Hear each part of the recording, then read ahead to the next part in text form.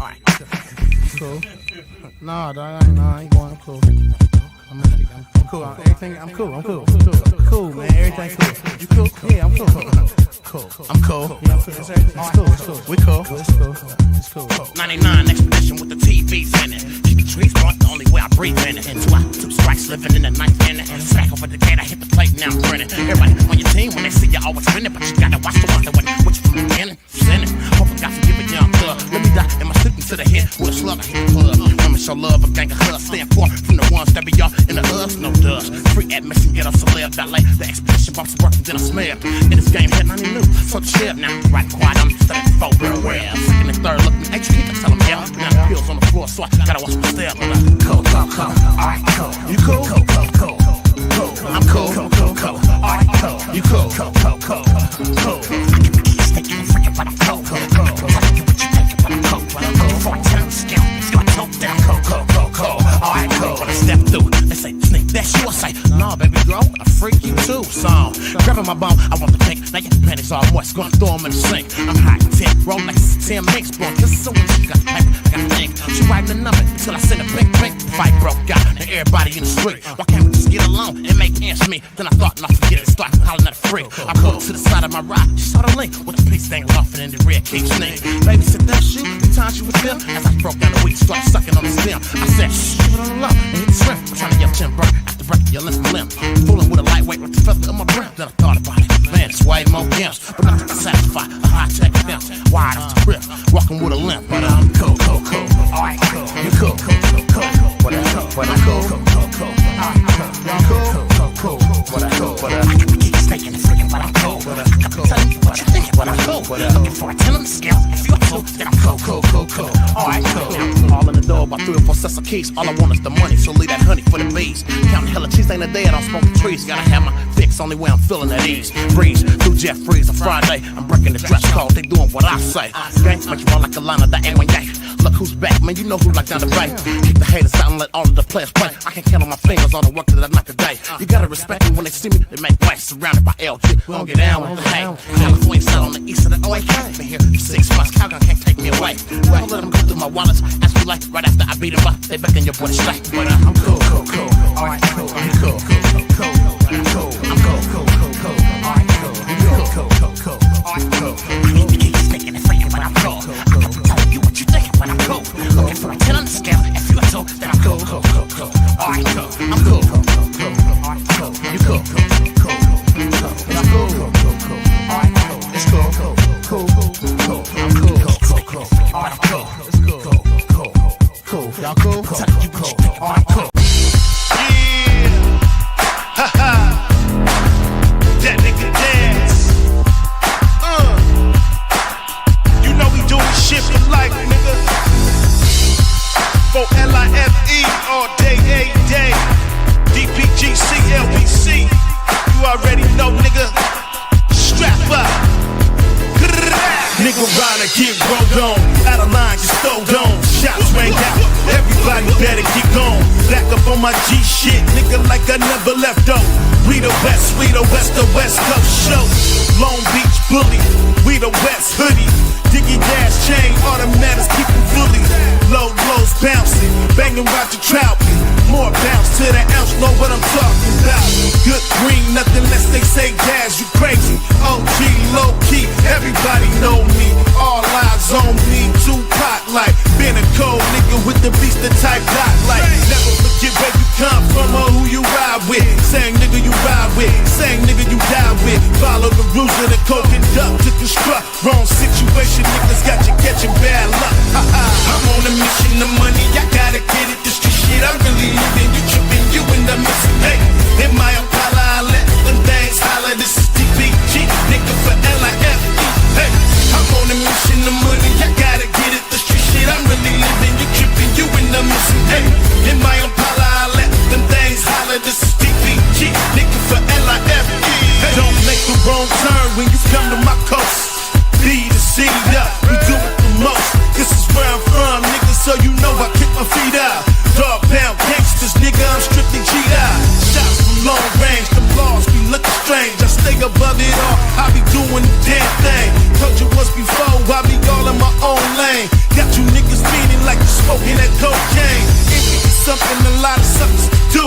So I stay strapped up for your punk ass crew.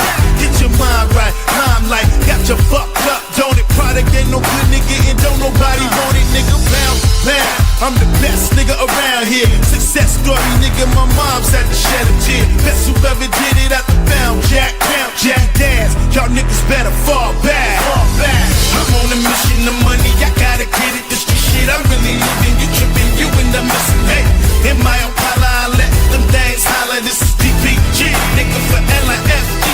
Hey, I'm on a mission of money, I gotta get it. This shit I'm really living, you tripping, you in the missing. Hey, in my Impala, I let them things holler. This is DPG, nigga, for L-I-F-E. Bang, bang, where you from? When you up in that club scene, I be walking like a G with my thugs all behind me.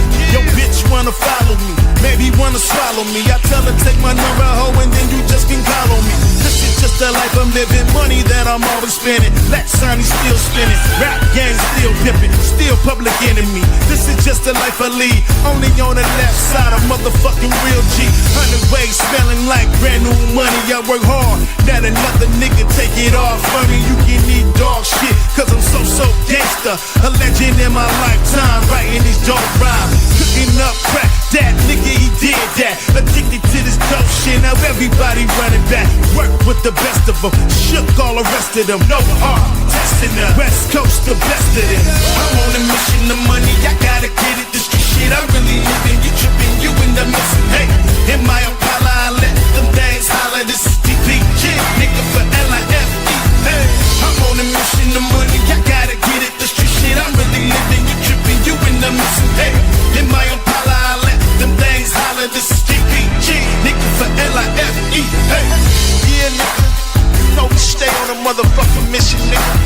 24 hours, 365 days, a motherfucking year, nigga. You know how we do this, nigga. Kept that up for the last man dub, nigga. Yeah. Shout out to all the real niggas out there. Keep your hustle, your grind. Every day, all the time. Woo!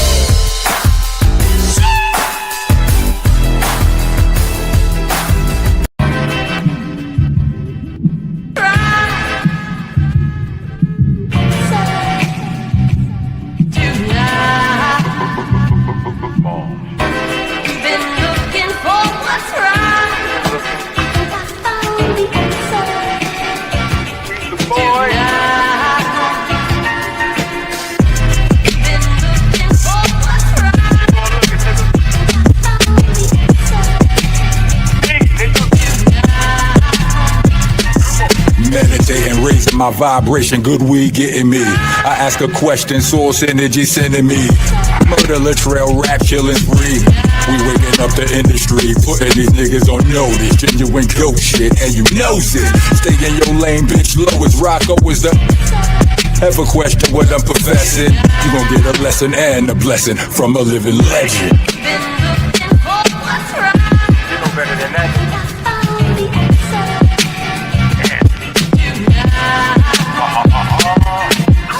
Act like you don't know the difference between wrong or life don't let you out without getting toward the. You out here thinking shit is sport, but shit about to get real for you. The four scores, your shit is torture, this shit is torture. They shit is torture, but you been taught wrong. Cheat sheet, I brought the salute AI, but just a different court. We holding court, don't get caught here. You gon' take a loss here.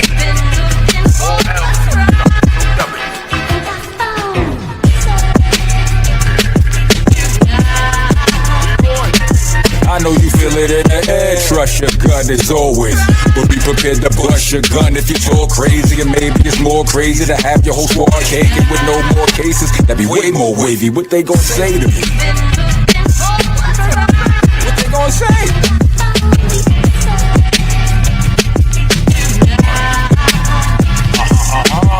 I say what the fuck I want, nigga, that's my.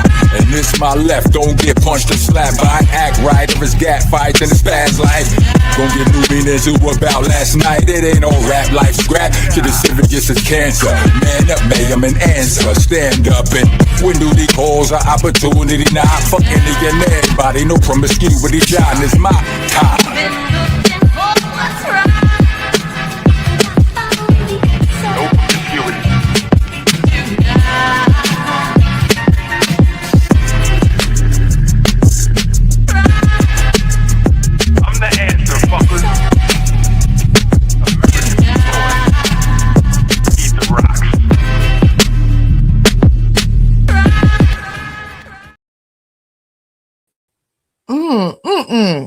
StreamYard is acting up. Peace in the LBC, everybody. Peace in the LBC. I done put y'all up on the Summer Jam screen.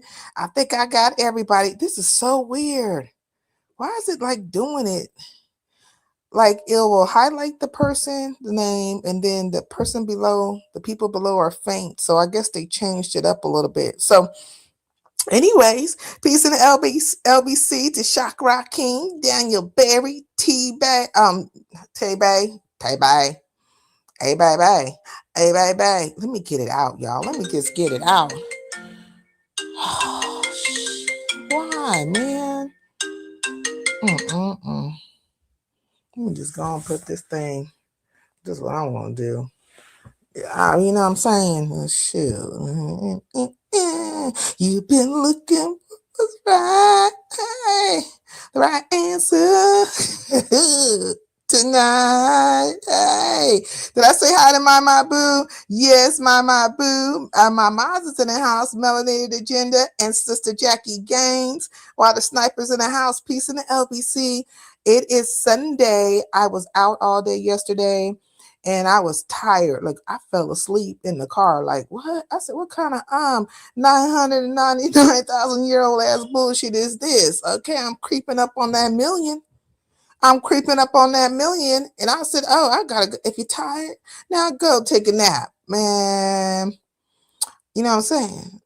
I had a good time. I was out and about, ate some good food.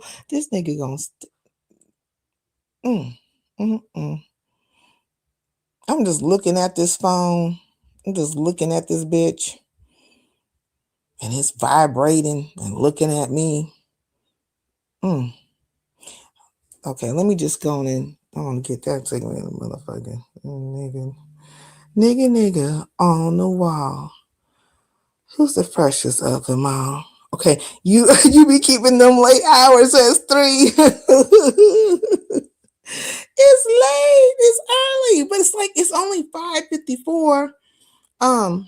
I've been live early though, like the last couple of times I've been live kind of early, I think, right?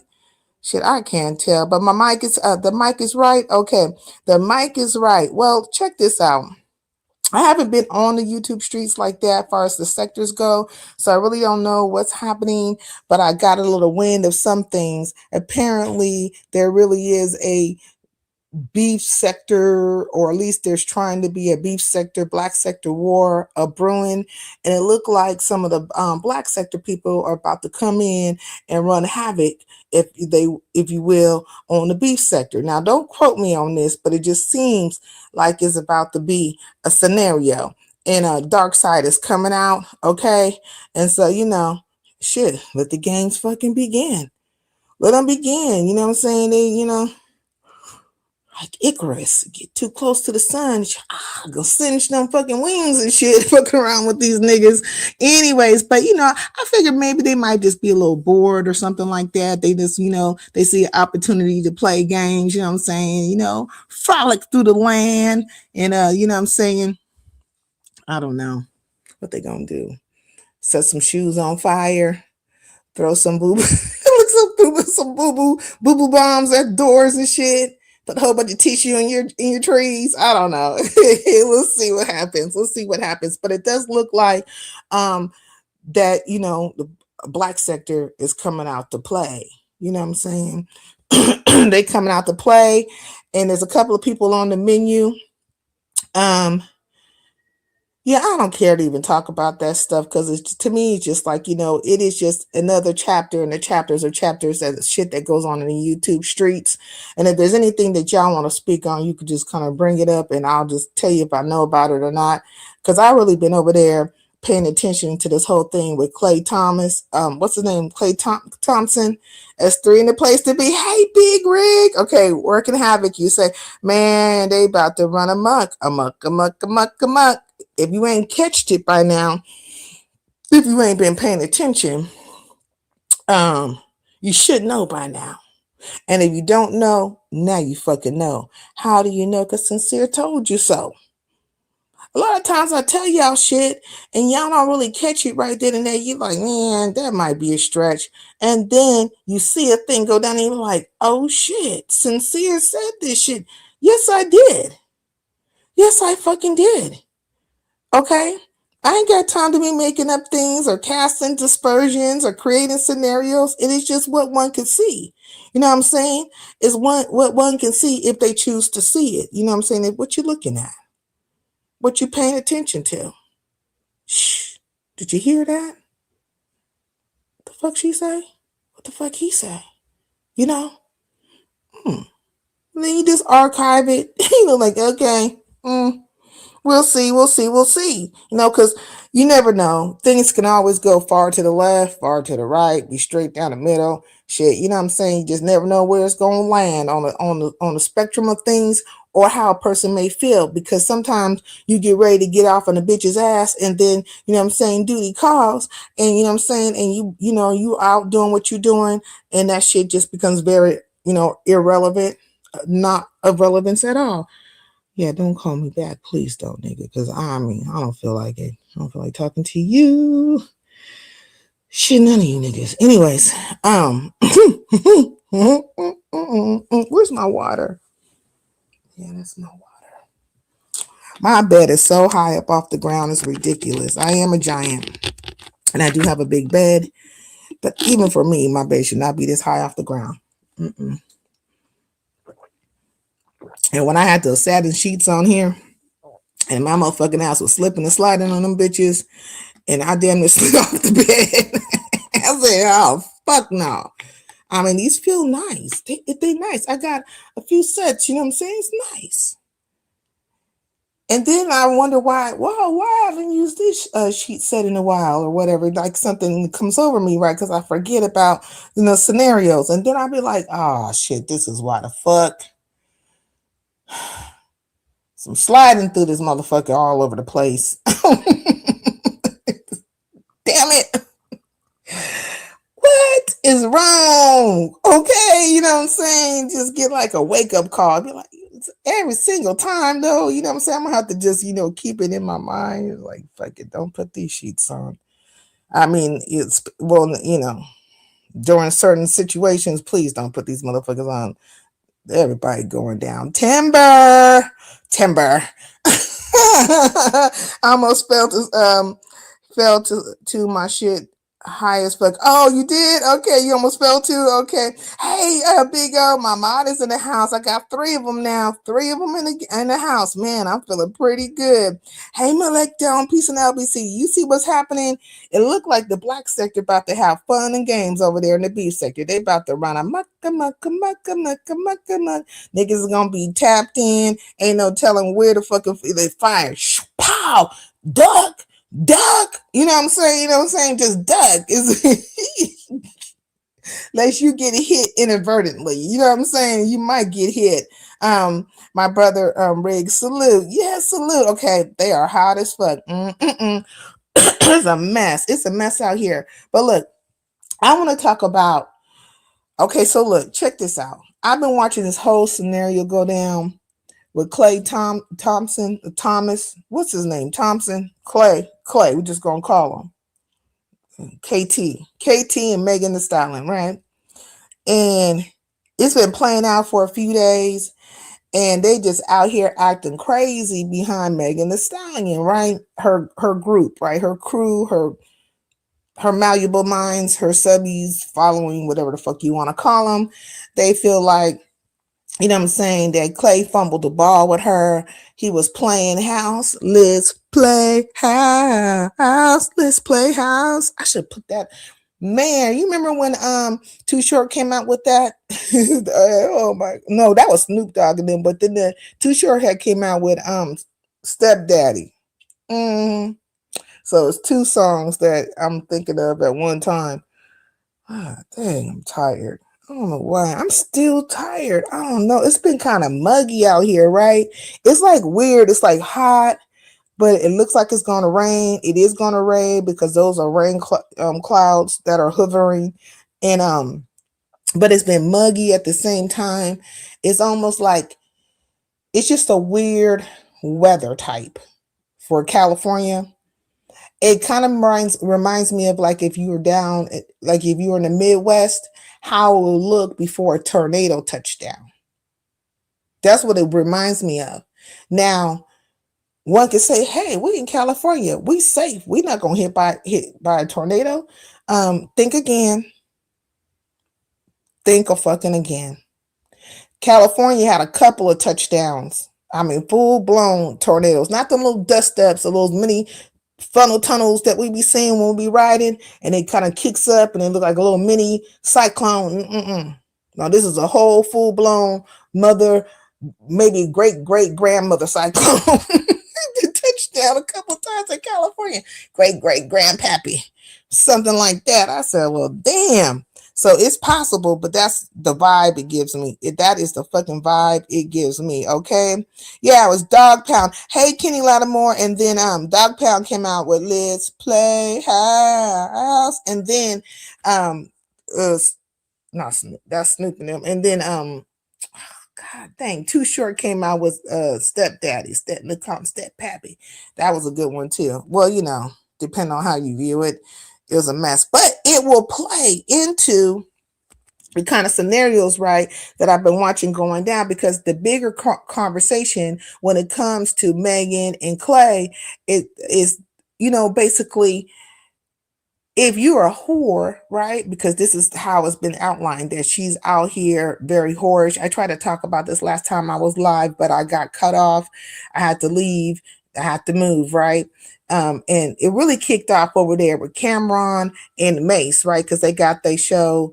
It is what it is, right? Or something like that. It's what it is, something like that. That's the name of their show. I watch it all the time, so I should know the fucking title of it. But you know, that lets you know that I half-ass pay attention. Like, I pay attention, I enjoy your show, but I might not even know the title of your show. But I like your show. I know how to find your ass and I'll watch you. You know what I mean, right?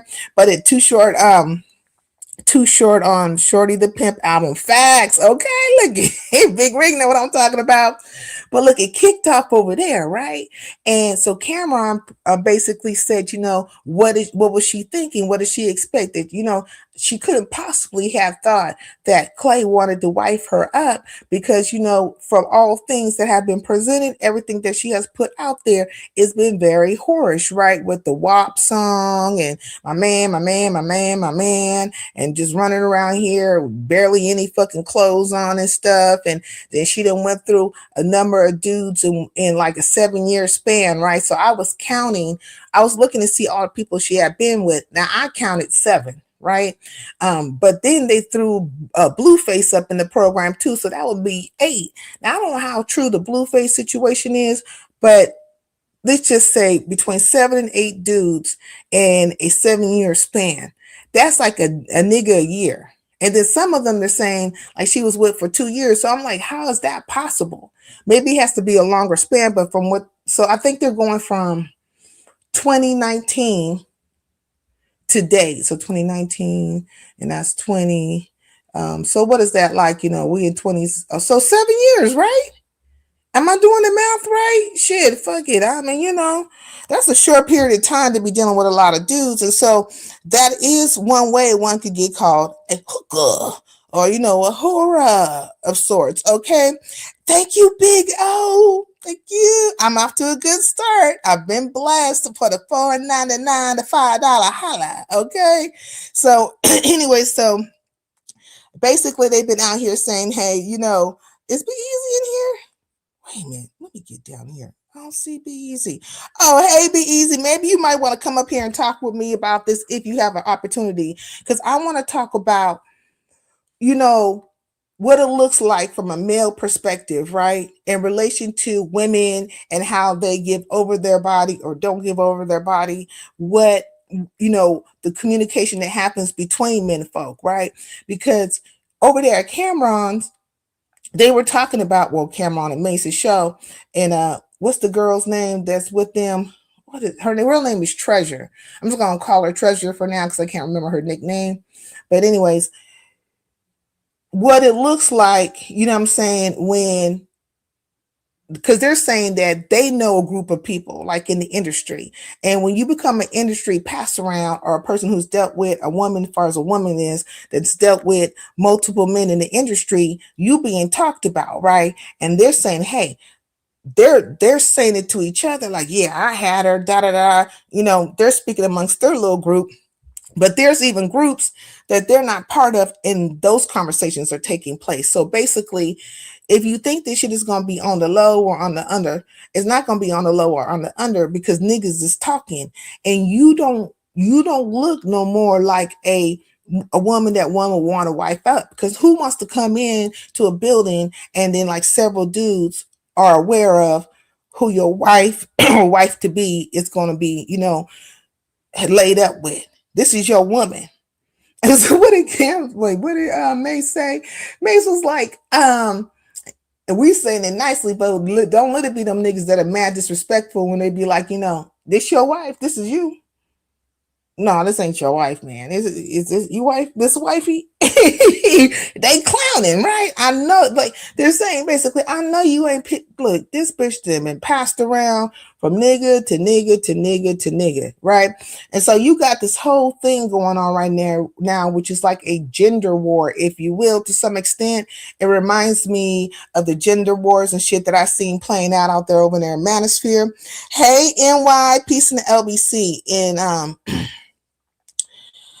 it's the battle. It's the battle of the sexes. What does it look like to, be sexually liberated? How long does one pass, linger, and stay with you, right? And how she should have known that she was not wifey material for him, that he just wanted to play around. Like, you know what I'm saying? This person drove the car, that person drove the car, shit, it's my turn to drive the car.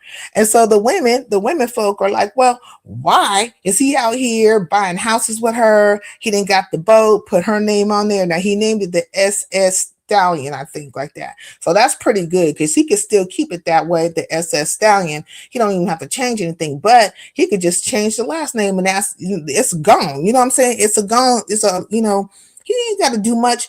And so how these niggas, how these broads was out here talking about they didn't know who he was and stuff. Now, I ain't saying his name right, but I even fucking knew who the fuck the nigga was. You know what I'm saying? Like, I knew who he was, and I'm not into sports like that. One would think so, but I keep up with certain things, you know what I'm saying? And I know that man got a lot of money. Like, he got millions upon millions of fucking dollars. So if you bitches didn't know who he was, that's on fucking you. But Megan Thee Stallion knew who he was. She knew.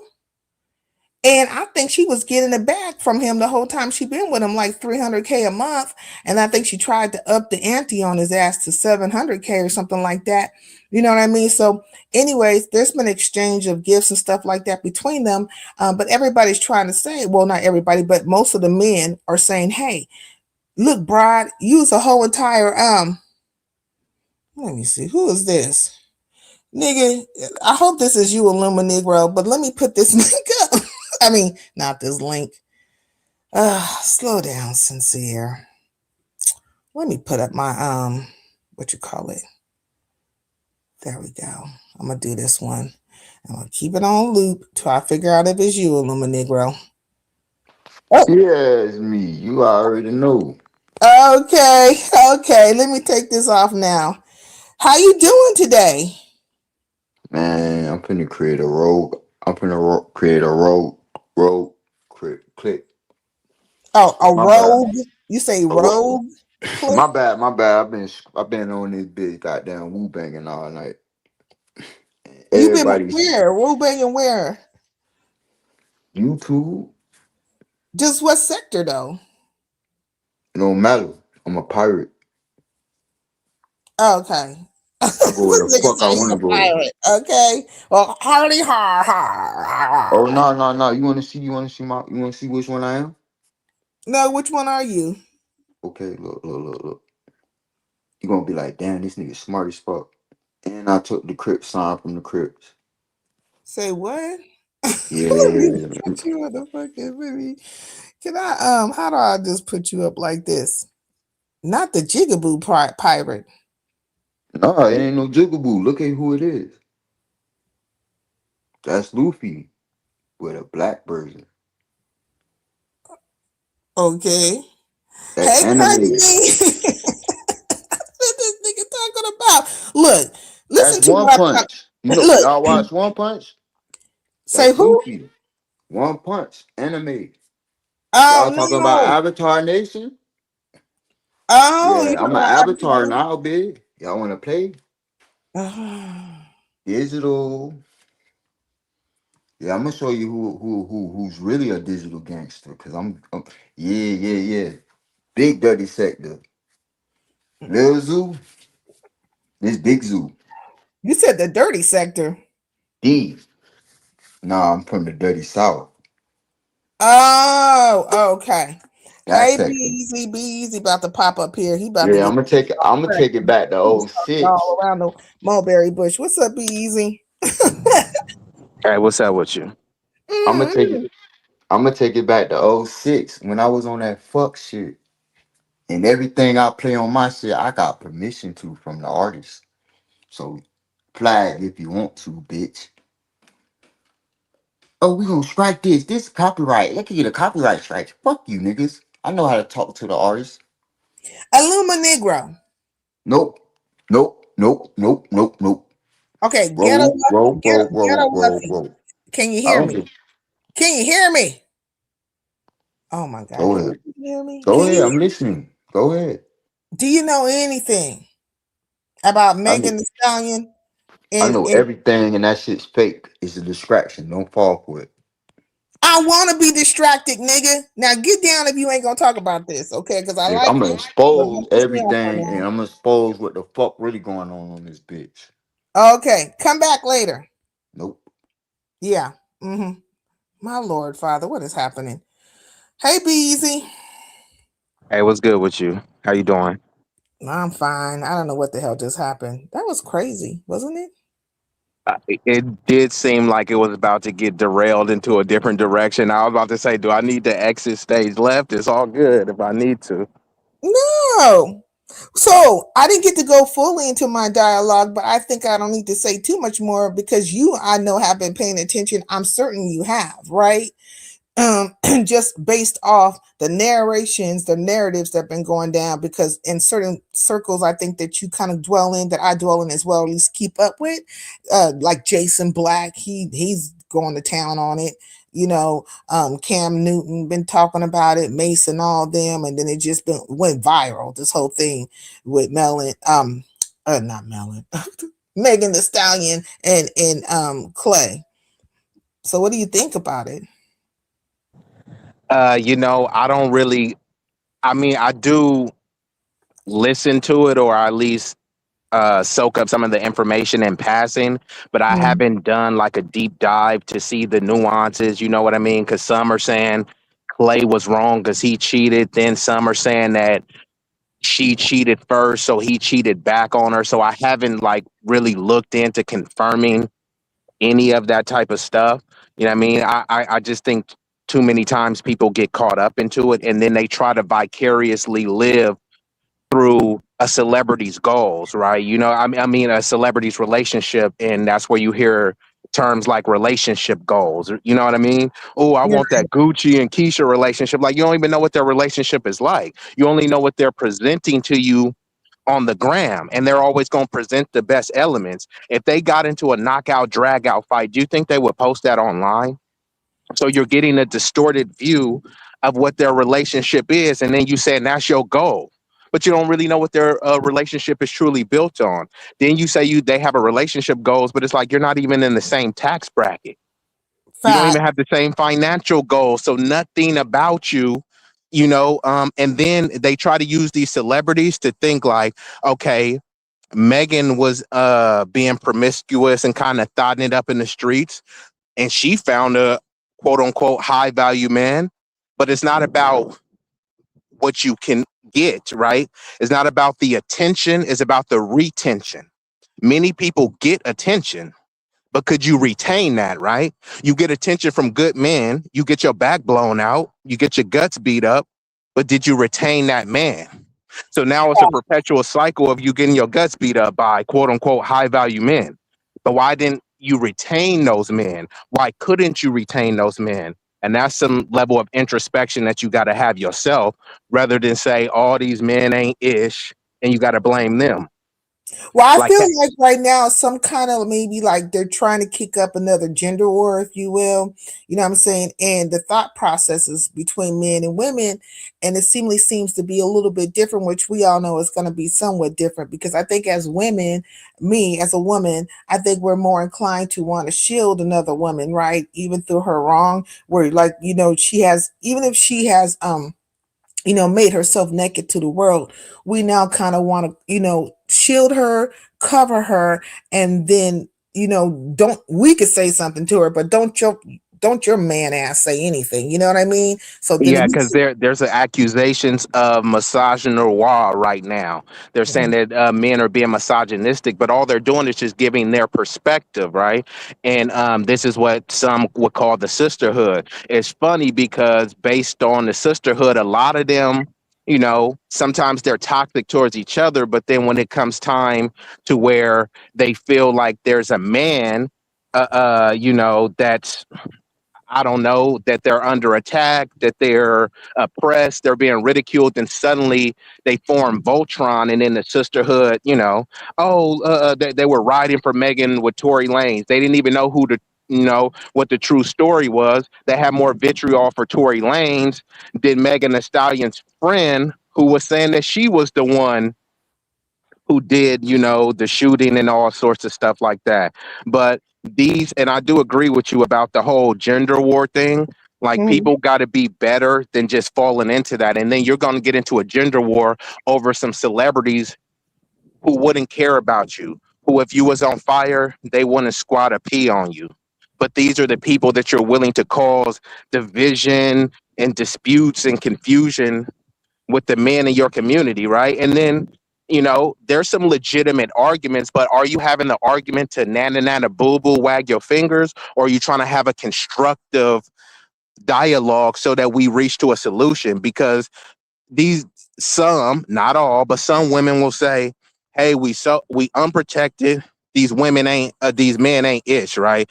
Then they choose a thug ass nigga, and then they like, where's the men to protect me? Like, why would I protect you? You chose this thug. Like, you could have chose Duncan Penderhughes. You could have chose the nerd, but he didn't turn you on. He didn't get you moist down there. So you chose the thug nigga, and then you talking about, where's the niggas to protect me? You mean the same niggas that you said ain't ish and they don't protect nobody?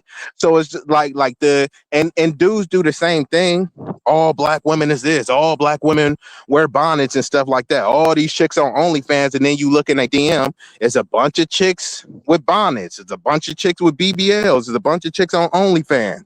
You railing against what you are actually consuming. These chicks say these men ain't nothing, but it's like, a lot of the niggas that you deal with, like, what is it about your vagina that keep attracting ain't shit niggas?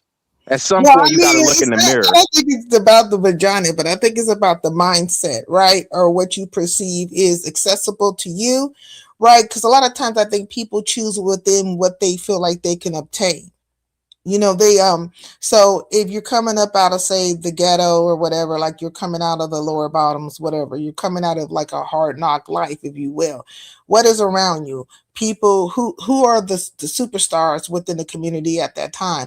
A lot of times it's drug dealers, right? Or athletes on their way to college, or about to make them their way to the pros or something like that, right? But it's right there, the pickings, far as what would be somebody you would pick, right? And then we also see where there's like a lot of the older guys, because they have cars, they have this and this and that. We talked about this before, you talked about it before, or even over here, where they were hovering around at the schools and stuff, and they were older, and the girls, we were going for those guys, like they were too old to be around those girls, you know what I mean? But I think I feel like a lot of times your environment kind of sets the tone for what you feel like you can obtain. So you have to visually see something more for yourself, and you have to see yourself in a greater light than what is just right there, and what you just see in your everyday. Like, how do you view yourself? Yeah, and I agree with that. And what happens is typically people finally start to see themselves in a greater light they start to see themselves as a more evolved version, but Yeah. after they've already made many mistakes, right? They'll say, oh, I'm a woman, and I'm just using a hypothetical scenario, right? I'm a woman who grew up fast and I had 3 kids by 3 different baby daddies, but now she got her stuff together. She got her own place. She got a master's degree, but now she's not looking back to those people in the environment that she used to dwell at. She's looking for more of the high value, the people with a more prestigious educational and economic background. But Mm-hmm. they're looking like, you got 3 kids by 3 different dudes. Or even if it was 3 kids by the same dude, they're like, And she I didn't feels work like this hard.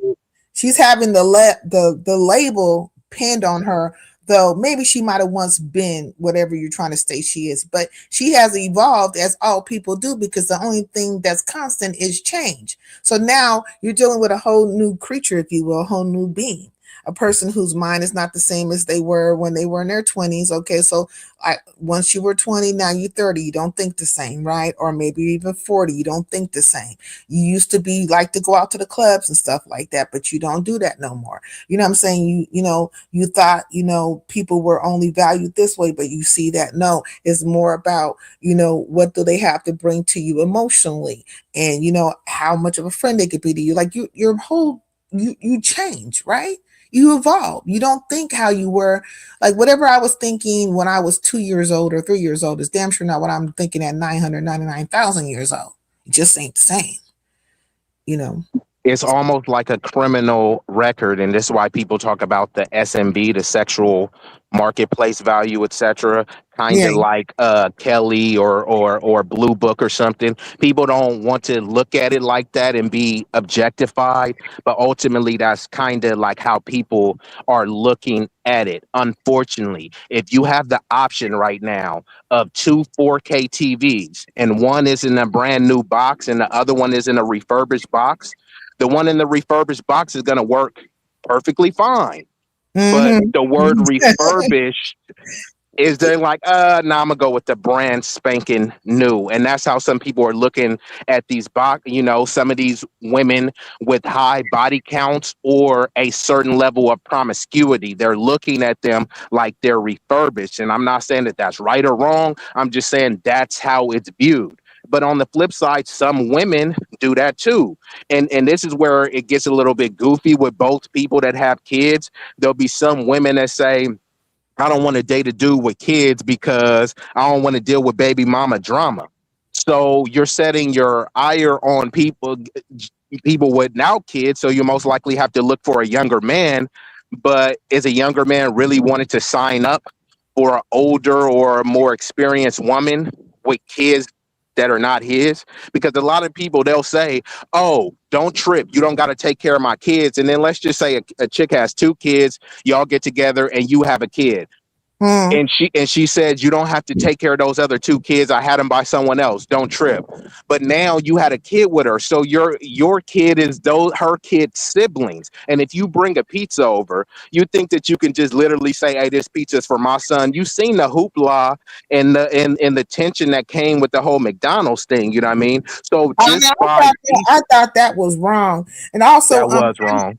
kind of me says, what about Deanna Carucci? But that shit is wrong. You do not bring something for just one child when there's multiple children around. I don't move that way. I don't play those type of fucking games. It's just, why are you trying, like, children remember things like that? Why are you trying to make a child dislike you? You know what I mean? Like, what the fuck is wrong with you? And what kind of Yeah, that's the ultimate level of petty, and that's the whole F them kids. They ain't mine, they ain't my responsibility. But I get that, and factually that is correct. Like there's no obligation, but just from a morality standpoint, and I would say from a masculinity standpoint, because people say that it's simpage, was like, well, you got with the chick, and this is what it is now. Like, why are you punishing those kids for your bad mistakes? You know what I mean? Yeah, you're not their daddy, but if you brought over, in this case, a Happy Meal, how much, you know what I mean? Yeah, you don't want to spend the extra, then like we've talked about this, but have the kid eat somewhere else. Once you bring that to traumatize the kid I just can't respect that. Even if it's not your kid, you're just doing too much in that situation. And I think it's many people that are just doing too much. You just got to look in the mirror and say, okay, I was wrong, and just evolve from your mistakes. Nobody is perfect, but to overlook like some of the mistakes, some of the foolishness that people have engaged in these relationships, you know what I mean? Well, Um, it's really bad, and I think that a lot of people had to maybe raise themselves or whatever, and or it didn't have like enough love bestowed upon them, or guidance, or it does play a part. It plays a part. But what you could do to guide yourself is understand how you felt when you were put in certain positions when you were a child, and then not go and project that, or continually make that happen for another person. Like, you don't do that. You don't keep on repeating something that is painful, and try to put, like, it's like a gift or something. Like, it's not a gift. This is a curse. Stop it. or they say the gift that keeps on giving, like, but whether you seeing that as a curse, you see it as a gift, or sometimes it's subconscious. And it's what I call like toxic traditions, right? Yeah. Because sometimes people will say they're traditional, and then they'll adopt a certain mentality and certain behavior because traditionally that's how they grew up. For instance, some people, I grew up getting whoopings, you know what I mean? Like, Mhm. that's just how it was. Now, I think there is a fine line between the whoopings, abuse, and corporal punishment, etc. But Right. some people whoop their kids only because I was whooped and look how I turned out. So I'm gonna whoop my kids. But it's like, there could be better ways, right? There is a way that you could avoid. You can still instill certain levels of discipline, certain guidelines, have certain boundaries without whooping your kids. Now, there may be some things that rise to the level where you need to just whoop or spank your kids, however you want to call it, right? But Mm. I think that's a dereliction of your parental guidance if you got to be constantly whooping your kids. Because, when we grew up, all your mama had to do was give you a look. So that look Mhm. let you know, okay, cool, I need to stop what I'm doing, or I'm going to get a whooping, right? And all you had to do Right. was get a whooping a few times, and then you adjust, right? And Right. yeah, you may still have been doing stuff, but you got more cunning with it, right? You wasn't supposed to cuss around your adults and stuff, but at school, you was cussing and cutting it up. But when you came home, you comported yourself in the manner that you knew would not get your butt whooped. You know what I mean? Right. In that way. Oh, and I want to say, because you mentioned like simping and stuff like that right earlier, and a person right now, which is Russell Wilson, Sierra's man, he's getting some shrapnel, he's getting some bullets, not necessarily, it wasn't intended for him, but they have made him the poster board or poster man of all simps, because he stepped in and he's been raising Sierra's son with what's his name, Future. And this, basically, he took her from being a woman who's had multiple dudes and had these babies by this person and that person. And I don't know, I feel like they're trying to call Sierra a whore, you know, and that Russell went in there and saved the day, and he's the ultimate simp, and should know baby out here trying to aspire, even Cameron said that. He was like, kind of like, he is the first one that threw Russell out there, and then they just been using him as the go-to simp guy now, because they were saying that Megan was trying to play Clay that way. They're saying that Megan was trying to play Clay that way, and she took a nice guy, or seemingly she thought it was a nice guy, but she forget this nigga is what part of the Splash Brothers and some other stuff. He got money like that, and he ain't, ain't as game goofy as you thought. And basically, he curbs you. He just tried you out and he moved you to the side, and he damn sure wasn't gonna be no Russell Wilson for you. What do you, what do you have to say to that? Because that's crazy that they just got that man's name out there like that. Yeah, Russell in perpetuity is always going to catch shots in being the mascot of simping, you know what I mean? But I would say this, I mean, I think people have come to the conclusion Wait, that, hey, hold on 1 second. yeah, go ahead. Kimberly, because he married Sierra and Sierra had a baby with Future. I think, did she have another child? But she definitely had a child with Future. And he came in and played stepdaddy, you know what I'm saying? And so he's And then they also saying because she was with Bow Wow and 50 Cent too. So they're saying like she had all these public relationships as well. Even if it didn't produce a child, it produces public imagery. Right now, you can you know what I mean. So people see that as a track record because, like you were talking about, Cameron, is kind of what some would consider the locker room talk. Yeah, she bad. Yeah, that cool bad, but man, I smashed that. The head was all right. So and so's head was bad. You know what I mean? It turns into that type of talk. And since some people don't want their wife, the love of their life, the people they're supposed to, have the holy matrimony with, they don't want those type of inflammatory allegations and stories and narratives out there typically about that. So I would say, whether you label Russell Wilson a simp or not, I would say he definitely has some thick skin because it's like he's been being called a simp and being, like you said, the poster man for simpery. But I always try to look at things from a broader perspective as well. Let's just concede everything and say that Russell Wilson is a simp, right? Most of the cats that I've seen that was saying that, he's a simp, but he has more money than you. So are you feeling insecure because he's more successful than you? He's a better athlete than you. He's stronger than you. I ain't going to get into the looks, but everybody calling him a simp, put your picture up to Russell Wilson and take a poll and see who the chicks think look better. So we already can definitively say that he has more money than you. And let's see who your baby mama is. So niggas will say, he a simp. I'm like, bruh, you got a fat, sloppy, disgusting baby mama. She don't look as good as Sierra. Right now, if you had an option, Sierra right now, with however many kids she got, and whatever, bottom B that you can present, 9 times out of 10, Sierra is going to be the better pick. She's going to be the better pick.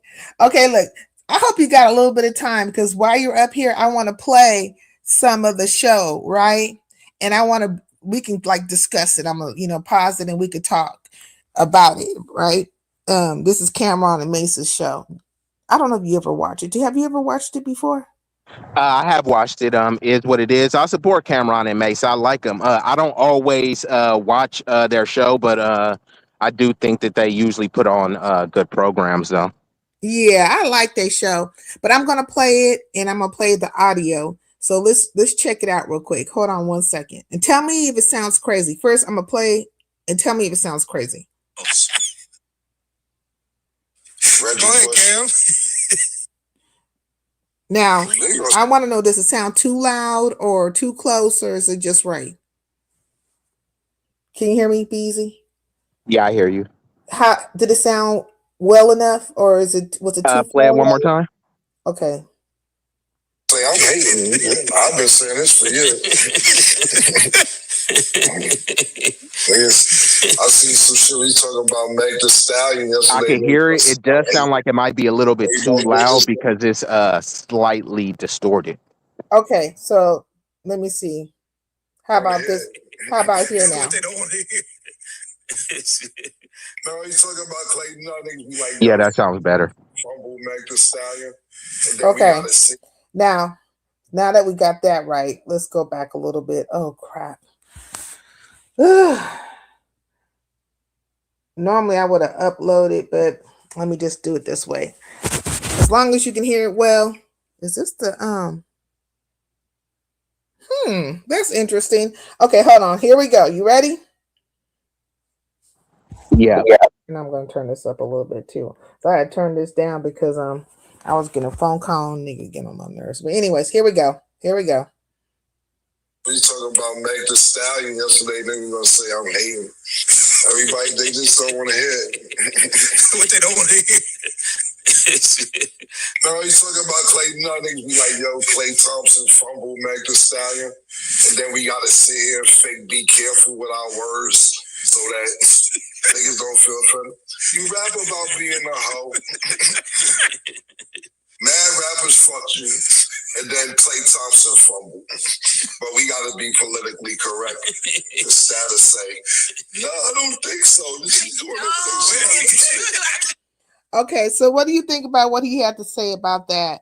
You know what I'm saying? That you have to be politically correct. You rapping about being a hoe, so on and so forth. But now we have to sit up here and act like we don't see what we see. Basically, is what he's saying. That's the first part of it. Him talking. That's a, you know. What do you think about that? I would say I believe it's a fair point because you're having this vulgar language, right? You know all the stuff that's said in these songs. You see the type of imagery, you know what I mean? Whether it's some WAP and busting it open, spreading eagle and all this stuff. What's more vulgar? Twerking and showing your camel toe, or the commentary that Cameron just gave? You don't have to agree with him, but I'm talking about vulgarity. I'm talking about the imagery. You know what I mean? So what will be more impactful on your little daughter? That clip that you said played of Cameron, or Megan Thee Stallion busting it open on multiple videos? Megan Thee Stallion. Yeah. Okay, let's So go. that type of content opens the door for it. You know what I mean? It's like niggas on some gangster shit, and then you feel me? So, you know, somebody is checking them in a gangster type manner.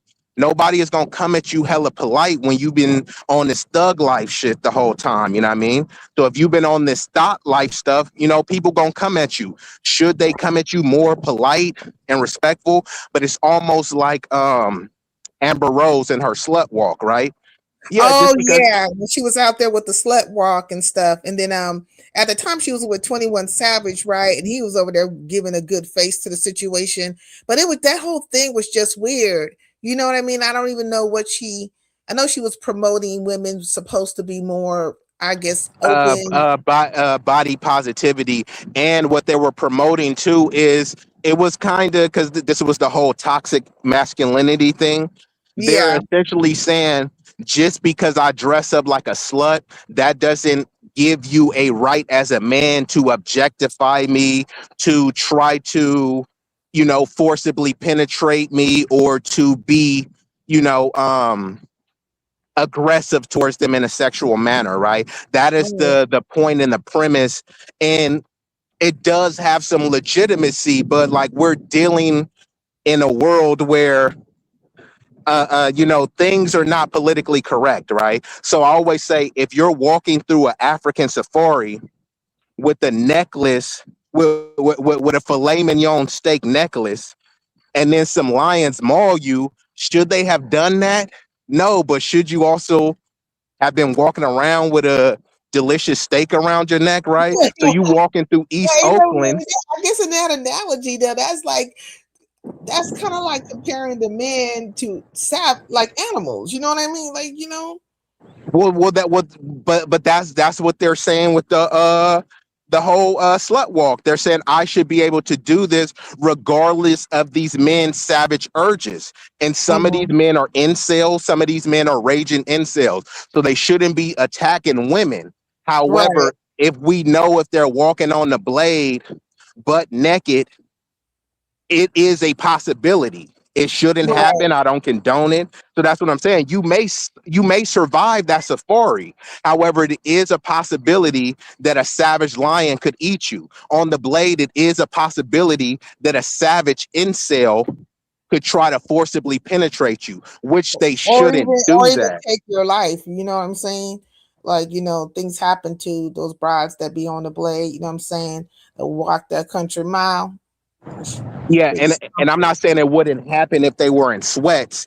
I'm saying it's more likely to happen when you dress a certain way. And Dave Chappelle gave an analogy too. He said if he's on the block dressed up like a cop and someone runs up to him, hey, you know, I want to report a crime. And he's like, man, what, bro? I ain't no cop. Oh, you're dressed up like one. And you know how the P's be, right?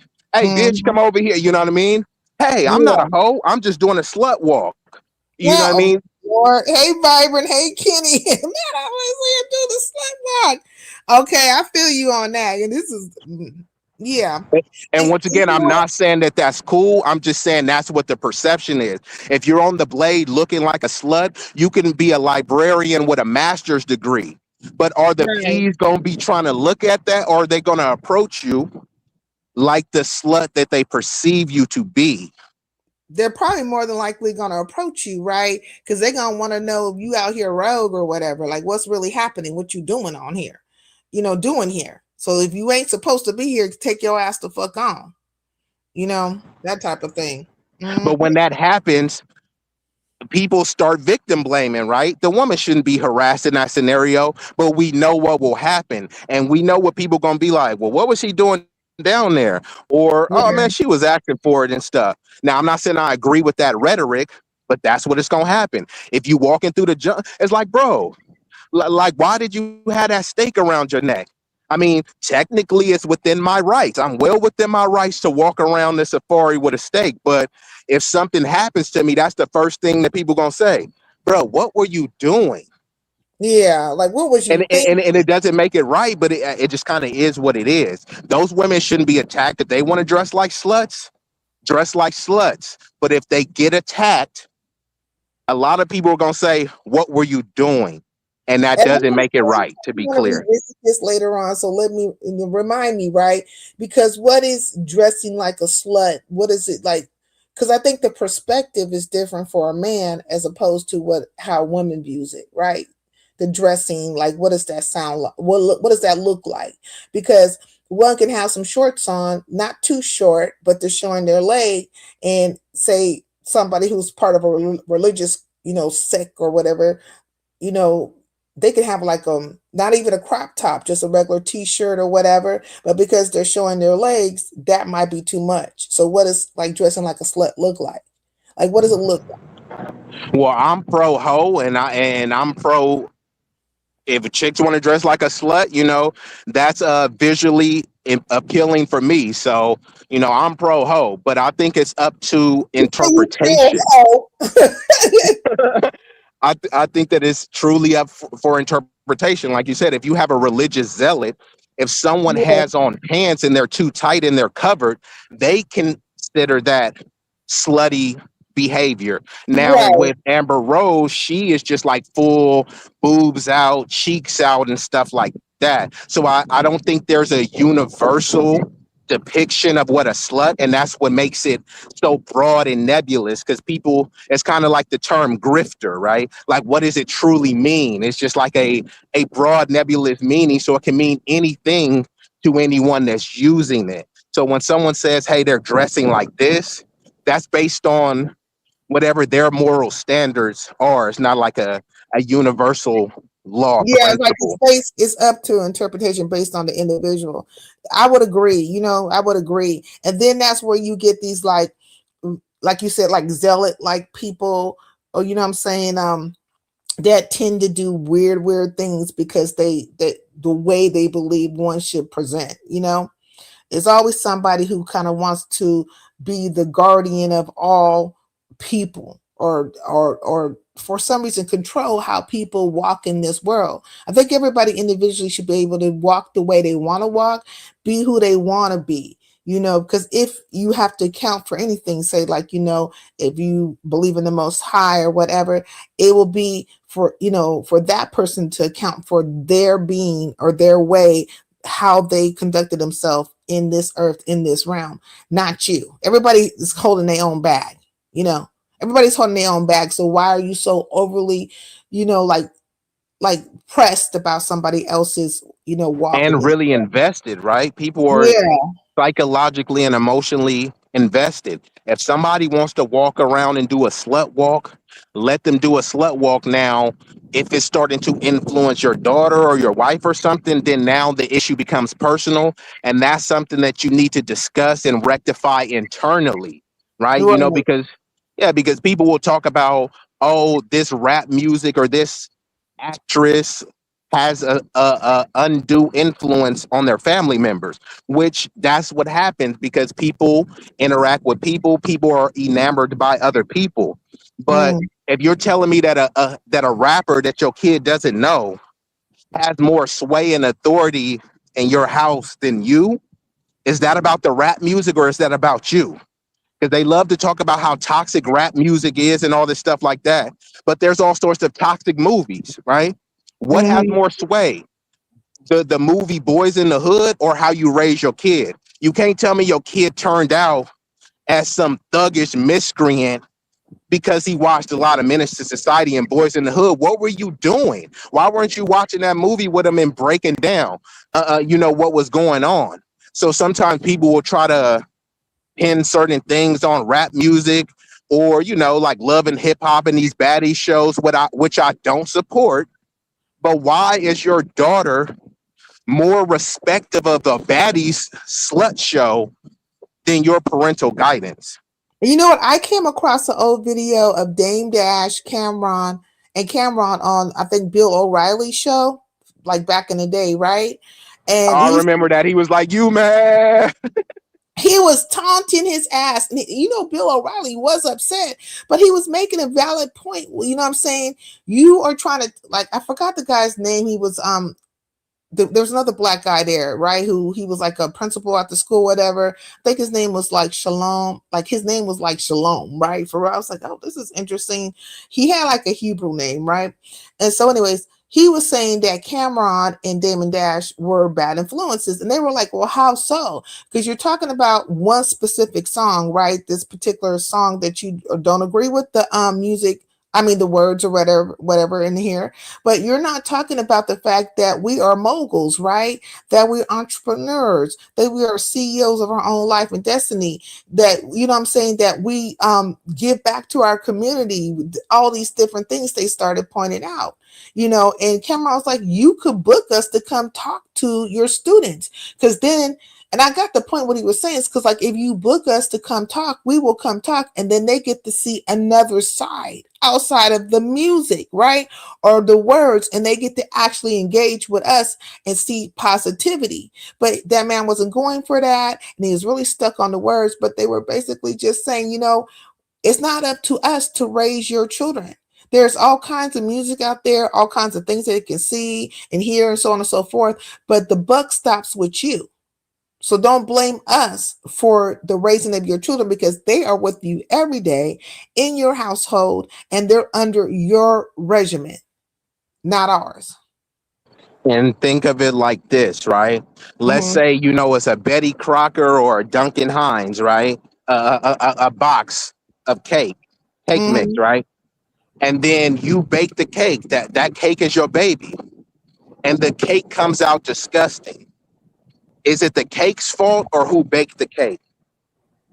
I think it's who baked the cake because I take my time with when I cook something. I don't want this shit to come out crazy. And also, truthfully, like, I pray. When I cook, I pray. To the Most High to say, let this be fortifying to all who eat and a blessing unto them. And I put time and love into it. That's a way of me loving you. So And I think, think of it as your kid being that Duncan Hines or Betty Crocker box. You yeah. baked the cake. Hey, And Red now you're Squid. talking about the cake is disgusting. Who baked the cake? You were the Yeah. one who burnt the cake. You was the one who didn't put enough eggs or put too much sugar. Mm. You baked the cake, but you trying to, it was the mix. Nah, the mix was fine. Who messed up the Wasn't mix? following directions or any, paying attention. Things happen. That's Mm. on the cake. The cake didn't bake itself. The kid didn't conceive themselves. No, they didn't. They did not. Did not. Look, oh my God, Red Squid, that's Be Easy. Check him out because I think you'll like him. And you guys kind of subscribe to each other so you guys can check each other out. Hey, James Gordon. Hey, Vibrant, Peace and LBC. And Kimberly said she wanted to say something. She said the slut walk overly exposing leads to defiant behavior. And that can go for women and men. True enough. I would agree with that.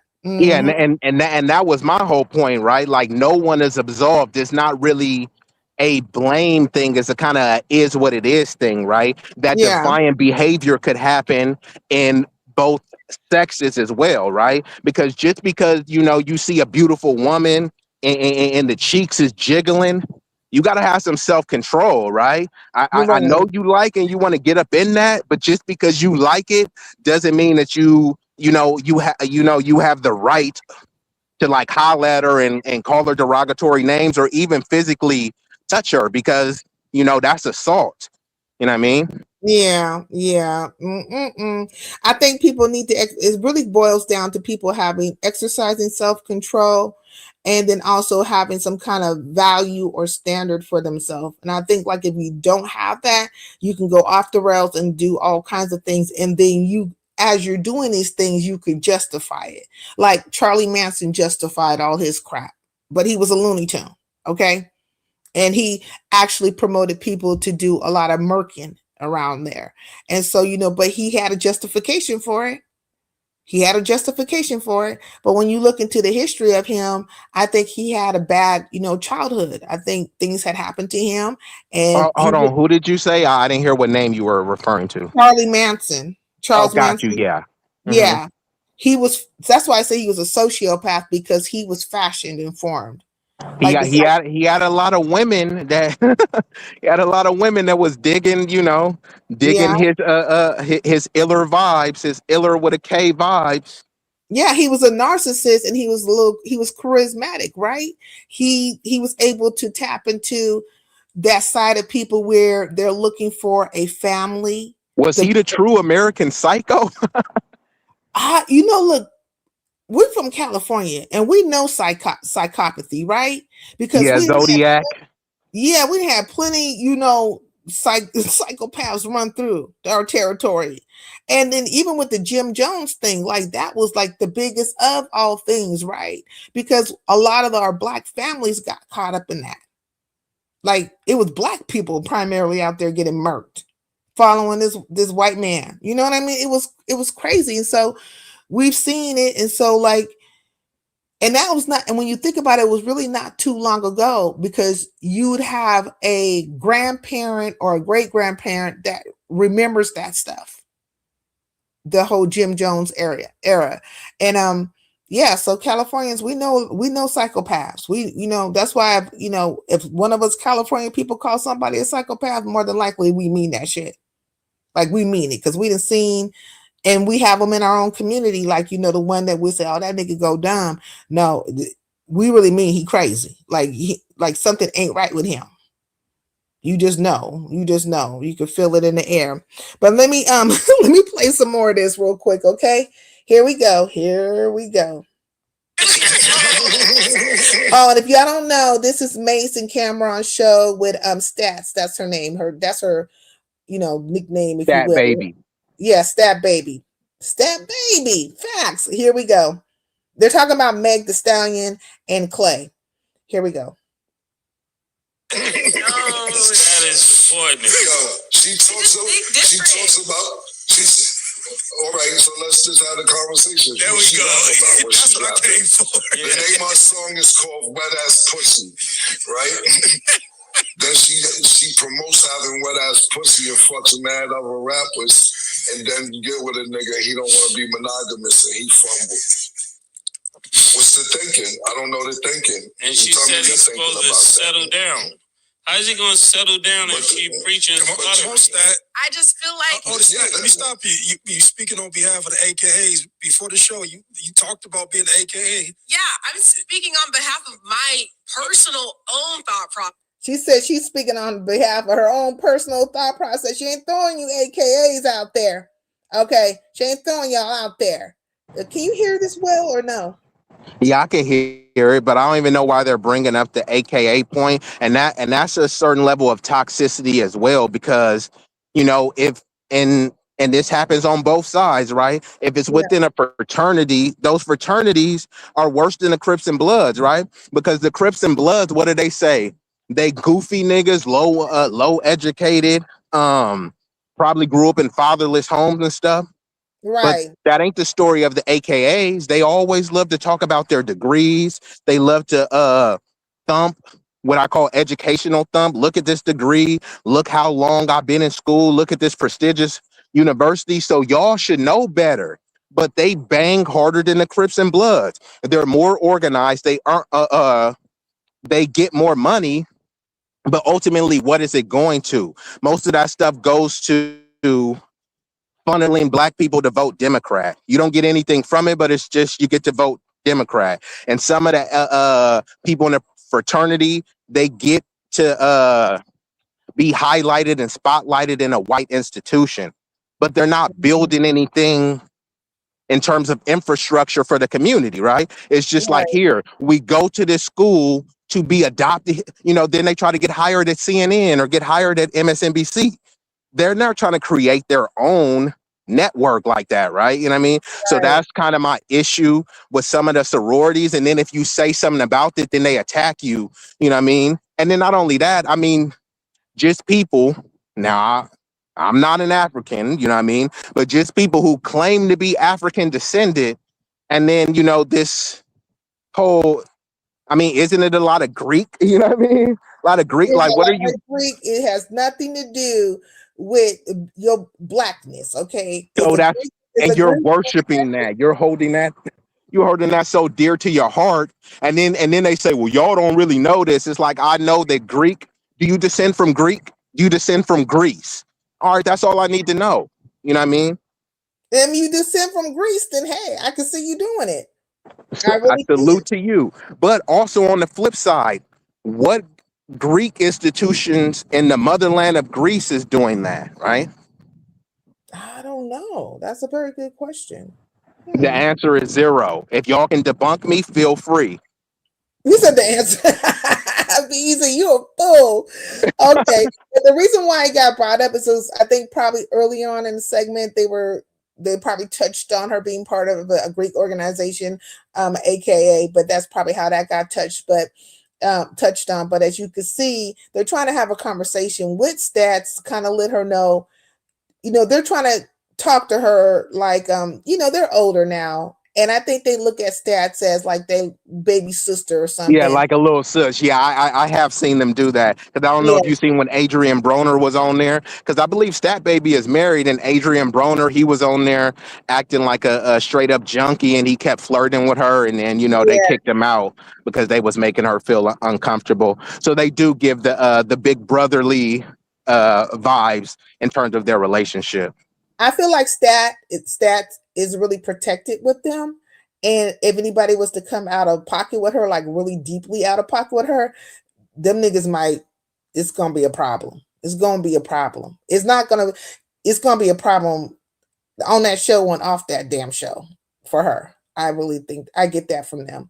But okay, let's go forward. Okay. This has nothing to do with anybody else, no organization, none of that. I just feel like you know who you decide to date. Like, it's not like it was a secret. It's not like anything was hidden.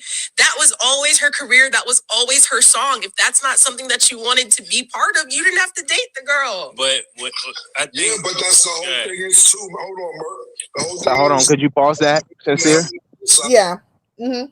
So some people say that, hey, Klay Thompson was known to be a cheater, which is why he was single and available for Megan. So as much as she's making this argument, and I'm just retorting this argument, as much as she's making this argument, hey, she has at least a visually promiscuous past. You should already known this, right? Well, Klay Thompson is part of the Splash Bro. He's won 4 championships. So people know Klay Thompson. And it's alleged that he has a history of cheating on his girlfriends, right? So as much as we can say, hey, you should have known this and you know who you dating, I mean, he's a baller. What they would call a high value man. They say he don't stay with a girl more than 2 years. Like, it's 2 years is the max. This has been publicly reported. Now, I don't get into the gossip and messiness, but even I have heard about this. Multiple of his past girls have said that. This is why they said it didn't work out. They were trying to lock it down with him, but he was on some Ray J. You ain't gonna tie me down. That's what Klay was on. I'm just saying, he was the Splash brother. Bro was shooting his shot. You feel me? He was shooting up the club. So it's like he's been doing that before Megan. So I think there's legitimacy to that argument that, hey, he knew who she was dating. But then we have to apply that same logic.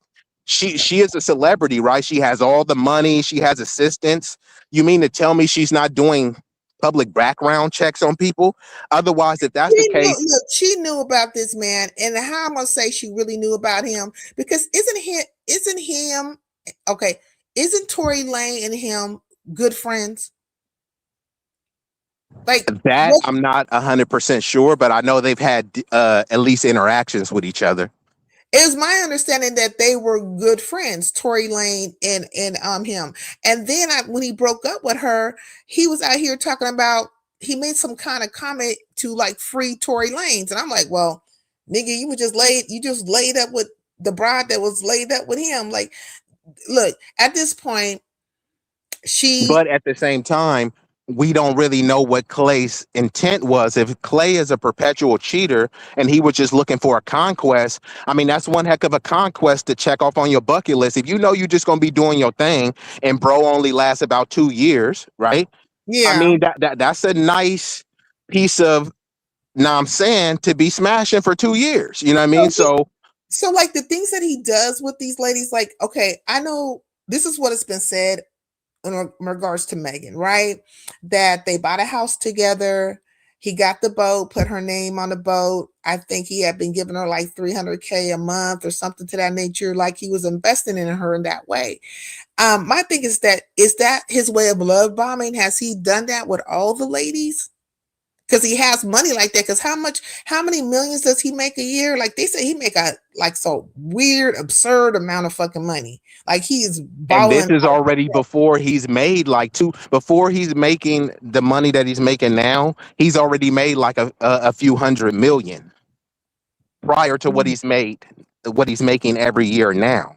Yeah, because I wonder what. Let me look this up real quick. I want to play this, but let me look up his Let me see, Clay Thompson, and type in something like, how much has he made over the course of his NBA career? Type in something like that, because sometimes the net worth doesn't show all the stuff, but it will show how much he's made over the course of his career, which should be hundreds of millions. Let me see. Okay, how much has he made over, should I say, the course of his career? Yeah, I think that should be sufficient to get the answer you're looking for. Okay, let me see. Clay Thompson has earned approximately $298.7 million in NBA salary alone over his 14-year career through 2025 through the 2025 and 26 season. After a long stint with the Golden State Warriors, he signed a 3-year, $50 million contract with the Dallas Mavericks in 2024. His total wealth, boosted by lucrative endorsements like Anta, is higher. Oh, wow. So he had $298.7 million total NBA salary, 2019 to 2024. He signed a 5-year, $190 million contract. 2024 to 2027, the Mavericks signed him for a 3-year, $50 million contract. Wow, it went down. Well, yeah, because his play went down. He got older, so you know what I mean. That's why you usually got to get as much money as you can on the front end, because as you decline, and then there's newer players that are younger and could at least provide the same value or close to the value that you're providing, and they can pay them much cheaper. So that's ultimately what it comes down to. His productivity dropped, so his value dropped. But that number is prior to his 50 million. So clearly after he's done, he's going to be well over 300 million. Could you truly say that Megan Thee Stallion has made 300 million? No, she ain't made that. You know what I'm saying? Exactly. I don't even know. You know, she has the labels and managers and all sorts of other stuff. And so there's that as well. I don't even know why these people are coming out here saying they don't even know who this brother is and stuff. I mean, shit, I know who he is, and I don't really I don't keep up with sports like that, but I'm aware who he is. I mean, and even if I did, you know what I'm saying? I think some of that is a little bit of cope, because they trying to, in a way, take up for Megan. So they're doing some jabs. Like, hey, wouldn't even know who he was except for Megan. It's like if you want to just compare public figure resumes, I mean, you can argue. I mean, faux championships clearly made more money. You know what I mean? Yeah. And I mean, it's ultimately up to what your litmus test for values is. I'm not into like just randomly comparing celebrities to say like who's better, you know, because Megan the Stallion has had a heck of a career. But what exactly are people comparing, right? They liked her verse on some WAP song, so now they feel jaded because the relationship broke up. I mean, your life is gonna I mean, continue. personally, I thought the WAP song was stupid. I was like, why are these bitches out here comparing their private part to fucking macaroni? Like, stop it. Macaroni, pasta water. Like, stop it. I was just like, this is Not only that, there was a video where that song WAP came on, mm, and Cardi B's daughter was in the room, and she looked like Jackie Joyner Kersey. She ran over to the thing and cut it off so fast and said she doesn't let her daughter listen to that music. So she doesn't mind your daughter listening to it. It's yeah, but just she she's don't not want going to her raise daughter her to daughter hear on it. that. So we know he got the money. And so Kind of Me says it does sound like it's love bombing. So he has the money to love bomb in a big way.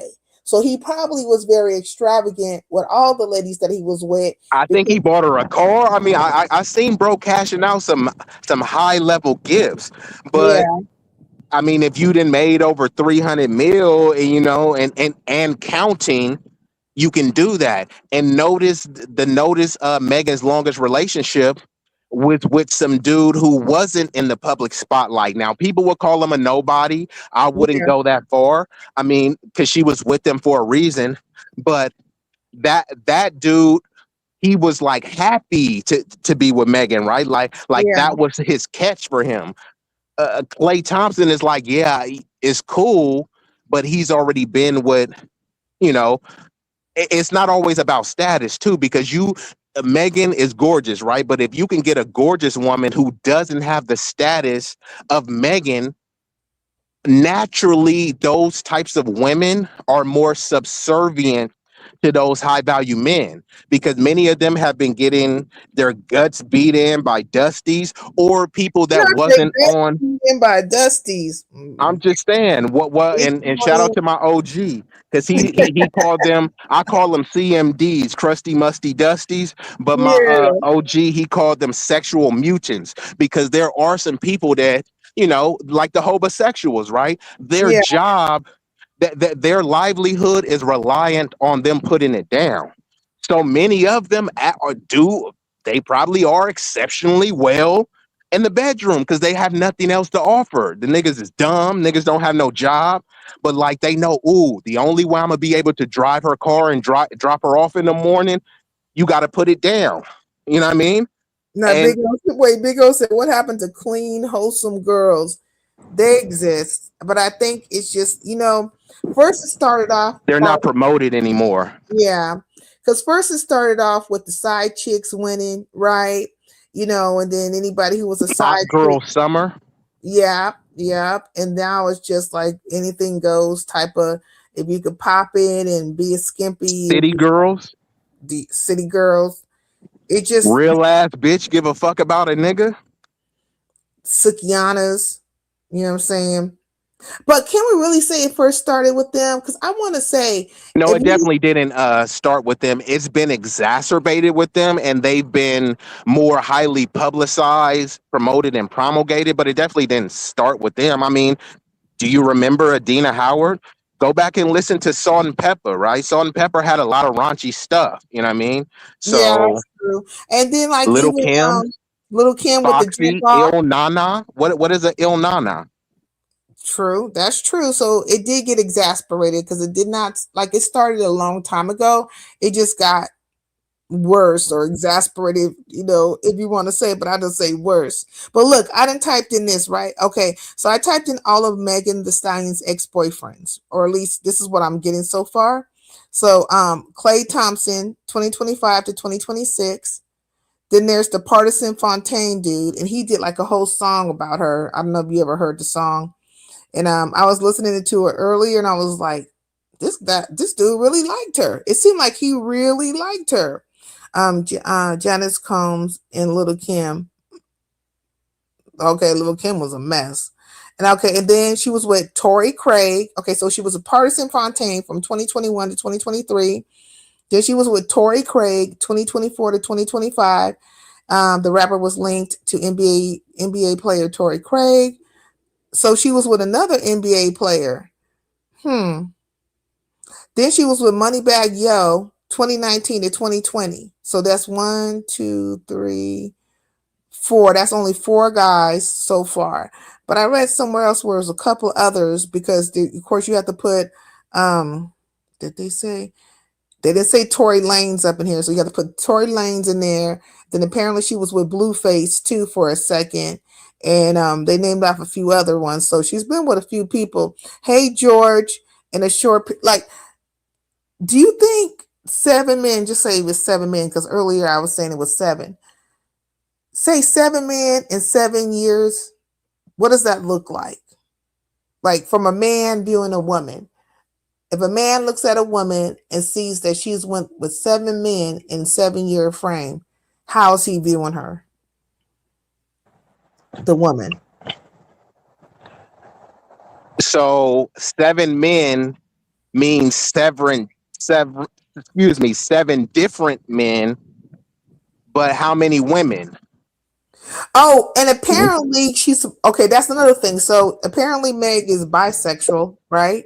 And Wow. they have like affiliated her with at least one woman. So we'll just count the woman in there too. So let's just say 8 partners in a 7-year span. What does that look like? What that looks like is what you said. Is 8 partners with 1 woman. Yeah. You see what I'm saying? She's 1 woman, but 8 different partners. So we have to look at what the common denominator is. The people are all different. We can't call them common because they're all different. Who's the common denominator? It's her. And then we have to look at it on the flip side. If it was a dude and he was with 8 different women, it would be saying, hey, well, what's wrong with bro? But usually we don't ask what's wrong with her. It's just, oh, they couldn't handle a real one. Oh, they start objectifying her. You know, they couldn't handle all that ass. It's like, huh? Like, where did that come from? When men do things, they don't get as harshly criticized as a woman, right? So if a man was dealing with, like, if he in 7-year span, a man had like eight women, right? Just 8 women in a 7-year span. What, nobody would think twice about it. They would call him like a player or something like that. You know what I mean?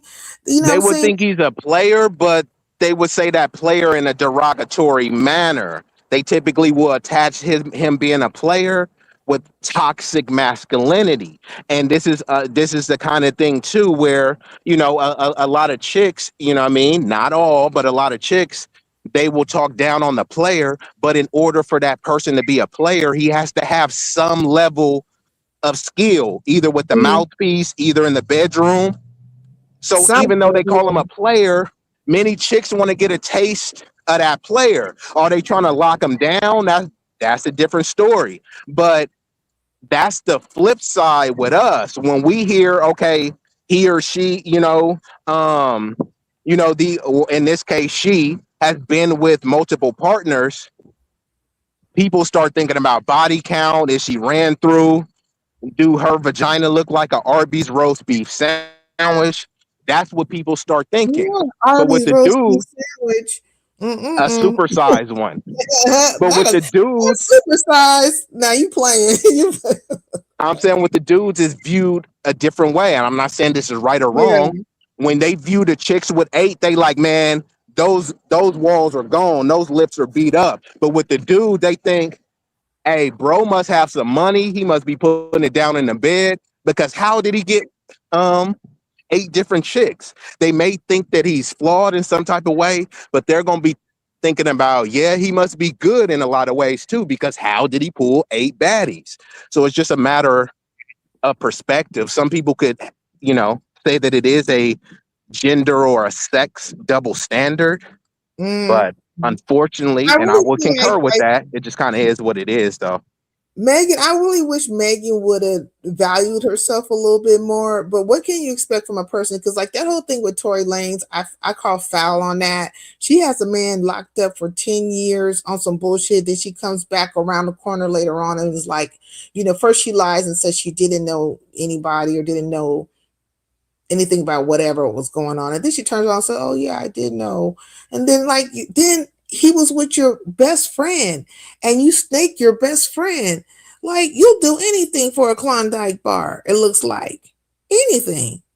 And not only that, Tory Lanez is a Canadian, right? Nothing Yeah. against Canadians, but somehow whatever he did, all black men had to answer for that. People was talking about accountability and black women are so unprotected. And I'm like, hold on. Like all our men don't speak, bro, it's an immigrant, bro. And there's nothing wrong with being an immigrant, but Yeah. somehow that got projected like onto black Americans, especially black American men, just because, their little tizzy that they got into. But nobody was talking about the girl and her best friend and, the other relationship dynamics that were at play. Well, I think when it comes to Megan, she does sneaky things and then she turns into a Karen. You know what I mean? And like this whole situation with Clay, something doesn't seem right with this situation. Now, maybe he cheated on her first, or they're now saying that she cheated on him first. But it's like, how is it that every time something happens between you and a dude, it makes its way to the headlines? Like, how come this whole situation between you and Clay couldn't be on the hush hush? It didn't have to be out here. The first place you went was to social media, and then you found your way to TMZ to cry a river and get all these people who seem like what I say, get townspeople on the Ho Chi Minh Trail towards this man in regards to you. Like, I don't understand. And it's the fake victimhood as well. Like, so show me a video of Megan Thee Stallion truly stepping on and standing up for any serious issue in the black community. She's never done that. You can't find any videos of that. But as soon as something happens, suddenly it's the sisterhood. I'm a black woman and black women is unprotected and black men is misogynistic. It turns into a whole big racial or ethnic debate about blackness. But the whole time when she was out there busting that thing open for the stage on Kamala, nobody said the word black. When she's in these interviews, she's not saying black. She's talking about Megan Thee Stallion. The word black doesn't come out of her mouth. Then something happens to her, and then suddenly they try to act like this happened to all black women. Yeah. And she definitely wasn't saying anything like in a very pro-black way. Everything for her has been anime, if you will. You know what I'm saying? Correct. With blackness, I'm just like, okay. But a lot of the sisterhood, they try to make it about blackness. Yeah, black women, we need to stand up. And the AKAs and the black, I'm like, why are you trying to make this into a black issue? Because if she had got her a zaddy, you think a zaddy wouldn't have done the same thing that Klay Thompson did? And Klay Thompson does, you know what I mean? Klay Thompson does have some W in him. So I'm just saying. If she would have got a zaddy, she would have been like that one girl that got her a zaddy and she ain't nowhere to be found. And the chick who was in Zimbabwe or wherever she was. And actually, now that I've seen that story just went by the wayside. What actually happened to dude? Do you know? No, I don't even know. But I do know this is the second time I've heard of something like that, because prior to this, it was another one that murked the sister and he damn near got away with it.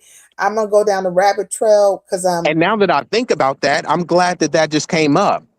They have more smoke for Clay for being what some would call a womanizer. Clay didn't unalive anybody, but they are vitriolic, drooling at the mouth over Clay. I didn't see this same level of smoke for that white zaddy who's suspected of unaliving, this sister who is supposed to be part of the sisterhood, right? This Caribbean or whatever she was chick. Where is the smoke for these people? And they're not generalizing all white men based on what he allegedly did. But since Klay Thompson, and not only that, Klay Thompson, okay, you can call him black, you can call him whatever you want. Let's just be accurate, right? Klay Thompson is biracial. Why Yeah. aren't they putting this on biracial men? Suddenly this falls back on black men, right? How do we know it wasn't his white side that led him to cheat? No, because black men ain't ish, so we have to blame the black men. We can't call him biracial. No, he's blackety black, right? He's black as someone that just got off the Amistad now because he cheated on the sisterhood. It don't even make no sense. Wasn't that what was that comedian named the Duvall dude? He came out with Black Men Don't Cheat. Remember that song? Oh my god, he was clowning with that, but you probably don't remember that. I'm gonna find it. I'm gonna play it one day so y'all can see what I'm talking about. But look, let's go forth so we can listen to the rest of what these Negroes are saying, because they really trying to get Stat to see something a certain way. And I think that maybe I know she was trying to drive home her point, Stat was, but I think maybe she was being too aloof, right, in her understanding, if she was understanding, or maybe she just didn't understand. But you tell me from their exchange, right, if she got it or not. She said she did, but I felt like maybe she wasn't really understanding what these brothers was trying to say to her. But here we go. Hold on one second. People, but from what she said, if you don't want to stay, you don't have to cheat. You can just be like, I just think we should go our separate ways and leave it at that. That's my thing. I don't think people have to stay together. I don't think you need to force a relationship. But if you don't want to be in a relationship anymore, you could just say, hey, this isn't working out. We're good. And we go our separate ways. That's all. That's my thoughts.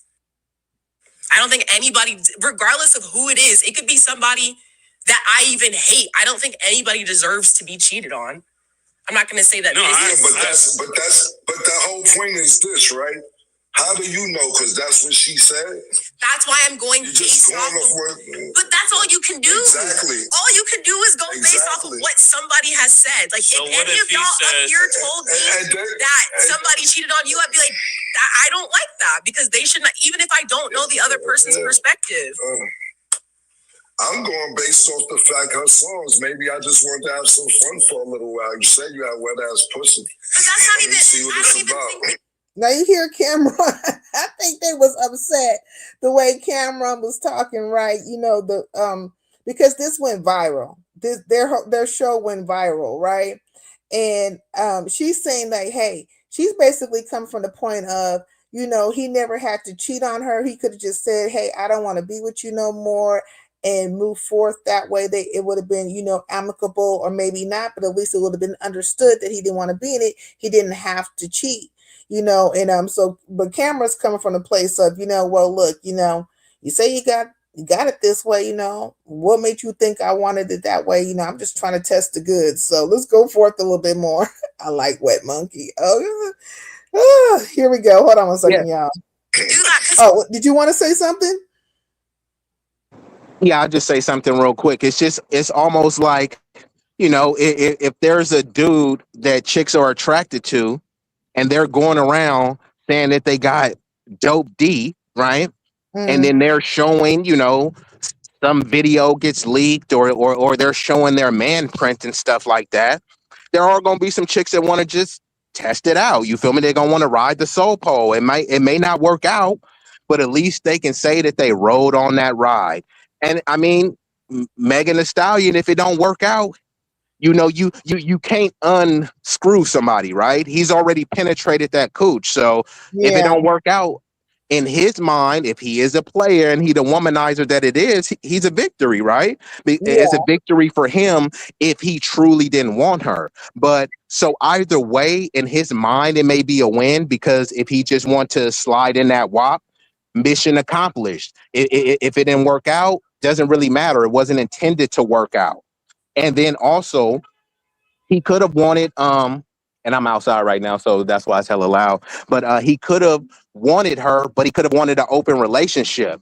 He could have wanted her to be his lady, and then he wanted to have his little side pieces. Some people do want that, right? So he should have stated that. I get what she's saying, and that should be stated, because I feel like, look, I don't need to trick you. You don't need to be under some kind of odd understanding of what's going on. No, this is what I want to do. These are the people in my life, and hey, do you want to be part of this or not? And it's just simple as that. I think you shouldn't take people's choice away. Let them choose you, truly choose you.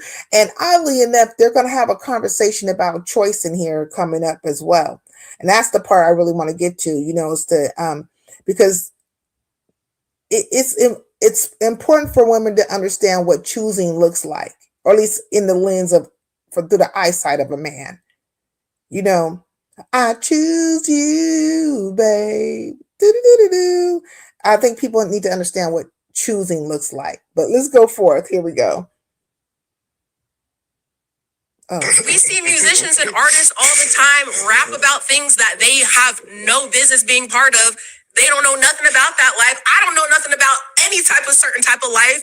That doesn't mean that I'm associated with that or that consumes who I am. I just think it's music that people like to listen to. Same with her career. I don't know what life she's about, and I don't know what life Klay Thompson's about. We don't know nothing about Klay Thompson until we saw this. How do you know Klay was in a relationship with her? It was posted, but go ahead, Cam. See, I don't think she understood what Mace was saying to her. You see what I'm saying? He didn't got to a certain age where he didn't got like his grandparents and shit like that, where they say like 5 words to you, and then shit might fly right over your head. He asked her, how do you know that, she was in a relationship with him? It's like, he said, so no, like, how do you know? Like, you're not getting it. Matter of fact, let me rewind that a little bit, because it's the way he said it. He's basically saying, fuck what they posted. How do you know? Okay. But here we go. Hold on 1 second again. I'm going to play it again. Or separate ways. That's all. That's my thoughts. I don't think anybody, regardless of who it is, it could be somebody that I even hate. I don't think anybody deserves to be cheated on. I'm not going to say that. No, but the whole point is this, right? How do you know? Because that's what she said. That's why I'm going based off of. But that's all you can do. Exactly. All you can do is go based off of what somebody has said. Like, so if any of y'all up here told me that somebody cheated on you, I'd be like, I don't like that, because they should not. Even if I don't know the other person's perspective. I'm going based off the fact her songs. Maybe I just wanted to have some fun for a little while. You said you had wet ass pussy.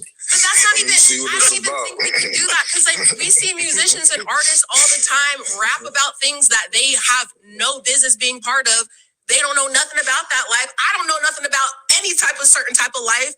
That doesn't mean that I'm associated with that or that consumes who I am. I just think it's music that people like to listen to. Same with her career. I don't know what life she's about, and I don't know what life Klay Thompson's about. We don't know nothing about Klay Thompson until we saw this. How do you know Klay was in a relationship with her? It was posted. But okay. He says, how do you know that Klay was in a relationship with her? She's saying it was posted. No, we all know the shit was posted. We all know that they were playing house, but how do you know he was actually in a relationship with her? Because nobody knows the communication, the dynamics that was said. And I think that flew over her and head. They're trying to project onto themselves. This is a term that you don't hear much anymore, you know what I mean? But when you be like, hey, is so-and-so your boyfriend? And people will be like, nah, we just talking. You know what I mean? And what that means is most likely they're going out on dates. They may engage in intercourse, but there's no specific committed label. So maybe they were just talking, but because and we're in an age where right now, if I was with you and then I seen you at the farmer's market and I'm like, hey, let's just get a quick selfie, and I post the selfie. If I post that selfie with no context, people will be like, that's your girl? Like it's just an automatic presumption. But it's like I didn't put a caption saying this was my girl. This could be my best friend. But if I have my arm around you, man, y'all look like more than friends. It's like, huh? Like, you know what I mean? So people start presuming interpretation, and things should not be left up to interpretation. If you are in a dynamic with a person, it should be understood, right? Correct. Whatever it is, it should be understood. So I think like in this whole conversation they were having with Stats, it's like some things were flying over her head. She was trying to hang with the big dogs, but you could tell the difference in people who have lived life, been through some things, opposed to those who are just coming into life and learning some things. You know what I mean? It's a difference. It is really a difference. But let's go forth, y'all. Crazy. Go ahead, Cam. I'm gonna tell something real quick, son. It's not bad. I'm gonna share a story you share with me, and it's nothing bad, not personal. You went to what's the name, right? What does Kodak Black be rapping about? Crazy shit, yeah. right? Yeah. Was you in the shootout by where he was at when we went to the festival? Was it a shootout? Potentially. Yeah, allegedly, right? We'll go allegedly. All right, cool. You get what you heard, all right? That's what you've been hearing the whole time. But but I'm saying things happen to different people. Not everybody's like that. What are you saying now? What did you call me? To clarify or clarity question? Yeah, let's have a clarity conversation. Okay, let me just say this real quick. He is right. You get what you heard. You get what you see. If somebody is like projecting a certain way, then, you know what I'm saying, understand that that's probably what you're going to get. You know, that even if they're not really that way, they're projecting a lifestyle or a certain way, and some stuff will pop off per what they've been putting out there. It just is what it is. You know what I mean? Yeah, it's called perception versus reality.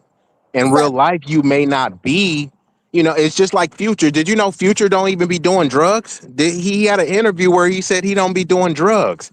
But you listen to his music. Yeah, this was a few years ago. He said that stuff that he be talking about, codeine and all this stuff, he doesn't do that. But it sounds good in the song. He doesn't mind promoting it to anyone else's kid. But if you gave Future kids some codeine, Future would try to pull up on you. But he doesn't mind promoting that to someone else's kids, even though he doesn't really do that. Same thing with I said Cardi B. Then when he gives his concerts and stuff like that, then those are the type of people are coming out based on the music that he put out there. You know what I mean? So, exactly. And then they try to say, hey, no, but I'm not a role model. It doesn't matter if you're a role model, you're an influencer. So it's one thing because the music slap, right? Like, so people do want to have some level of escapism. They do want to have a level of relatability and to live vicariously through the music, right? If I'm not from the hood or I'm not a street nigga, okay, I can live vicariously through these street niggas, okay? That's one thing, the music. But then when they put a mic in front of your face and then you be doing the little step-infested Sambo shuffle and you're not willing to say, hey, this music is entertainment, kids stay in school and all this stuff, but then people, they try to still put on this persona and still remain in character as if it's, like WWF or something and you The Rock or Stone Cold or something like that. Like, it's cool. Because she went to a Kodak Black concert and he said, wasn't there a potential situation? Allegedly, you know what I mean? But that's the music he puts out. So you should have anticipated something like that was going to go down. Now, it wouldn't be cool, but it would be expected. Have you seen the melees that happened at NBA YoungBoy concert? Now, nothing should happen to you. Nobody should steal your seat. Nobody should get into a fight with you. But that things like this have happened. So if it happens, no one is going to be shocked. So why would you be pretending to be shocked, right? I don't think Klay Thompson, was shocked by Megan Thee Stallion's past. I think he was just like, hey, I know what her past is. And maybe he did just want some WAP, or maybe he wanted an open relationship. But I think there was a breakdown of communication. You know what I mean? Because like you said, all of this stuff, it could have been handled privately, whether it was an amicable breakup but she definitely should have waited to put out that my man. Like that shit never. Look, I advise that like all people who are going through a relationship and you're an artist and you're putting music out, leave those songs that touch in those type of arenas for way later when you're not with that Negro no more, so that you won't look a fool out here after he done dumped your ass. My man. Well, that's what some people are saying about Lotto, you know what I mean? Because she a beautiful young lady, talented and all this other stuff, right? 21 Savage. That's why I said at some point, you know, that it takes two to tango, right? So Right. that means we have to blame both. 21 Savage, who is truly from the UK, he's really the definition of a tether. Brit. He's a true tether, like you know what I mean. But like you know, just to move forward with the conversation, he has multiple kids by multiple women. Right. Lotto knew this. You know how many You know how many black dudes graduating from Morehouse with no kids that are square dudes that will have good jobs would love to wife up Lotto?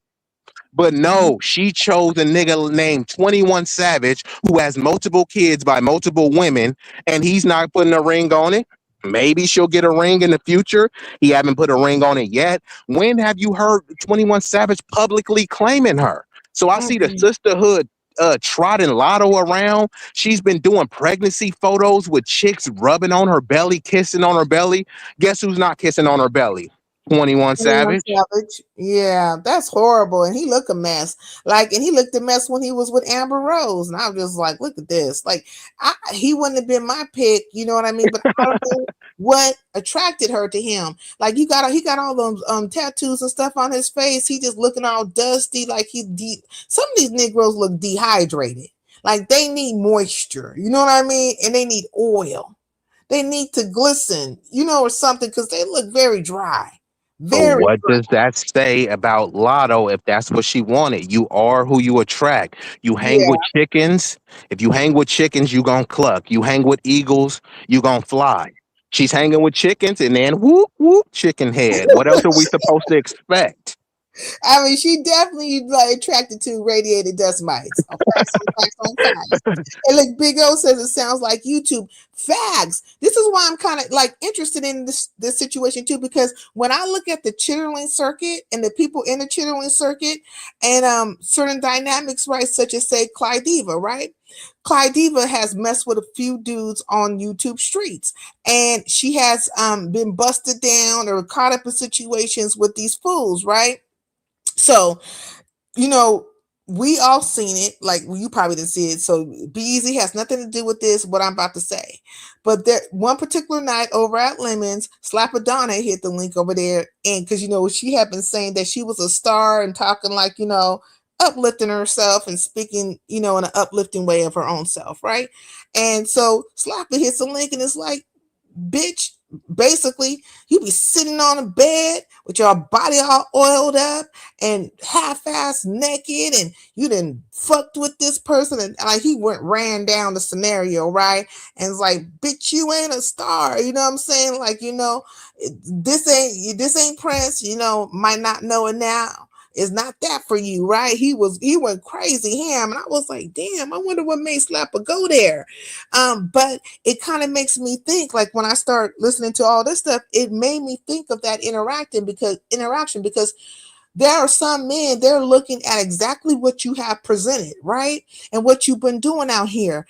And you have been equated to and some summarized in their mind as a whore or, you know, whatever. But yeah, that it's a lot of that going on YouTube where, you know, even the men are showing their package to the women and stuff. It is, you know, maybe we, you know, it's, what do they call it, slut culture or whatever.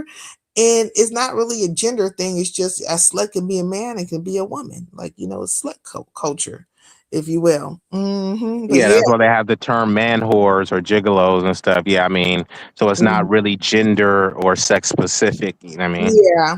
But it's definitely like if you present a certain way or you're caught out here, your stuff becomes, you know, public or whatever, they will start counting the bodies on your ass. You know, they will start naming names, you know, and they're gonna count the female and the male bodies you've been fucking with. They're gonna And count. that's another thing too, since a lot of chicks be on that Katy Perry experimental stuff, I kissed a girl and I liked it type Yeah. time, then they don't even be counting those as bodies since they was, you know, scissoring a bunch of chicks. It's like, man, you scissored like 10 chicks, but you're not counting those bodies.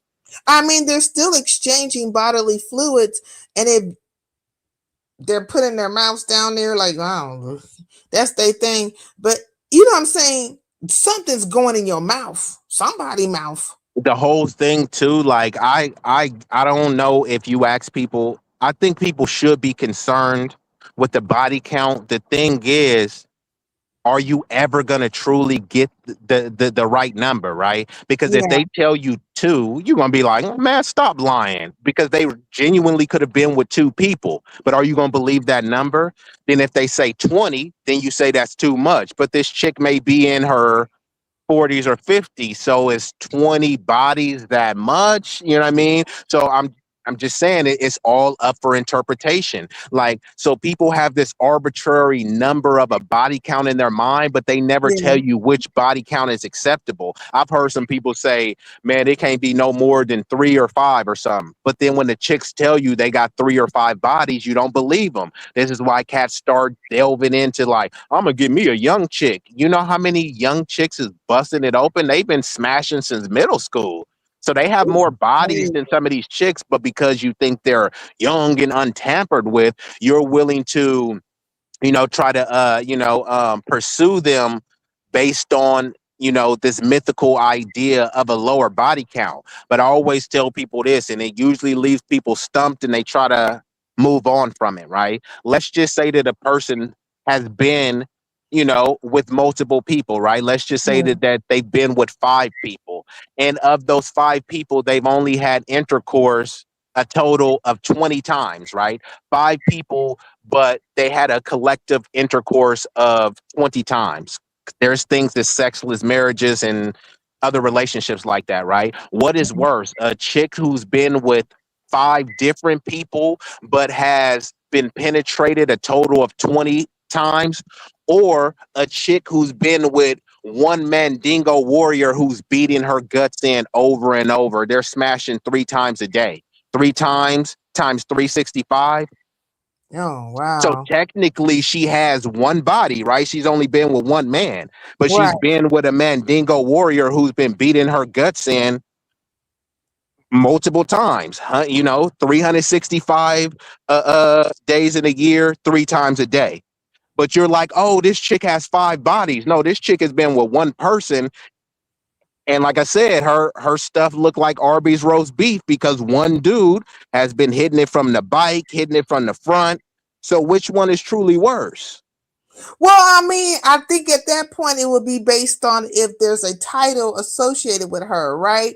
Such as wife or common law wife. Like it's understood that this is his wife. Because when she, So if she had roast beef, but she was married, her husband gave her the roast beef lift, so it's cool. I think he should be a little bit more gentler with her. Okay. But I'm saying though, it would be cool because that is her husband. So a lot of people will tell you, like, when you get married, that sex is a very big part of it, and you should be uninhibited with your husband, right? Or your wife. This is who the person you can truly be free with, because now you're, under the eyes of God and society, it's okay for you guys to be together, right? And so married people should be having sex. They should. And as frequently as they want to. And something's going to happen, I mean, like, is there something wrong with it? I don't No, know. me personally, I don't think anything's wrong with it. I was just showing the dichotomy of people who obsess over body count. No one Yeah, has a clear and coherent answer because obviously, if you're married, of course, you want to engage in intercourse as much as possible because this is the love of your life. So my whole point is that being in a married, committed, loving relationship, most likely y'all will be bumping uglies, at a higher rate than someone that may have been with 5 or 6 different people. But people yeah, will focus on those 6 different people and say that, hey, this person has a high body count because these are different people. But really, the person who, is with her husband and engaging in, rough and satisfying intercourse, that may, you know what I mean? I think the That may put problem more miles on her body than someone that's been with multiple people, right? I think the problem is the multiple people, right? Because say you're with one person, that person's fine. You go with another person, say they're fine. Then you go with another person, and then they give you the wham, the waka waka or something. They put the wham bam, thank you, ma'am. yeah, they put it on you, right? You know what I'm saying? They give you something. Then you get with another person, maybe you pass it, then maybe you get cured, and then no, you ain't passing no more, but this person's not passing something. But like I think it's the people and not knowing if they're clean, Oh, so you're exposed to more risk when Yeah, you're more people, more risk. Now, each yeah. person could be clean, but that's just speculation and risk that I don't know if I want to. Yeah. So whereas if you were one person and though you might have turned into Arby's roast beef, it is your husband, you know this person, Yeah. you guys know each other's medical history because I know most people that are married and I know these are the people I know, but it can be different for other people, but they know the medical history of each other. You know what I mean? And oh, my wife's going to the doctors for X, Y, and Z. I got to take her here, or my husband needs that. Like they know what's going on with each other. So just like more of a freedom of communication and knowledge A of trust factor, yeah, that a you're level of dealing with. comfortability. Yeah, opposed to like, I don't know. Is Megan the Stallion, has she tested all these men or has she, or not has she tested, but were all the men that she was dealing with, did she see their my chart? Did they see her my chart? Was there some kind of communication? Because, and we only know what's happening now. We're going back from 2019 to now. But what about whoever was there prior to that? How old is Megan the Stallion? Like She's in 30. her 30s, probably like 35 or something like that. Yeah, you know what I'm saying? So we do know that she's at least had, well, we And don't. we're only talking about the celebrities. And this is another thing that people do. When someone becomes a public figure, they Yeah. only start attributing the public, highly publicized bodies. You think that Mhm. Megan Thee Stallion was a virgin in high school? Maybe she was, but We maybe don't know how many maybe she bodies. was. No, and that's what I'm Yeah. trying to say. Just that speculation alone is enough for someone to say I'm out. Maybe she was a virgin. Maybe it was she had a boyfriend all 4 years to high school, and it was only one. But sometimes people look at the present or they look at whatever negative debaucherous imagery and then they try to rewrite history or revise history based on their portrayal and projection of you. So right now that Megan is known for WAP. So they be like, if she's known for WAP in her 20s and 30s, man, she had to be fast when she was 15.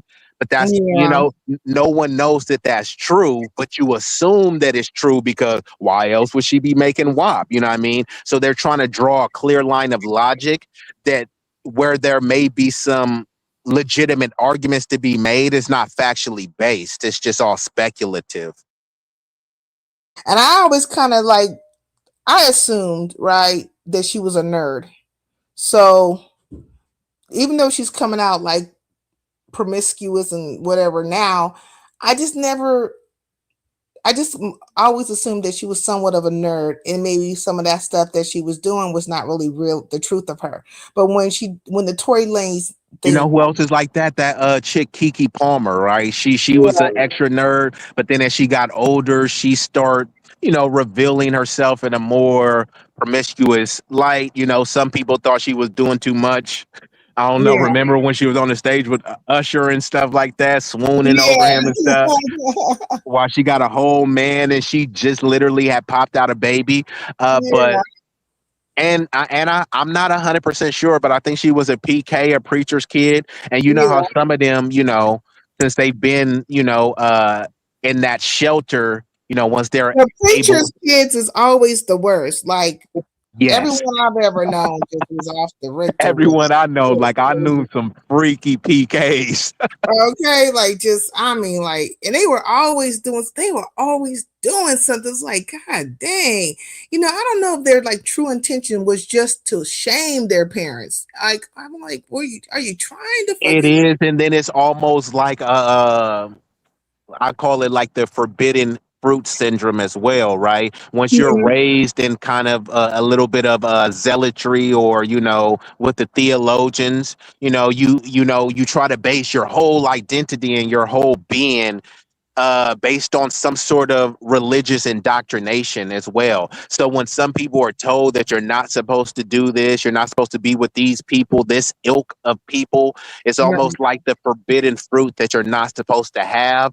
And you may know that, I shouldn't have this, but it's kind of what people call the thrill of the chase, right? Or when somebody wants to have intercourse in some sort of obscure or even risky place in public. You know what I mean? Like, they know they Yeah. shouldn't be doing it, but it's somewhat of a thrill to be doing something they shouldn't be doing. And it's the asymmetry, and sometimes So, people so being get those polar good, opposites, right? get those good thrill-seeking crusaders.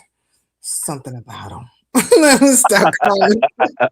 I Well, can well, feel well, it. you do. It's almost like a drug. They say that you get a euphoric response. It increases Yeah. dopamine as if you was hitting some fentanyl or hitting some good weed. So there is some sort of bodily effects that take over, that people become stimulated in an And you should orgasmic be way. experiencing endorphins though when you're having sex, because that's the same equation to like when you exercise, you get endorphins. And sex is is an exercise of sorts, should be a high in of itself, just in an act. You know what I mean? It should be that way. Are you there? I don't know if he's there or not. Yeah, no, I hear you. This is a great conversation. So I think like maybe people are seeking, are thrill seekers on all kinds of levels, right? First, you're just trying to be out and about and be around people. Then a lot of those. Thrill seeking, but also experimental as well, Yeah. right? Because, like, if you can go, oh, I don't usually eat sushi, but today is going to be a sushi date, so I'm going to try sushi.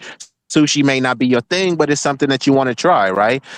For someone that's a PK, right? The thug dudes, yeah, my daddy will never accept them, but like, I could at least go on a date and have some interactions with them, because you don't see it as a future thing. I always tell people there's a difference between fun and family. So some people will engage in fun acts with people that they don't necessarily see a future with. You know what I mean? And then Yeah. they kind of pivot back towards something that they do like.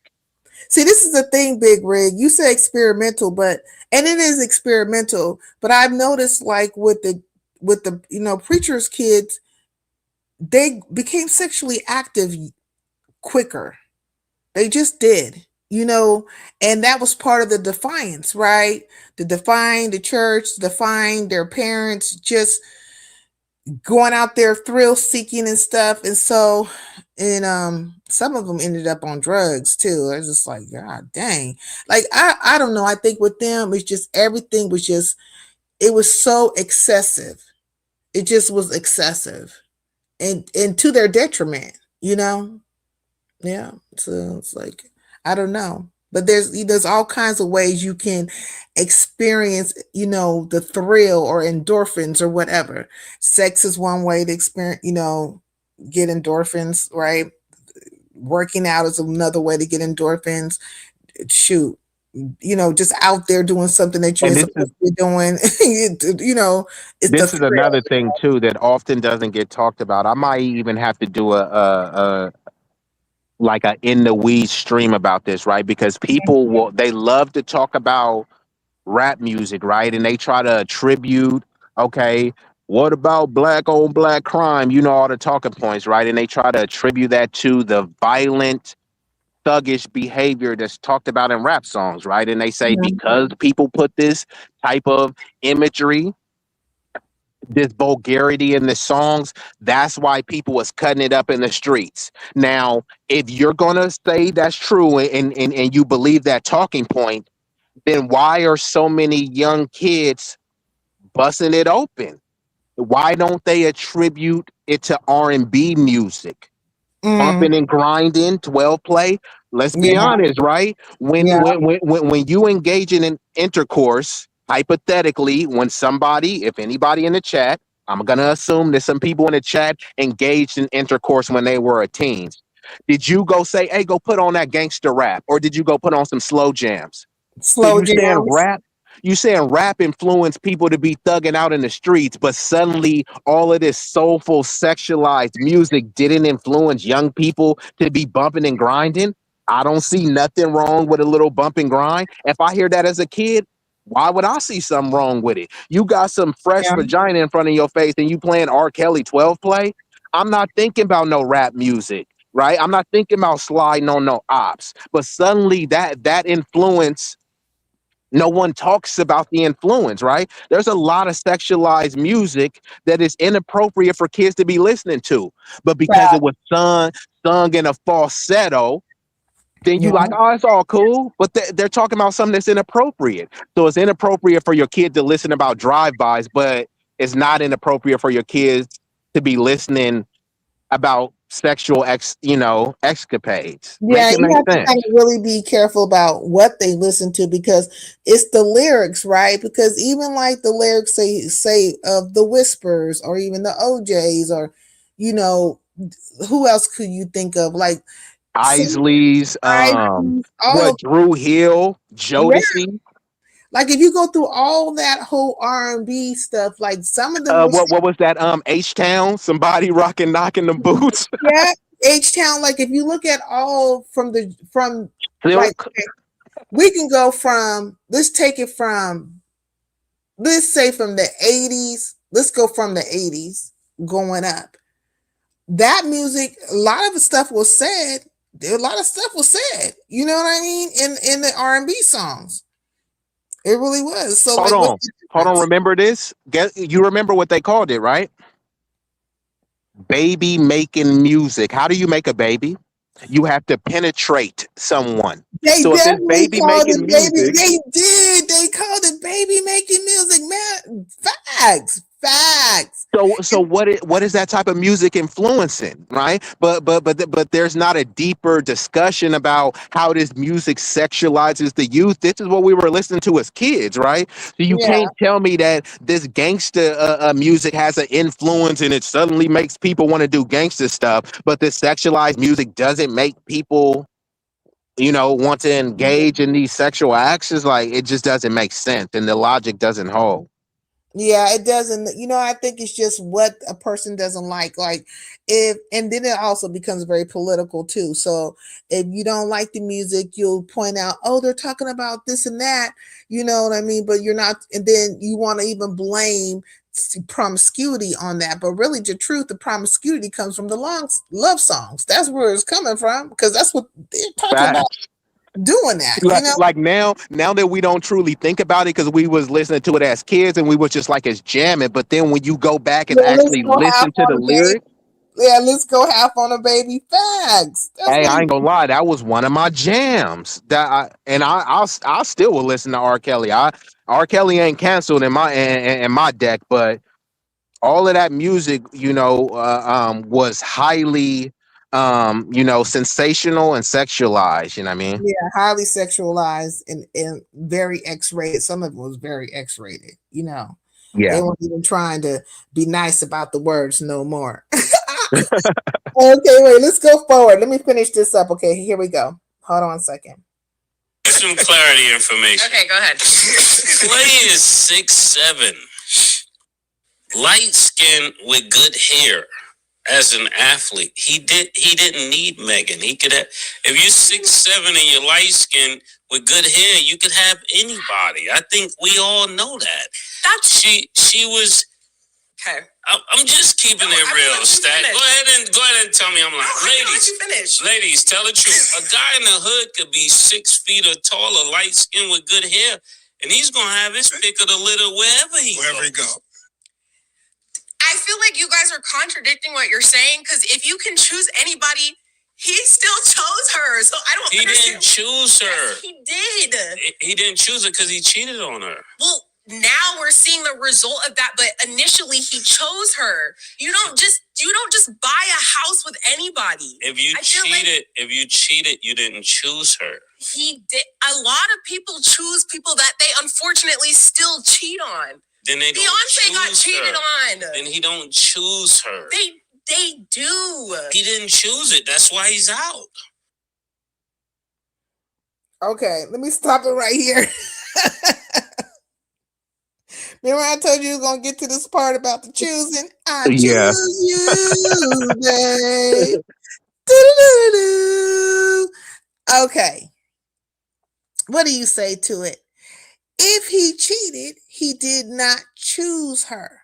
He kept saying, Mace kept telling Stats, he did not choose her. But she was stuck in the whole part of, they were bought a house together, they were out, and there was postings, they were presenting as a couple, and seemed like there was a union, right? But now there's a breakdown in this supposed union. I got what he was saying. Maybe in that moment he did at one moment chose her, but then he was out. He didn't choose her. Like if he really chose her, he would have never cheated. He would have stayed. They would still be on a cracking. That is him choosing her. But I don't think she understood that. Like, do you agree with Mace on that or no? Or do you agree with Stats? Like there was a choosing and then there was an unchoosing. Yeah, I think there's a legitimate argument to be made on both talking points. It could be a bit of semantics without actually knowing the true nuances and intent behind what Clay was thinking. Then it's all just kind of presumptive and speculative. Maybe he did choose her if he thought she was going to be on board with an open relationship, right? Or maybe he chose her as something temporary, right? It's almost like a lease, right? Somebody may want to lease a Bentley and you really love that Bentley. That's why I chose to lease it, but you didn't choose to keep it. So yeah, he chose to lease her, but did he choose to keep her? We don't really know. I think that's where Mace is coming from. Like he chose the experience, right? Because hey, here's a Maserati. Just say she's a Maserati. And this person tested out the Maserati. They say it's a good ride. It's a smooth ride. Well, I want to try out the Maserati. But this is me testing out the Maserati. It doesn't mean I want to buy it. Maybe I want to buy something else. I don't know. And we don't know unless he truly comes out with his intent. All of this is us speculating and assuming what his intent, but it could have been that, right? It could have been he wanted an open relationship, or he could have just wanted to drive the Maserati, and then he came to the conclusion, the Maserati is no better than any of these other cars I drove, or I've drove faster cars or better cars than the Maserati. Or you may want to drive the Maserati, but you know what? I really love my old schools. Like we don't really truly know what the mentality is behind. Maserati, I'm gonna get back in this Chevelle and call it. That's what I'm saying. That's how a lot of people feel. Like, they love the exotic cars, for the experience, and to say they did it, right? It's like I said, it's either a notch on the belt, a check of the bucket list, and that's something. That's something that's prominent that you can say, at least for the dudes, right? Women could kind of shame and shun, but at the same time, if you had got with a young lady and what happened with your ex? Well, my ex Megan Thee Stallion, it didn't work out, right? Do you think that's gonna turn a chick off? Oh dang, he was with Megan Thee Stallion, or is it gonna be making her think, what did she do to get him? You know what I mean? A dude like him. So then for some women, the fact that he was with Megan Thee Stallion is going to attract, more women. But on the flip side, are more men going to be attracted to Megan because she was with Clay? I don't think so. I think because when it comes to the men in relation to her, the men are looking at the amount of men she's been with, the men in the industry, how public it has been, her communication after the breakup, you know what I mean, what's been said out there. Now they're starting to examine the whole entire of her, right? Is that even though they were feeling some type of way about the Tory Lanez situation, they are becoming even more vocal about that now once yet again, right?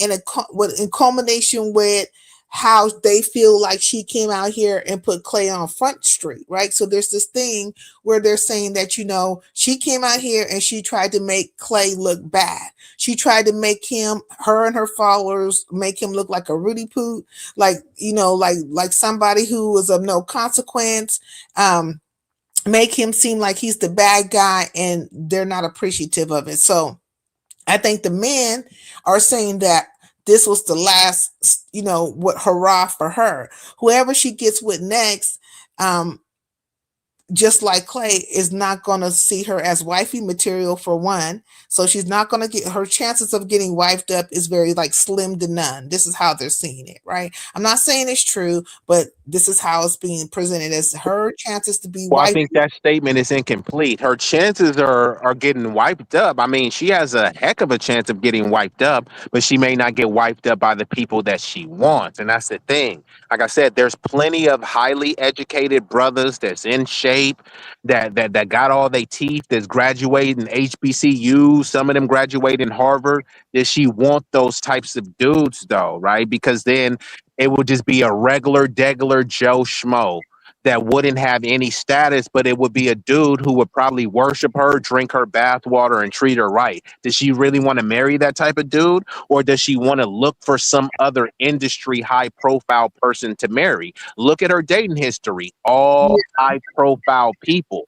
So this whole thing, like, there's plenty of people that, like, if she had 4 kids right now with 4 baby daddies, there'll be plenty of dudes that will wipe her up. But the Yeah. dudes that want to wipe her up, she doesn't want those dudes. It's kind of like Lizzo. When Lizzo was hella fat, she didn't want fat niggas. She was like, man, don't slide in her DM. She was like, if you call her fat, that's body shaming. But Yeah. she didn't want any fat dudes. She only wanted like skin. And then when you looked at Lizzo, everybody she had was like some skinny dude with a ripped 6-pack. You know what I mean? So she's shaming and shunning fat dudes, but she was fat and overweight. You know what I mean? So it's kind of like some things like that, unfortunately, Like, right? so Big O says Superhead got married and he couldn't believe it. So I think, like, you're right. So maybe what they're trying to say is that she's not going to get like a high profile dude to wife her up, right? In the industry that she's been in, or she's never going to get, this is, they're being very specific about this though, that she's never going to get a Clay Thompson type again. Like that was the last hurrah. Now that may be true because, as you brought up earlier, this is a $300 million man that we're talking about. They Not don't just the grow on trees. bionic Yeah. Negro. Okay, yeah, the bionic Negro. Yeah, they don't just grow on trees. So, but Yeah. see, so this matters what she's looking for. Or is she looking for, the rich baby daddy, right? Is that what she's looking for? Or is she looking for a good man? All the stuff that a lot of women talk about, they want a man to be obsessed with her. You know how many people, I think she's from Texas, right? You know how many black dudes in Houston that would obsess over Megan Thee Stallion? That would literally drink her bathwater. That would be the best woman that they ever had in their life and that they could ever get. But if they don't have that status, realistically, she doesn't need their money. But if they're not making a lot of money, will she want them? They may be making $100,000, or let's up the ante and say 200,000. That's not a lot of money to Megan Thee Stallion when she's been with people that are making tens of millions annually. But like, do you really need a husband? Do you really need a husband that's making the same as you? So it turns, into that where it's like, oh, I need someone equally yoked. The dude is making 300,000, has a degree, he's a good man, ain't gonna cheat on you because he's not as making as much as you. You probably don't want to marry him. But the men that are making more than Megan, they don't need Megan. Like May said, they could have their pick of the litter. You know what I mean? Good hair. A lot of chicks be obsessed with good hair. A lot of chicks talking about they don't want short niggas. The nigga 6'7". So it's like the dude could have his pick of the litter. Megan is fine. I believe she is a gorgeous woman. They are Well, some would say a dime a dozen. they're saying he can have the pick of the litter as well, right? Of his litter, right? Because they're saying he's tall. He's like however tall he is, 6'7". He's 6'7". He's light complexion, right? So now we're dealing with the the color part of it, right? The color, I want to say colorism, if you will, but Yes. well, it is because that plagues our community. You know, colorism just plagues our community, and so I think like when we're talking about light skin or light bright, damn near white, but the quote unquote good hair, that was a style for a long time. You know, the comedians used to be out there talking. It was an aspiration, right? So it's like, oh, my mama dark, my daddy dark, I'm dark. So that's even a more incentive for you to kind of lighten and brighten your offspring Right. based on your perception of beauty. But at the same time, it's funny because a lot of those dark, not all, but there's a lot of dark women that get with either lighter dudes or even sometimes white dudes, so that their kids become light, but then they start harkening back to when they was a kid and start whining about, oh, y'all didn't want the light skin y'all didn't want us, y'all wanted light skin chicks and all this other type of stuff. So it's like, so you decided to make your daughter a light skin they start complaining about something. So if you want your daughter to be a light skin chick, like, why would you be mad if dudes desire that? And I'm not saying only dudes desire that. It's more so, while there is a level of colorism is just a different aspect of white supremacy, because when you're talking about colorism, what color are people trying to get closer to? Lighter, brighter, and whiter, right? So it's Exactly. just a different aspect of white supremacy, you know what I mean? But like, some people don't really focus on featureism, right? Because there's a lot of ugly light-skinned people, right? And then there's some Right. darker people. I don't know if you know who Bernice Burgos is. I think she's like a black Puerto Rican chick, Yeah. has a really dark complexion, but that woman is beautiful. I've seen some chicks from Sudan.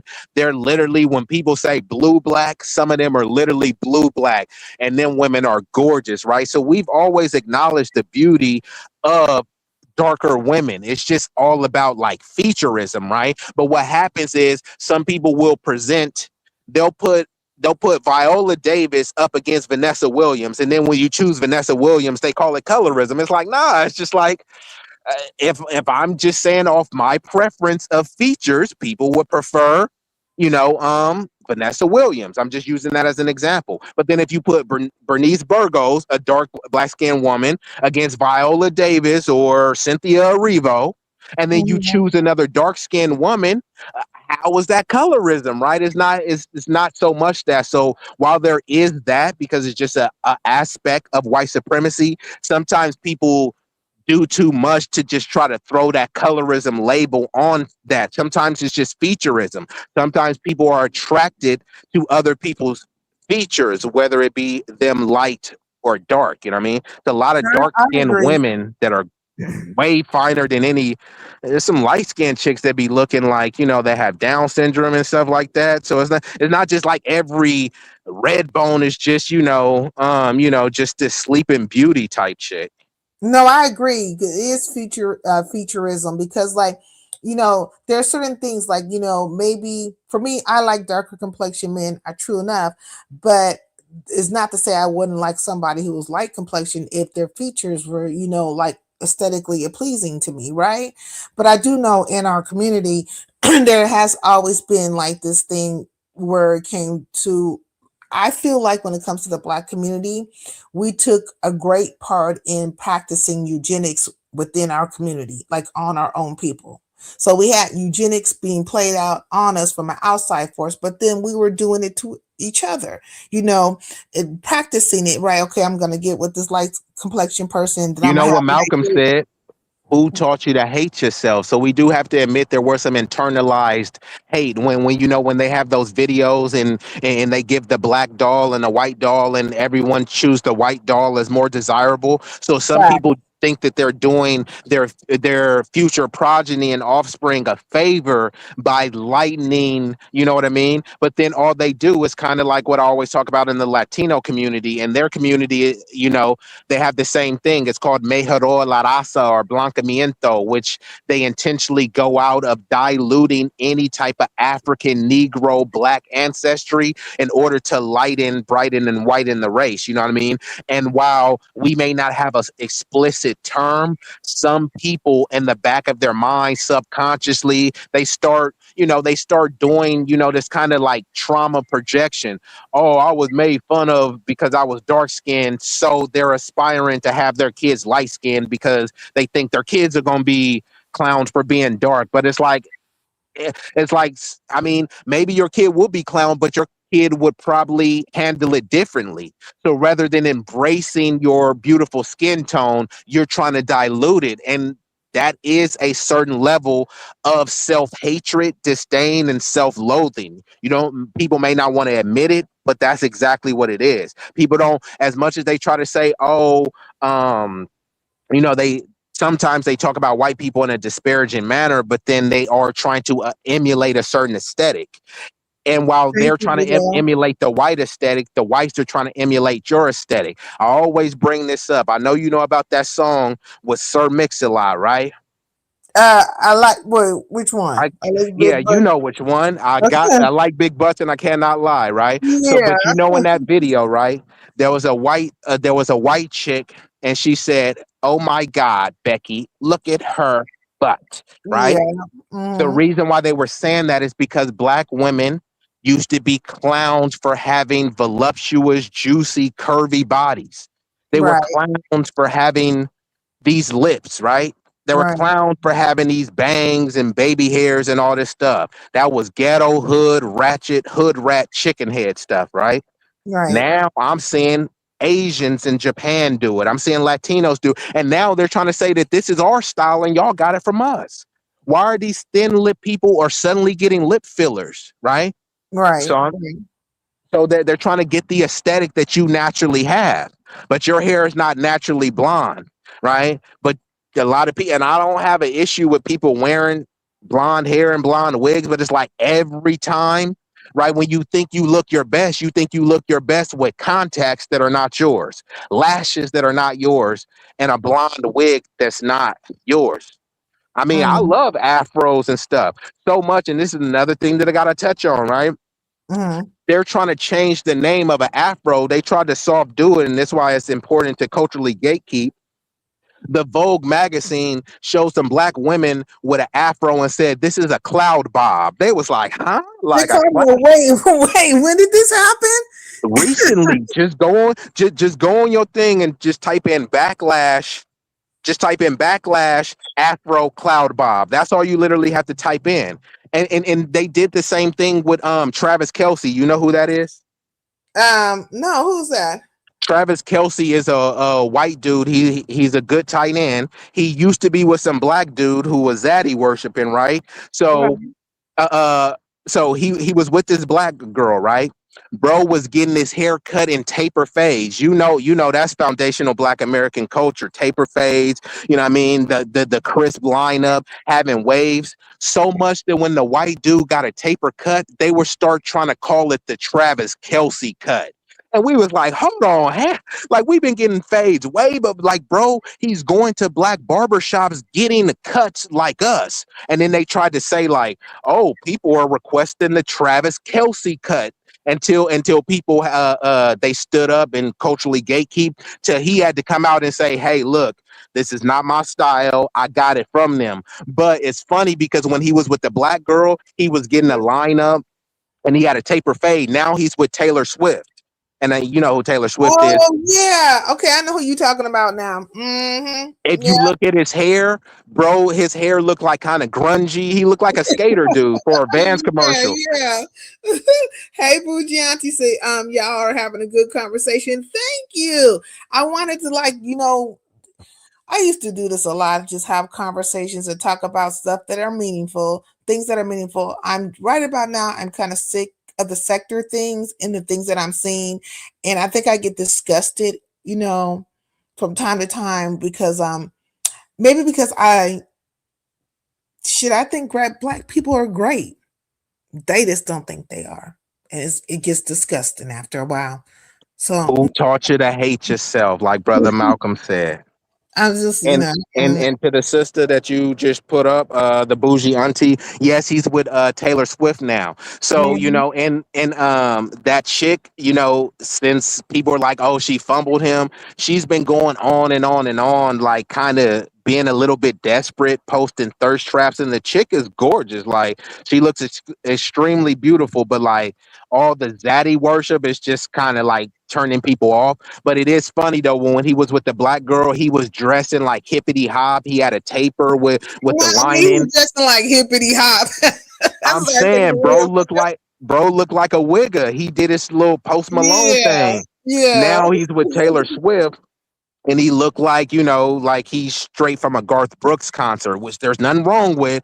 I'm just yeah. saying that the pivot, Just a was rather straight pivot. amusing. But I think people do that, right? Like people tend to like they get influenced by the person that they get with, and they start taking on some of their personality or whatever, and doing whatever they think is going to be reasonable or feasible to fit in with that dynamic. Like so, I don't know what the Do you think Spider-Man. it's like are they doing it to truly support who they're with, or is that really a part of their core being? You know what I mean? Like, well, what I do you think think it's that just. is, or it's just a case by case basis? I don't think it's their. You know what? I don't think it's part of their core being, but I do know that you can pick up some things from people, right? Like if you're with a person or whatever, you can pick up some of their personality traits or some of the things that they do, and that could become part of you. But sometimes I think people do stuff so they can just kind of fit in. You know what I mean? Like, so let me try to fit in with this person, or it's easier to look this way or whatever. Um, I wouldn't personally do that because I wouldn't see a need to be something outside of myself, to be with you. But a lot of people There's do. a certain level of insecurity as well, because people Yeah, feel empty and they don't feel confident enough in themselves, and they don't think that people will like them for just being themselves. So they almost have to be a chameleon and transform right. into whatever they believe that person wants them to be. It's almost like when somebody gossiping, right? And they think like, oh, well, this person probably wants me to gossip back. So then you start just chopping up some random person. I'm like, why are you engaging in this gossip? Why you won't change the topic or just leave, just end the conversation and leave altogether? But you think that, oh, well, I'll make it awkward, so I'm gonna just let this person gossip on, what I mean, about some random person that you do or don't know, you know what I mean? So there is a Mhm. certain level of social peer pressure, and you know how what they say, a people pleaser, right? People want to Yeah, be people pleasers. So they try to do anything to ingratiate themselves. And let's say you talking to some people from the sector, you may engage in a lot of messy stuff because you think that, hey, this person is a sector person, they engage in messy stuff, and this is my way to get close to the person by engaging in the mess with them. yeah. I think like it's even like when it comes to the sector stuff, because like a lot of times I'll talk about sector stuff. You know what I mean? And when I deal with sector stuff, then it can go wild, it can go in the old kind of way. But if I'm talking about something that is meaningful or it's has some kind of substance, then it won't be that much of a show, right? Or much of a a lot of people won't participate, right? But that's because I've been running around in the fucking gutter, if you will, right? I've been roaming in the badlands and the gutter, and but if you come up out of there, right, you step up off the out of the gutter up on top of the curb to the sidewalk where it's clean and people are walking and decent, then it's a whole different, they're shit, they don't know you there. They don't know you over there in in the clean area. You know what I'm saying? You're on the sidewalk now, right? Or at least you're trying to be on the sidewalk, right? And so I think people are just they gravitate to the worst of things because it's a spectacle. They like to see a spectacle, they like to be part of a spectacle, and they like to engage in spectacles. But they won't engage in things that will actually get them to think or have, or have some kind of thought-provoking conversations. Unless now, one thing I can say though, like if you start off a certain way, you have to think about how you start off because you can, that will become your brand, right? So the pivot, midway can be a little hard, but it is something that should be done. I feel like for me, because I'm thinking about it, right? I'm thinking about, okay, I have more to offer. I have more to talk about than these numbnuts over there, which, clearly have problems with me. Every time I look around, it's like a problem with how I present or what I say or whatever, to the point where they just have to outright just come out here and embellish and lie and make up things, And but I was like, what is the problem? What is the problem where is that one gives commentary and you give commentary? What is the difference? What is the difference? So I look at it as almost like a case study, right? I've been watching it across the board. Like, Usually the difference is the threat level, right? Some yeah, people they don't see as a threat, and then others they see as a threat, and they won't actually acknowledge, that they're petrified or they see you as a threat. But in actions, that's what it proves. Because if you, me, or anyone else is just this irrelevant person, right? Oh, you're a nobody and you don't matter. But then you start centering your content, your vitriol, and your rhetoric around me. I mean, that doesn't sound like a nobody, right? Do you get on here and talk about shows that you don't care about and you don't watch, right? Do you talk about celebrities that you don't know and don't listen to? Or do you engage in the ones that are publicly known, renowned, and have notoriety, right?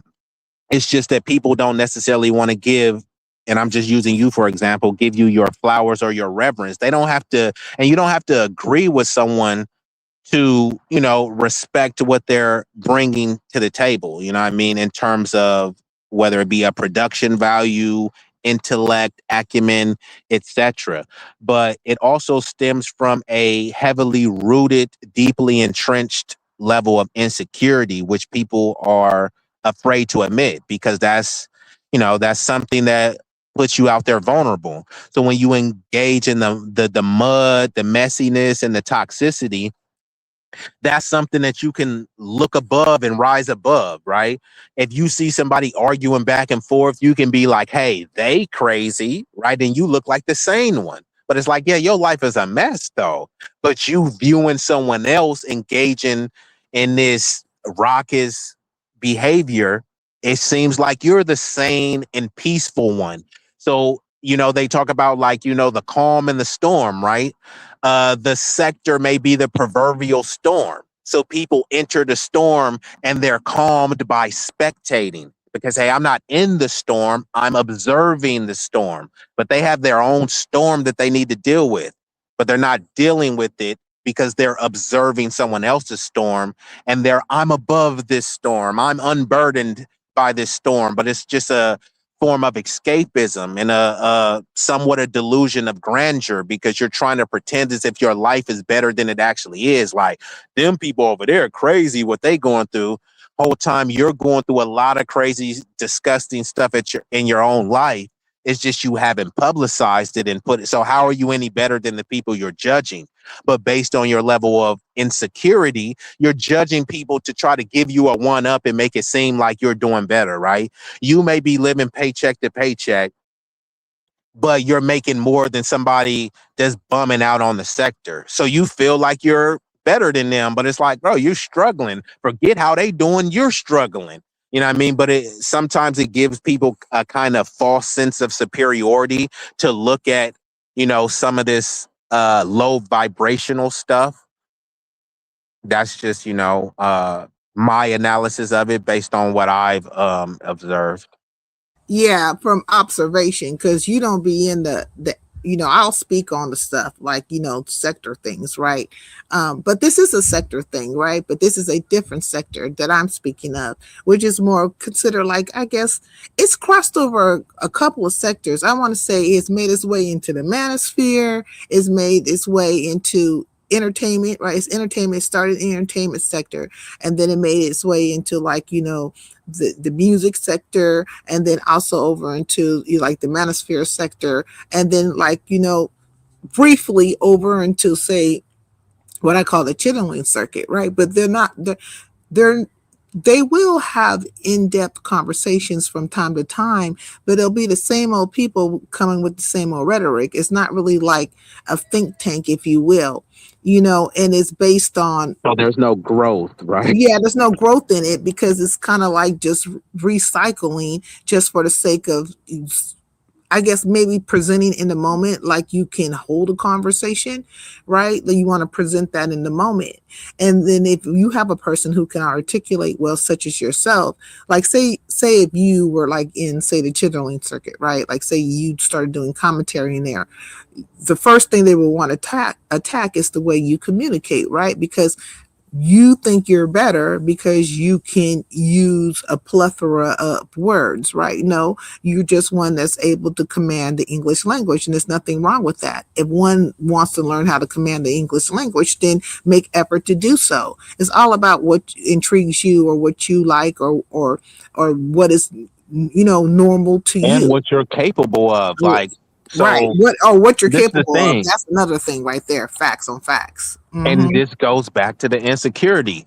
So look, I always try to let people know, like, it's just like a lion, right? A lion is regarded and revered as the king of the jungle. The lion is not going around telling snakes and other animals, giraffes, hey, did you know I'm the king of the jungle? Rhino, did you know I'm the king of the jungle? You just walk around and comport yourself as the king of the jungle. And then, you let gravity and nature take its course, right?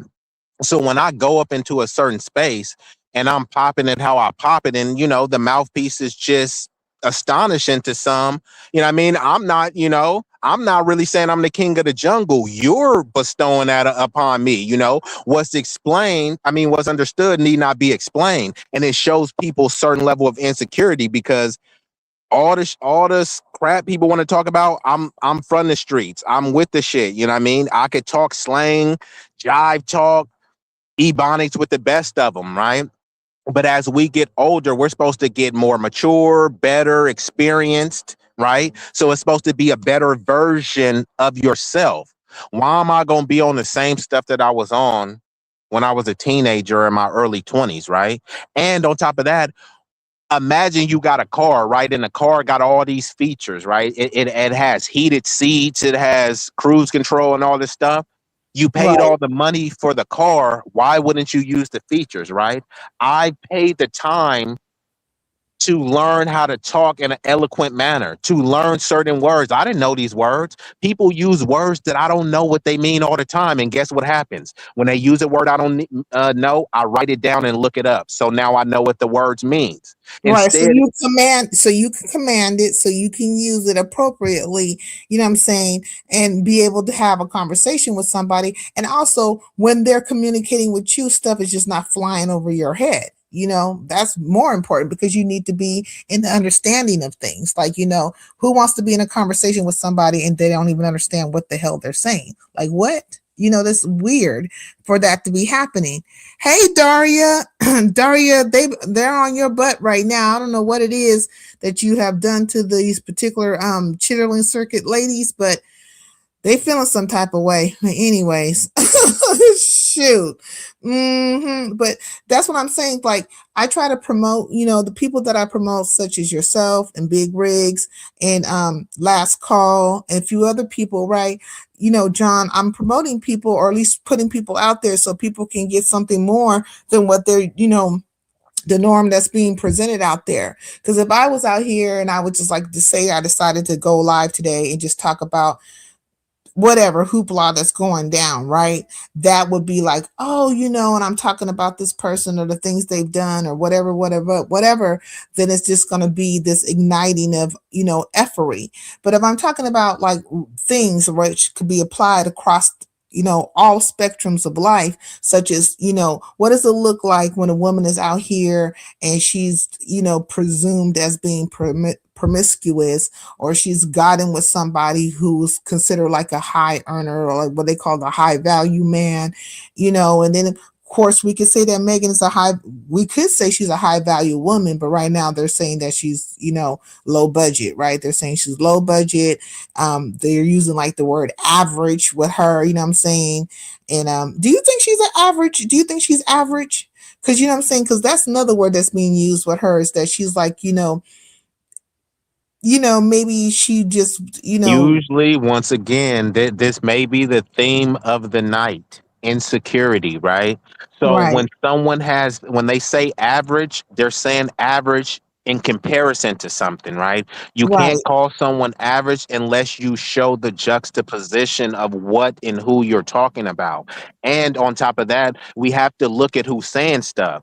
Just like when people, like a lot of people, even sometimes, even in your chat, I don't really care because, these people are irrelevant, but it's usually Right. like faceless trolls who are talking a lot of stuff about me. You know what I mean? They're unwilling to cam up, they're unwilling to show their face, and they're unwilling to even show an AI version of their face, right? So when Right. people are saying that Megan is average, fine.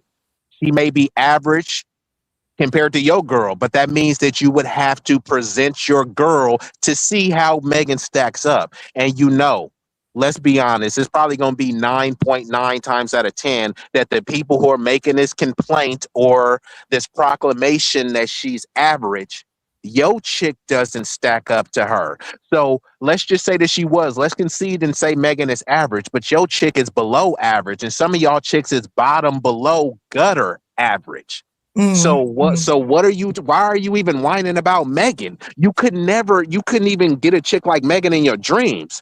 So why should I take your critique serious? That's coming from a place of insecurity. You can't get a chick like Megan. Then let's just say Megan is a promiscuous slut, is what they're trying to paint her out to be. A Right. lot of you niggas are with sluts, right? You're with a broke slut, but you're trying to shame Megan, who's allegedly a promiscuous chick, but she's Right. highly successful. She's highly talented. She has a banging body and she's beautiful, right? These Mm-hmm. dudes would love to have access to slide inside of her box. But that's how when people say, hey, how you hating outside the club when you can't even get in? You could never get in that club. And the club that you're attending is a club nobody wants to go to. She's average compared to who? Put your chick up, and I can guarantee, they want to say Megan is average, so that would mean she's a 5 or 6. A lot of y'all is with chicks that's a -3. So Hey, you're not really in Irving. a position to be talking about Megan's looks or in any type of way. No, exactly. Like you would have to do like a comparison, right? And then you would have to look at it like maybe say the all the people that you dealt with over your lifetime in comparison to her. They probably wouldn't even add up to her, not single one of them. Everybody's pretty much dating within the pool of their community, whereas that maybe the most beautiful girl in the block wouldn't even fucking compare to Megan, right? But Megan has, she has money behind her and some other things that kind of add to the situation. And so, and there it is. There's the And that's money the too, same right? thing with Clay, right? There's Right. some women that probably went to school with a jock, and they may see that jock as more physically attractive than Clay, but Mm, that handsome jock may have been 5'11" with the face. And so they may look at, yeah, this dude don't look as good as Clay. I mean, Clay don't look as good as him, but Clay has made hundreds of millions. He's much taller, etc. Right? So right. sometimes there may be some chicks just for if you're comparing uh, certain levels of gorgeousness, you may think that physically this chick looks better than Megan or may have a better body than Megan. But does that make her better? Does that make her more suitable? Because what are we judging it off of? Just looks? You know what I mean? Because then, that becomes a bit shallow and superficial, which I understand people are visual and they judge based off looks, but there's always going to be someone finer than you. But does that mean they're better than you? Does that mean that they're more compatible? Does that mean that they're more genuine than you? Right? Because you can pick someone that's finer, but she can also be more conniving and more sleazy. She can be finer and more slutty. But you thinking, oh, she fine. Yeah, she's fine, and she's much more of a whore than this chick that you think is average. You know what I mean? So, like, what are you truly going for? You know what I mean? That's true. And I see that across, like, when I look at the YouTube space and the things that I've seen and witnessed, I think like the first line of attack, or at least the first line of attack that's ever been when it comes to me, is that they want to, attack my looks, right? They'll say, okay, you're not camming up and this is just an avatar, and you're ugly, and like they're saying my avatar is ugly, right? So that's fine. I say, I'll be ugly, I'll be all the things, whatever you want to say it is, and let's talk about the words that are coming out my mouth. Let's come from the point of whatever I'm bringing as a point, right, to you, a point in this conversation. But it always goes to the looks, right? And I think when it comes to people, when they have to like attack people's looks or whatever, there is some kind of insecurity there. It has to be, because what would make you use that as a battle tactic and not deal with what is being presented in a conversation, what is being presented as the topic? And it's a deflection, right? But also is a reflection of what, maybe what you value. It's like you can What you only, value, but also what you lack. So what you lack yeah. intellectually, you try to make up for it in insults, Thank you, Big epithets, O. and derogatory remarks. Because now not only have you deflected, you derailed the conversation rather than an intellectual battle of wits, a debate, or sometimes a discussion that you're trying to come to an understanding and have some level of constructive progress with the conversation and dialogue. Rather than engage in that, then this is why I talked about capability. And I always Right. say this on my channel. Many of these people, you're not intellectually formidable enough to challenge me. Not because I'm just the smartest dude ever. It's just I know that with the level of intellect and wisdom that many of you cats have displayed, I just know that you're not on my level to challenge me. And then usually they don't challenge me. They lead into, like you said, insults and start saying other derogatory things that have nothing to do with the points that I made. And that's just an automatic concession that you do agree that I'm intellectually superior to you. You know what I mean? But that doesn't have to be inherent, right? Why don't you Right. read more? Why don't you study more? But instead you're trolling more. And while you're trolling, I'm studying, I'm reading, I'm analyzing, I'm researching. That's Yeah. why I'm intellectually superior. It's not just because I was born like this. I've been ignorant about a lot of stuff. I still am ignorant about a lot of stuff. Whenever I hit any space, I'm there to teach, but I'm also there to learn. I go out of my way to learn something from all of the people that I interact with. And like E40 said, you can learn from a baby, right? But it's like, are you there to learn, or are you there to try to get some clout and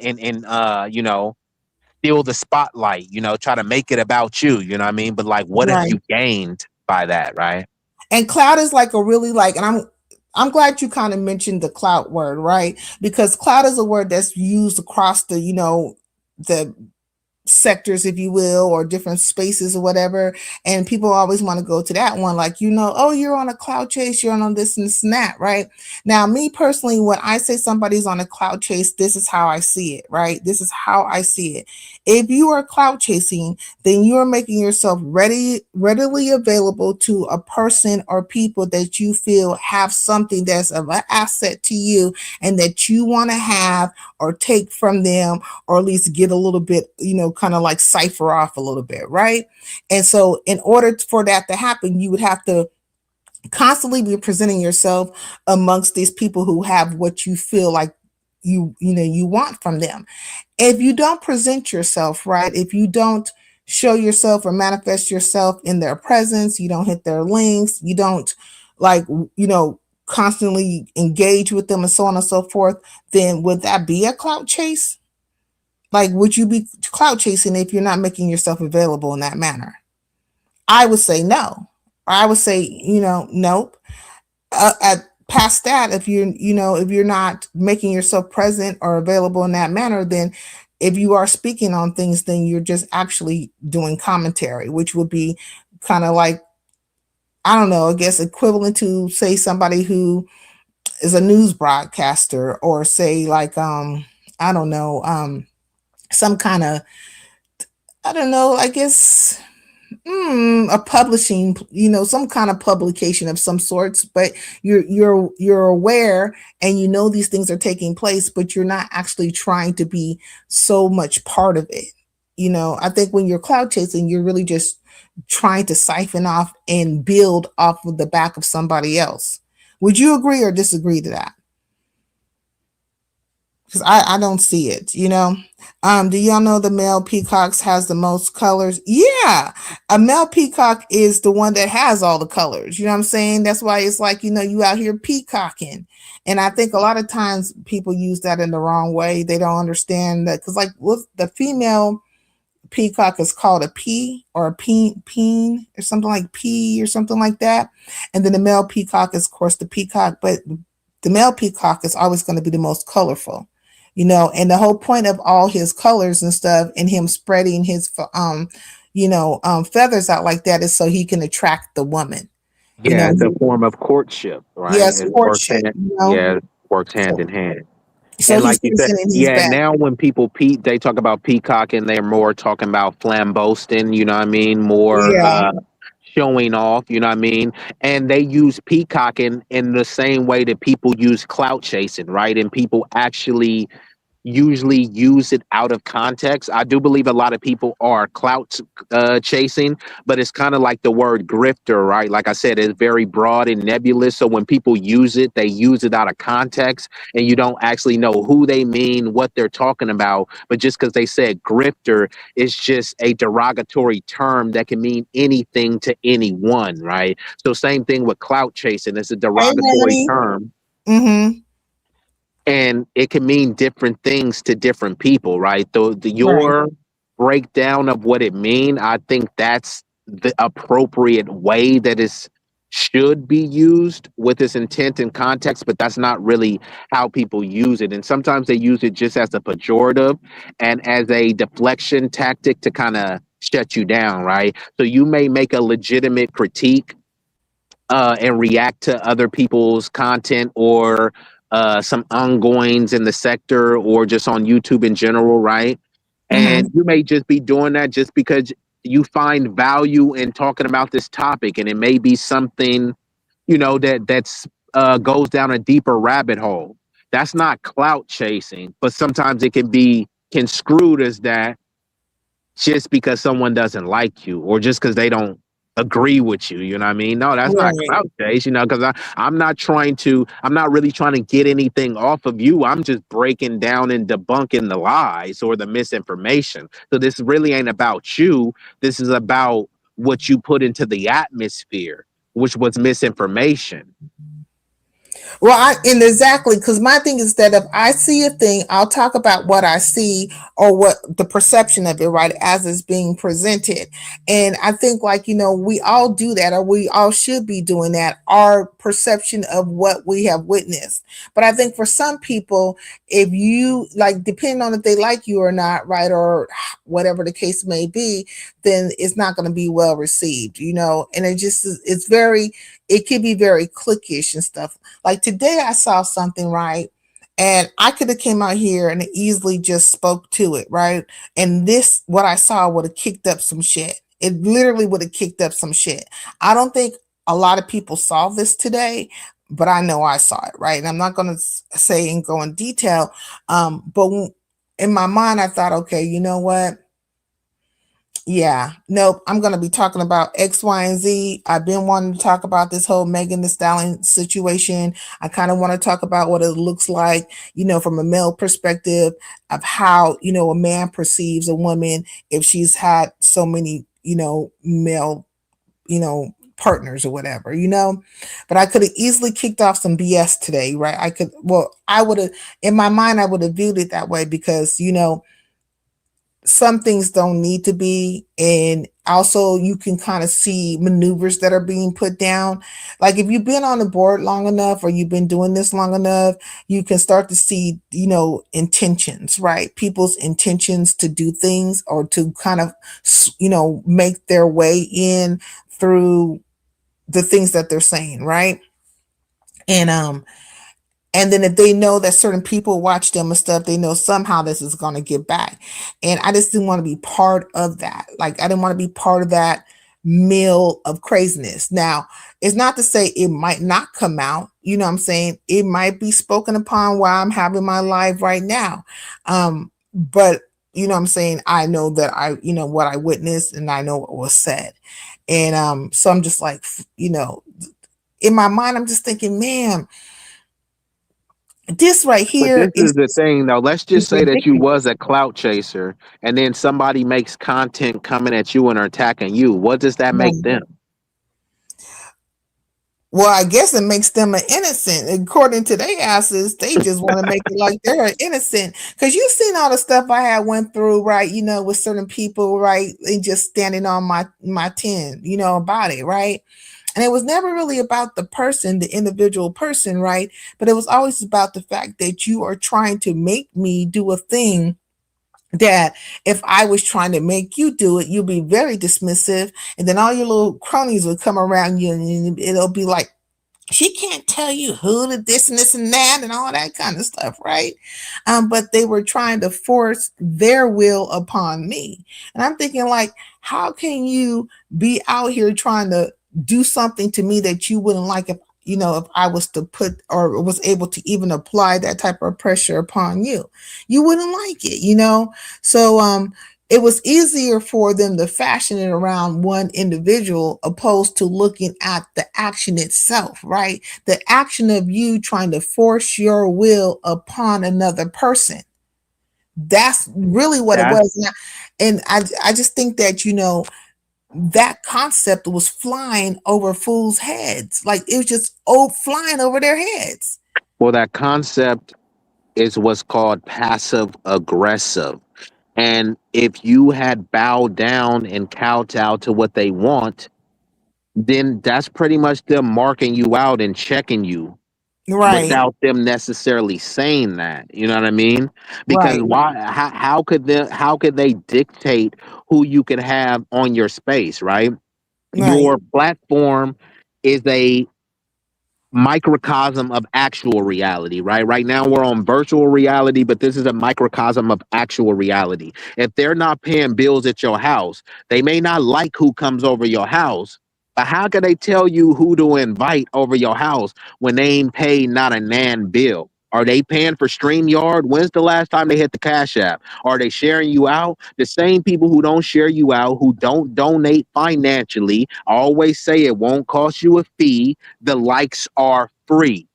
The people who won't even do that is the same ones telling you you better not have so and so on the panel.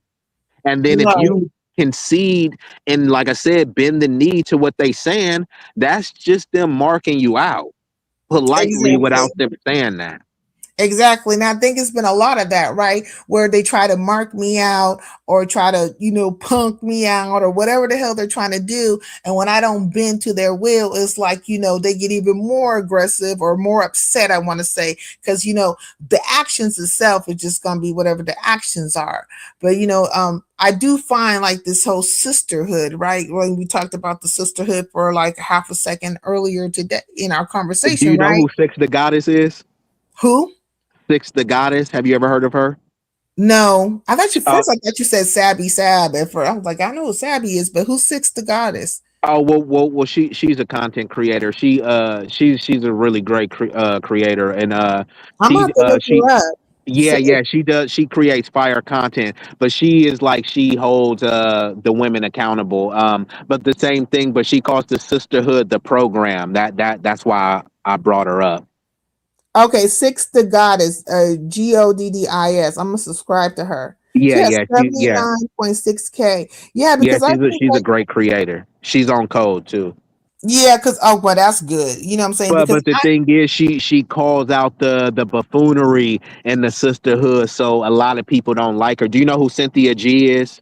yeah, I do know who Cynthia G is. So Yeah. she's like the opposite of a Cynthia G. So like the swirlers, divestors, they don't like her because she don't disparage black women. It's just she calls out, the BS, but like in a constructive manner. You know what I mean? And she may crack her little jokes and stuff, but like she does create great content. But she talks about the program because when she does try to hold some of the sisters accountable. Mhm. She said some of them attack her, and that's what she calls like the program. They did because they are like, and it is a program, right? They will definitely attack. And I noticed that I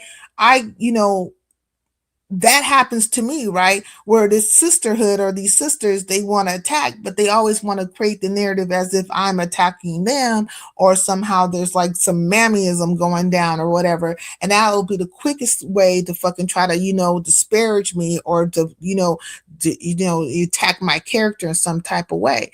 But I'm saying, how do you, because I know one thing I haven't done, right? When it comes to these sisters, I've never like rallied some men together or brought some men together to speak lies upon another sister, right? You know what I'm saying? Or to, just attack them or whatever. That is not my thing. I wouldn't do anything like that, but it's really odd, and I did a live like some years ago. I was talking about what is the sisterhood and what does it really mean? You know what I'm saying? This supposed sisterhood where we have all these women that say that they're like, for each other and want to have dialogue with each other and want to support each other. But then this same sisterhood, right? These same crew of women are the very same ones that decide that they want to, like, say, take a sister such as myself, and then I become, like their target practice or whatever, and I'm like, is that really a Yeah, so you sisterhood? should definitely because everything you described sounds like what six calls the program. And she actually has a Patreon where she does cultivate like her own sisterhood, where they talk about makeup tips, skincare, and all of the private girl talk akin to a gentleman's like locker room talk. But I think she does that on her Patreon type thing, because yeah. And this is why, the sisterhood in the program, they, and I'm not saying all, I'm just saying like certain contingents within this program, right? Many of them come together to like attack a fellow sister, but then I don't see them coming together to like, hey, here's how we can build a sisterhood business together or something, right? Like they'll form Voltron to attack a sister, but not to hey, we know a bunch of women are passing away unjustly with Black maternal health. Here, let's put our sisterhood minds together and create a legal fund. I don't see that type of energy. I'm only talking about the contingent online, not saying that no sister somewhere at HBCUs is not doing that. I'm talking about the specific sector shenanigans where they try to pretend as if they pro blackity black or care about each other, but you only care about each other to come together to attack another sister. And it's some dudes that do it too. That's why I call the Manosphere. I was probably one of the only ones calling the Manosphere the Kunisphere. You was about the Kunisphere, okay? I Because was I going mean, in this. I was going into spaces saying this to niggas' faces, and I was leaving niggas like speechless and stuff. They had no retort. So then they would drop me and let's rotate the panel. But then they'll leave a bunch of corny niggas up there that ain't saying nothing, because like I said, they wasn't intellectually formidable enough to challenge me. Not because I'm the smartest savant on the planet. It's just I know what I know, and I only speak on what I know. And a lot of people across various sectors and spaces, they speak on stuff that they think and that they feel, right? I speak on what I think and know. You speak on what you feel. There's you're right, fact over very feeling. emotional, from a very emotional space, right? And Yeah.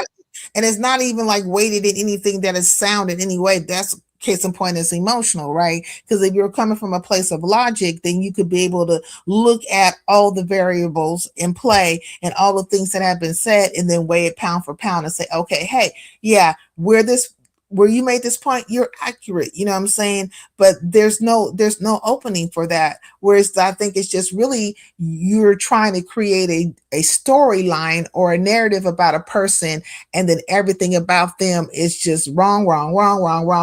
And that's not even mathematically possible for a person to be completely wrong, or even for a person to be completely right.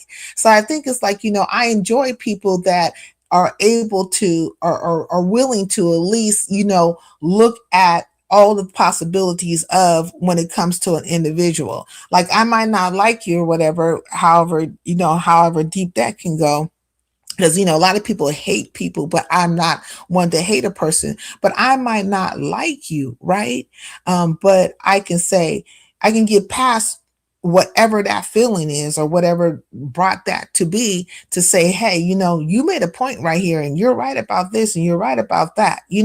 Doesn't take away from any other things, but I'm woman enough and able to be able to say, hey, you're right, in this way. I always say 2 + 2 is 4, no matter who say it. If Adolf, the dude with that thick, funny mustache, if he gets up and says a speech and says 2 + 2 is 4, you acknowledging that he stated a fact doesn't mean that you co-sign and ascribe to everything else that they say. People need to learn how to compartmentalize without all the extra emotions, right? So Right.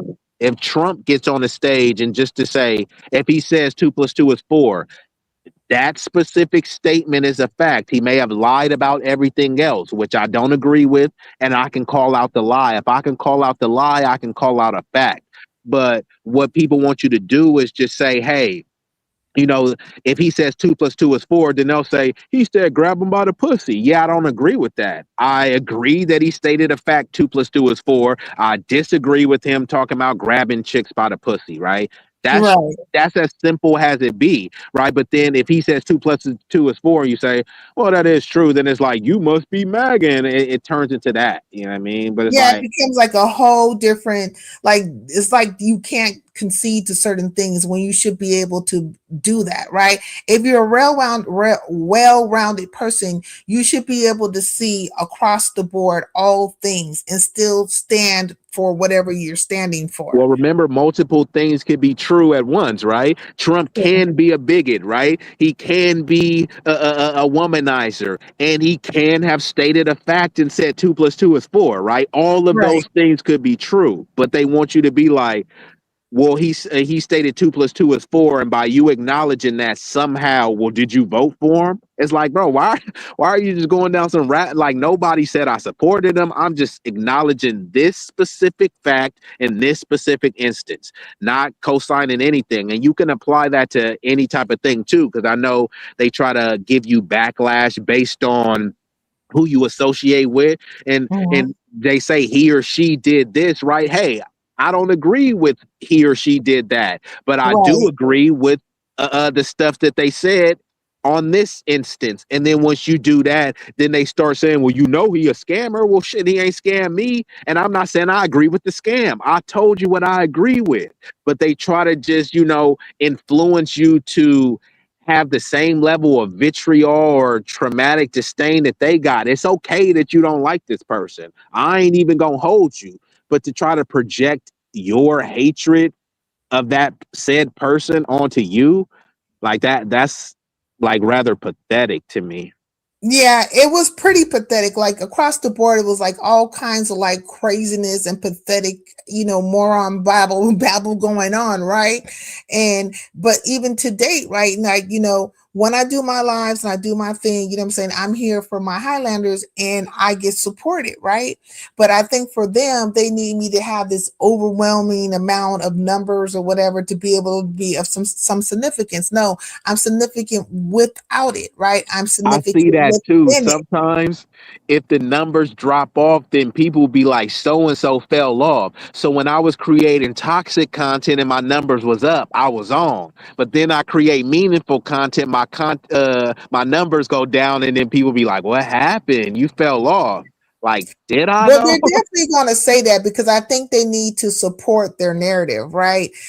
Instead of just looking like at the truth of things. Because the thing is that sometimes you'll have a lot of numbers and sometimes you won't. Sometimes they'll be somewhere in the middle. Sometimes you'll have battles with people. Sometimes you won't. Sometimes you'll be gone for days. Like me, I'll be gone for days and then I'll come back. And for me, it's always a reset because I'm not in the algorithm when I drop off like that. I'll be gone for a couple of days and then I don't have like this scheduled situation, right? I just pop out of nowhere and nobody knows if I'm live or not. Either you catch me or you don't catch me. So I get a lot of my like a lot of people will see me on the replay, but I'm also strategic in the sense of if there's a lot of people live, like bigger CCs and stuff, I will go live when they're live, not because I can drain their chat, because I know all the funky, musty ass people, the radiated dust mites will be over there. They won't be here.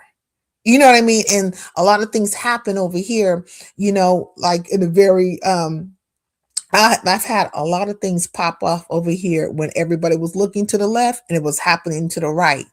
And so I prefer it to be that way. And that way I can kind of like, kind of like sift out some of the craziness, because there was a time where there was a lot of trolls coming into my channel.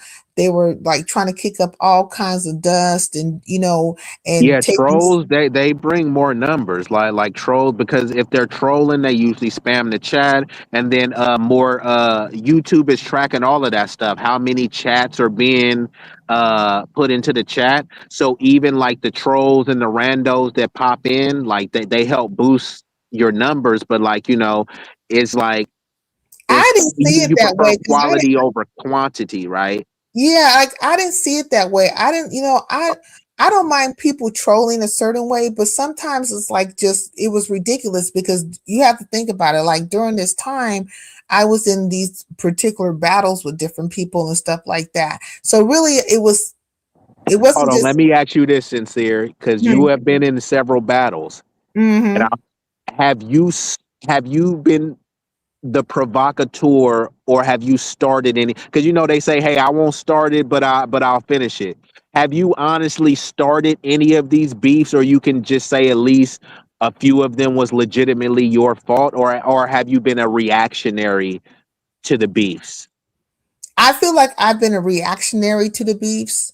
If they, and I've asked this plenty of times, right, where I've said, where have I started this beef with you? Like, point out where I have done a thing, or however, we're in your mind, like, how did this come about, right?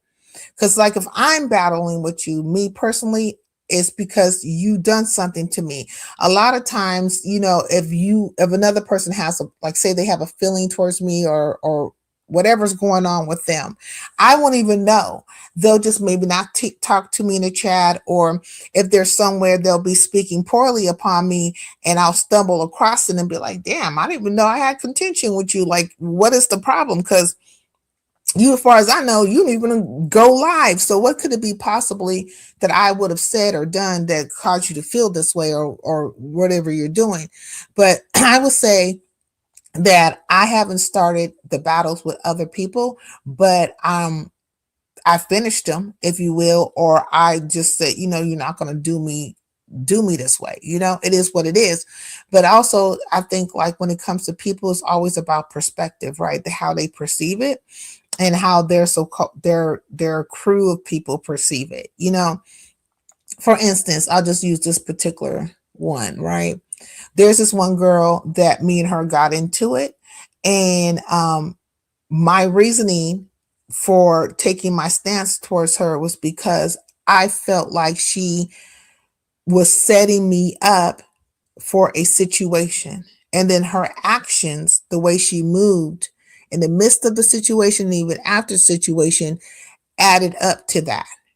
But because I said something to her, and because she was liked by a few other people, that became problematic, right? So then it was like I just jumped out on her for no reason, and that's not true. But it's stemming from another situation, another group of people. So sometimes people, I would say this particular person was on a clout chase. She was clout chasing a group of people, and she enjoyed their company or whatever. And I was an expendable person, right? And so when it was time to pay the debtor, or to pay to do like your entry your entrance fee into the club, I was the price.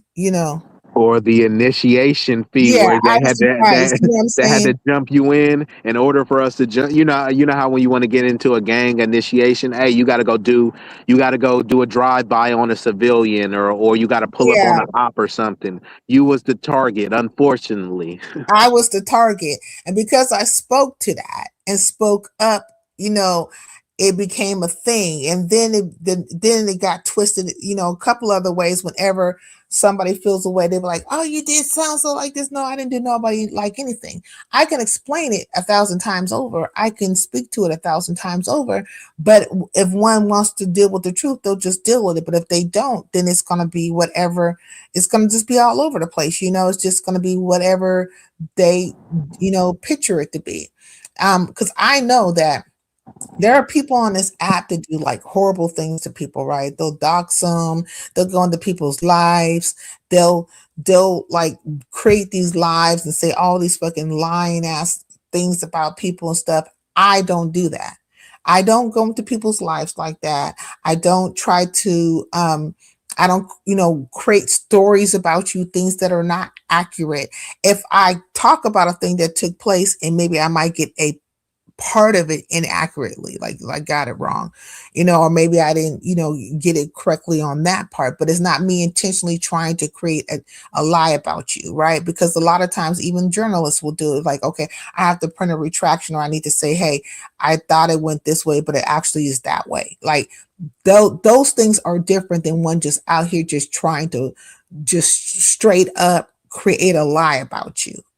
Just like straight up creating lies about people is ridiculous, and I don't do that type of stuff.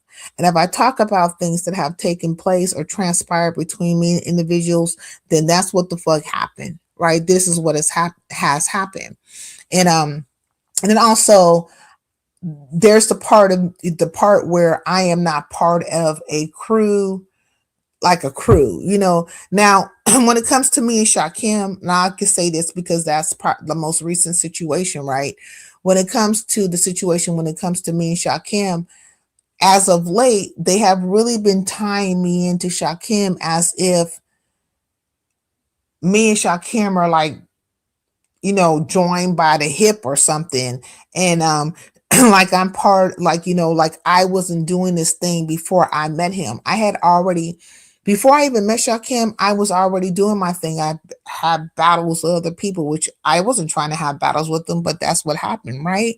I already had my own people, already had their knowledge of me. I had already been in the sectors and stuff like that. So how could you say that all of a sudden when Shakim comes around and I'm meeting him just as much as you guys are meeting him, that all of a sudden I'm like, oh, you only know because of Shakim. That's a fucking lie. That is a fucking lie, because all you bitches knew me way before Shakim and were aware of things that happened and all the things in between. How do I know? Because bitch, you bitches were on my panel. If I was to open up my vault, like of all my videos and stuff, you will see all these so-called what they could see deem as like the bigger sector, I don't know, the bigger tents in the sector, right, in the chittering circuit. You will see all of them on my panel. I just didn't kowtow to them. I didn't do how they wanted me to do. And there's like, there's always consequences to being independent, right? There's always consequences to standing your own ground and just not, and not going with the fray, if you will. But if I was to open up my vault. But then there's also consequences by attaching yourself to these unscrupulous characters as well, right? So you may have the numbers and say, hey, look, I got a, I got a mob behind me, but what quality of people, right? It's kind of like, the saying, there's no honor among thieves, right? So you got a gang, but it's a gang of thieves. So yeah, you like, man, I'm gonna pull up with the gang, but you pull up with a bunch of thieves. So yeah, they may be honorable today and dishonorable tomorrow because there's no honor among thieves. And like Professor Black Truth says, there's no honor among sleaze. So you're hanging around a bunch of sleazy people, which they may be okay with you for 2 days, 2 hours, 2 months, 2 years, but they're still sleazy. At some point, they may turn on you. So at that point, you may not necessarily be missing out on distancing yourself from certain people. And I'm not saying that you shouldn't have a circle, but I know you try to keep a tight knit bunch. You know what I mean? But like sometimes that's for the benefit, like people got to show and prove. There has to be, a conscious and sometimes a subconscious vetting process. Yeah. Yeah, because you're putting your reputation on the line, right? You're putting sometimes your personal and private information on the line. So you can't just necessarily play with that willy-nilly. You know, you're making yourself more vulnerable and susceptible to attacks from people that are truly dangerous, that will despise you to the fact that they want to hurt you, whether it's financially, whether it's just embarrass and humiliate you, which is still hurting your reputation, hurting your mental health. So, you know what I mean? There are benefits, you know, to being Yeah. independent. You know, when I was out in the streets doing, you know, doing whatever nefarious things that I done, when I did my dirt by my lonesome, there was nobody to snitch on me. I Right. wasn't gonna tell on myself. That's So the yeah, only way to do it too. Do it by yourself, and nobody yeah. needs to know. You know. And that's Mhm. why you say too, right? Like maybe I'm off, you know. So forgive me, right? I know that you are at least 900 years old and probably closer to like 1,000 pounds, right? I know that, right? You Nine know, hundred but ninety-nine thousand, and I'm 600 pounds. Yeah, okay, cool. My bad. I didn't mean to add that extra weight on you. So you 600 pounds, right? yeah. Now Last time I somebody checked, I might be bigger. I'm big. Hmm. got you, but you see, someone could speculate that you're 300 pounds. Somebody could speculate that you're 650, and I could inaccurately suspect or presume that you're 1,000 pounds. But how do they truly know? You know what your true weight is, and y'all could think whatever you want, right? You know what I mean? Because you ain't Right. gonna believe whatever number. If you say that you 120 or 5'5" with brown eyes and thick thighs, are they gonna believe that? If you say that I'm an Amazon, I'm 6'1", do they believe that you're 6'1", or do they believe that you're 6'3"? And let's say you actually are 6'4", but you say that you're 6'2". Like, how do they know? It's just all speculation. It's all guessing. It's all trusting and taking someone's word for it. So they got to take your word that you're 600 pounds, or they got to speculate that you're 800 pounds. But you truly don't know, right? Just like Right. you don't know if I sold 20 pounds or 200 pounds. You can speculate that I only sold a half a eight, but you don't know. So just keep speculating. Facts, and I would agree to that, and I allow for that to be, you know what I'm saying. I tell them all the time, like, you believe what you need to believe and do whatever you need to do that makes you feel good. Like, so if you need to have a consortium of people to come together to suppress or oppress or act like a damn white person or whatever, you know, a colonizer or whatever, you know, whatever you need to do to make you feel better, right? I'm not going to stop that, nor am I trying to stop that. I'm not trying to get in the way of it or nothing.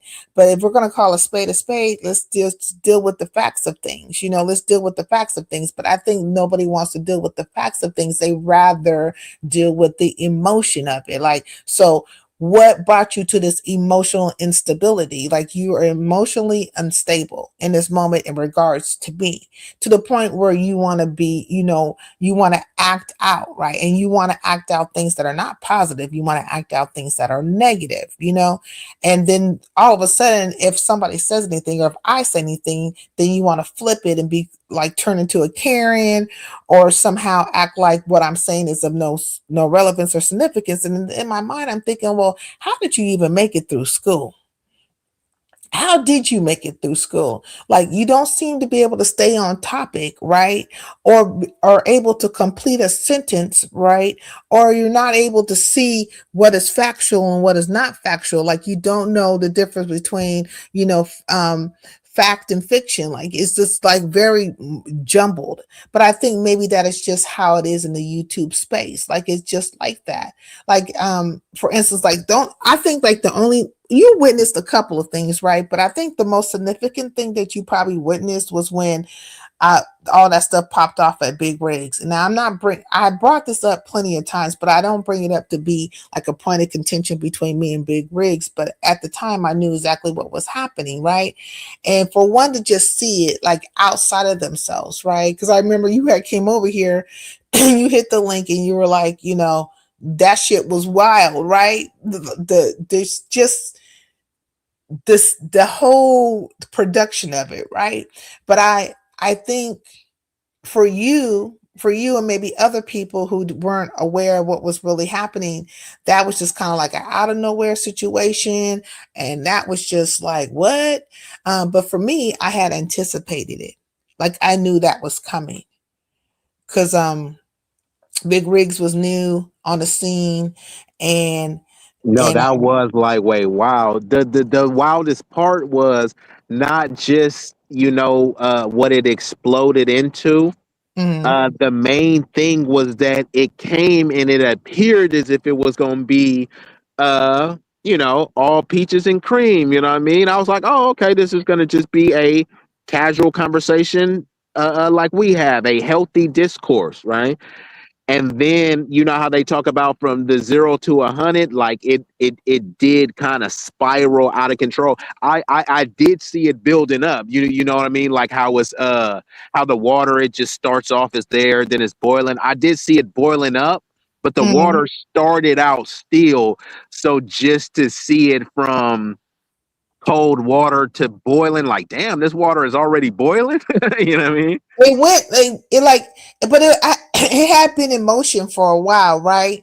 It was, they were building up to it, and they were looking for the prime place to set it off at, which would have been Big Rigs, right? Because Big Rig didn't know that he had eyes on him that that he wasn't even aware of, right? You know what I'm saying? Like his channel, and primarily the eyes were on his channel because of me. And I'm not saying this stuff to toot my horn and make myself bigger than So are what I you am. saying, just to be clear, are you saying that they was using, because I was joking with Big Rig. I said you got your own sector. It's the Switzerland sector, right? Because he has a Mm. lot of people, you know what I mean, Well, various characters. Ozempic Prime could tell you. He knows exactly what I'm talking about. But go ahead. Go ahead. I'm listening to you. I'm sorry. Go Oh ahead. yeah, no, I was just framing the question, like, because I would just want to clarify if this is what you were saying, because I know Big Rig, because he's the solid dude, so he's cool. He's cool with everybody. He don't get caught up into that beef. So just to be clear, do you think that they used his sector because they knew, okay, cool, we know Sincere? Because there's other links that I know that you won't hit, right? There's other panels that even if you probably hit the link to defend yourself, they probably wouldn't let you up. But Big Rig is a inviting space. So my question was, do you think that they knew this is an opportunity for me to get at you because they won't hit your link over here? Do you Yeah, think it was some of that going on? that was part of it. And in truth, you know what I'm saying? Because they tried some, I want to say one for certain tried it on my link, right? And mean that person had it out. But they were caught up in whatever kind of narrative they were trying to spin, and it could be behind a number of things. I could say, okay, it's behind this, it's behind that, but it's neither here nor there what it was behind.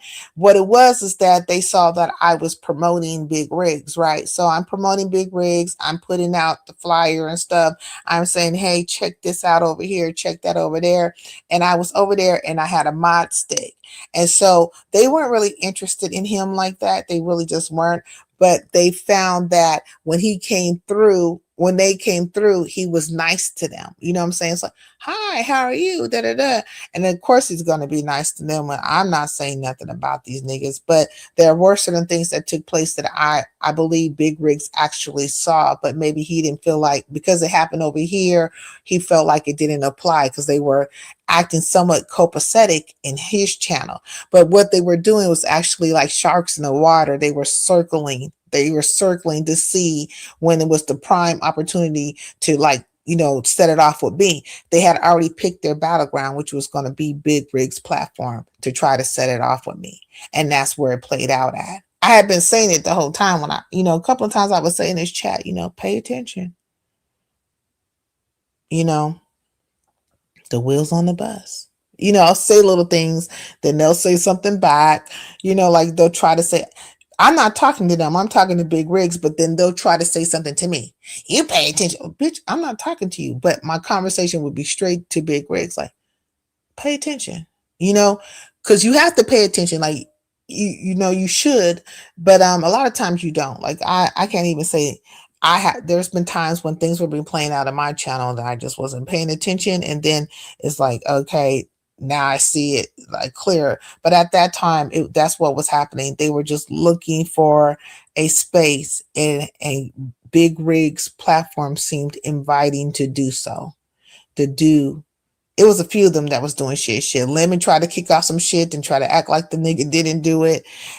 When I had my battle over there, Hey, it was, I almost caught it straight, like one of Big Rig's, one of his first panels, right? mm, I was up there.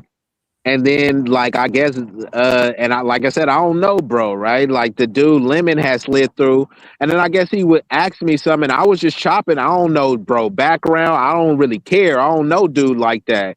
Then yeah. somebody came up. I think it was like landlord or something. This Mm, nigga was getting mad at me because I was talking to this nigga, and he was trying to make it seem like I guess the dude Lemon is gay or something like that. I don't know. You know what I mean? But he was trying to say like, oh, I'm talking to, the maggot, drop the M, add the F, right? So I'm mm. like, I don't know this nigga and I don't know you. So I got into this now. I was calling this nigga slumlord. I'm like, bruh, just because I had a cordial conversation, and then Big Rig was like, bro, that's how it be. You know what I mean? Like, so, but after that, there have been panels that I came up and do was cool. You know what I mean? Cause like I said, I don't know any of these niggas, but I do remember that, like, just because the nigga had asked me a question and I was respectful. And actually one time that nigga landlord tried to ask Big Rig a question, I don't know. I guess he was trying to get Big Rig to throw Lemon under the bus, and Big Mm. Rig gave a super smooth player answer, and he was just like, "Oh, okay," you know what I mean? So And see, that's sometimes a prime example, right? Because they looking for that clippable material, right? well, I don't think it was so much even about looking for clippable material. Like, well, it could be, right? It could be a number of things, because now when I look back on some of the stuff, I'm like, okay, there was somewhat of a clout chase, right? Going down using other people's platforms to actually get to Limit. So how do you go from having battles with people, say like you, which, people are getting to know you, but they don't know you, right? The Chitlin circuit doesn't know you like that. If they're aware of you, they are aware of you through me or through Big Rigs, right? They're starting to understand who you are.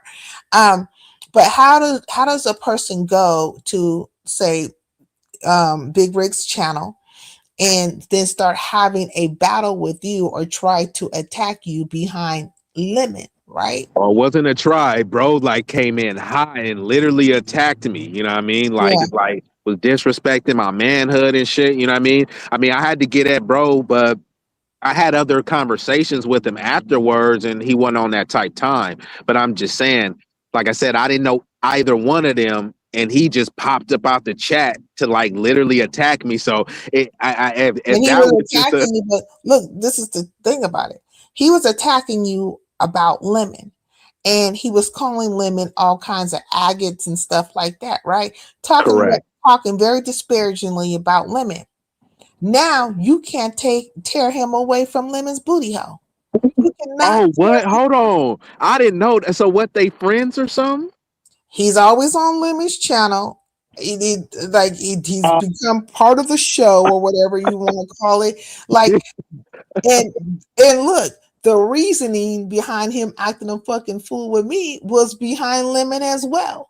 So This wild bro better not ever say anything to me, because this nigga was he was getting me hot because he was trying to say, oh, like you said, man, he was trying to imply like, oh, you must like agates. I'm like, this nigga asked me a question. I don't know this nigga. This nigga got some masked up avatar. I was just answering the question. I assume he's cool because he's on Big Rick panel. Then he tried to bring up this agate stuff. Now you telling me like dude is hugging and clenching on his butt cheeks. This is like, wait, wow.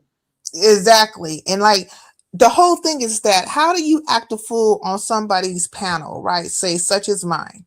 Act a fool with me because at this time, Lemon happened to be on my channel, right? Like, he was on my panel. It was one of my lives. I don't know what the name of the fucking live was, but he was here, And me and Lim are trying to have a conversation.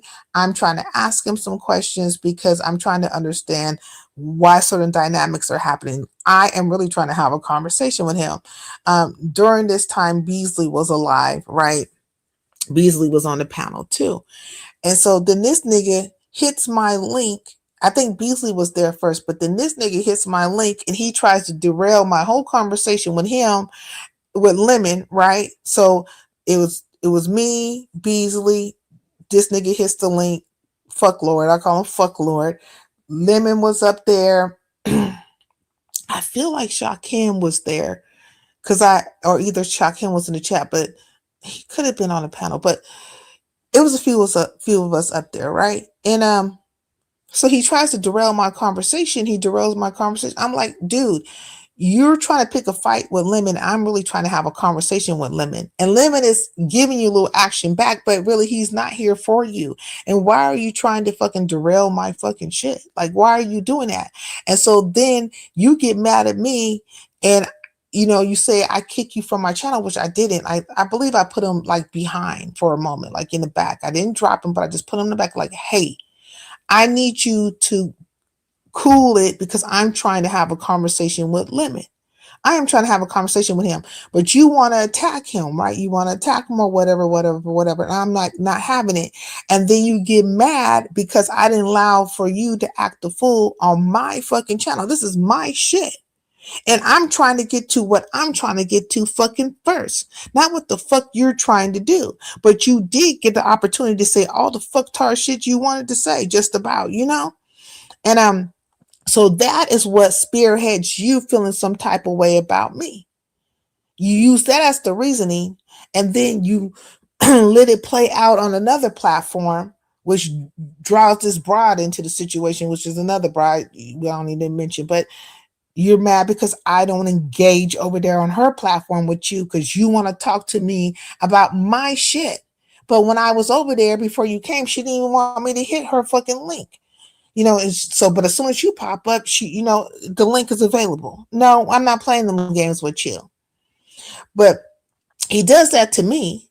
And then he wants to attack you as well, right? About the same nigga, Lemon, feeling some type of way. He's a yagget. He's all these things. But now all of a sudden, you can't tear these niggas away from Lemon's platform. They just kept on constantly going over there. I'm thinking the whole time, if you really just wanted to be his fucking friend, how come you just didn't tell him, hey, I want to be your friend? Was it a cry out for attention? Possibly, right? It's Going just on other weird. people's platforms. Why And attack then me? that's some certain level of Disparage my projection. name. You're like, why attack me? Why disparage my name? Why make me out to be the monster and all these things in between? And talk about him so bad just to turn around and you just, you became a bar fly, a panel fly on his channel. If you wanted to really be his friend, how come Is he a mod over there?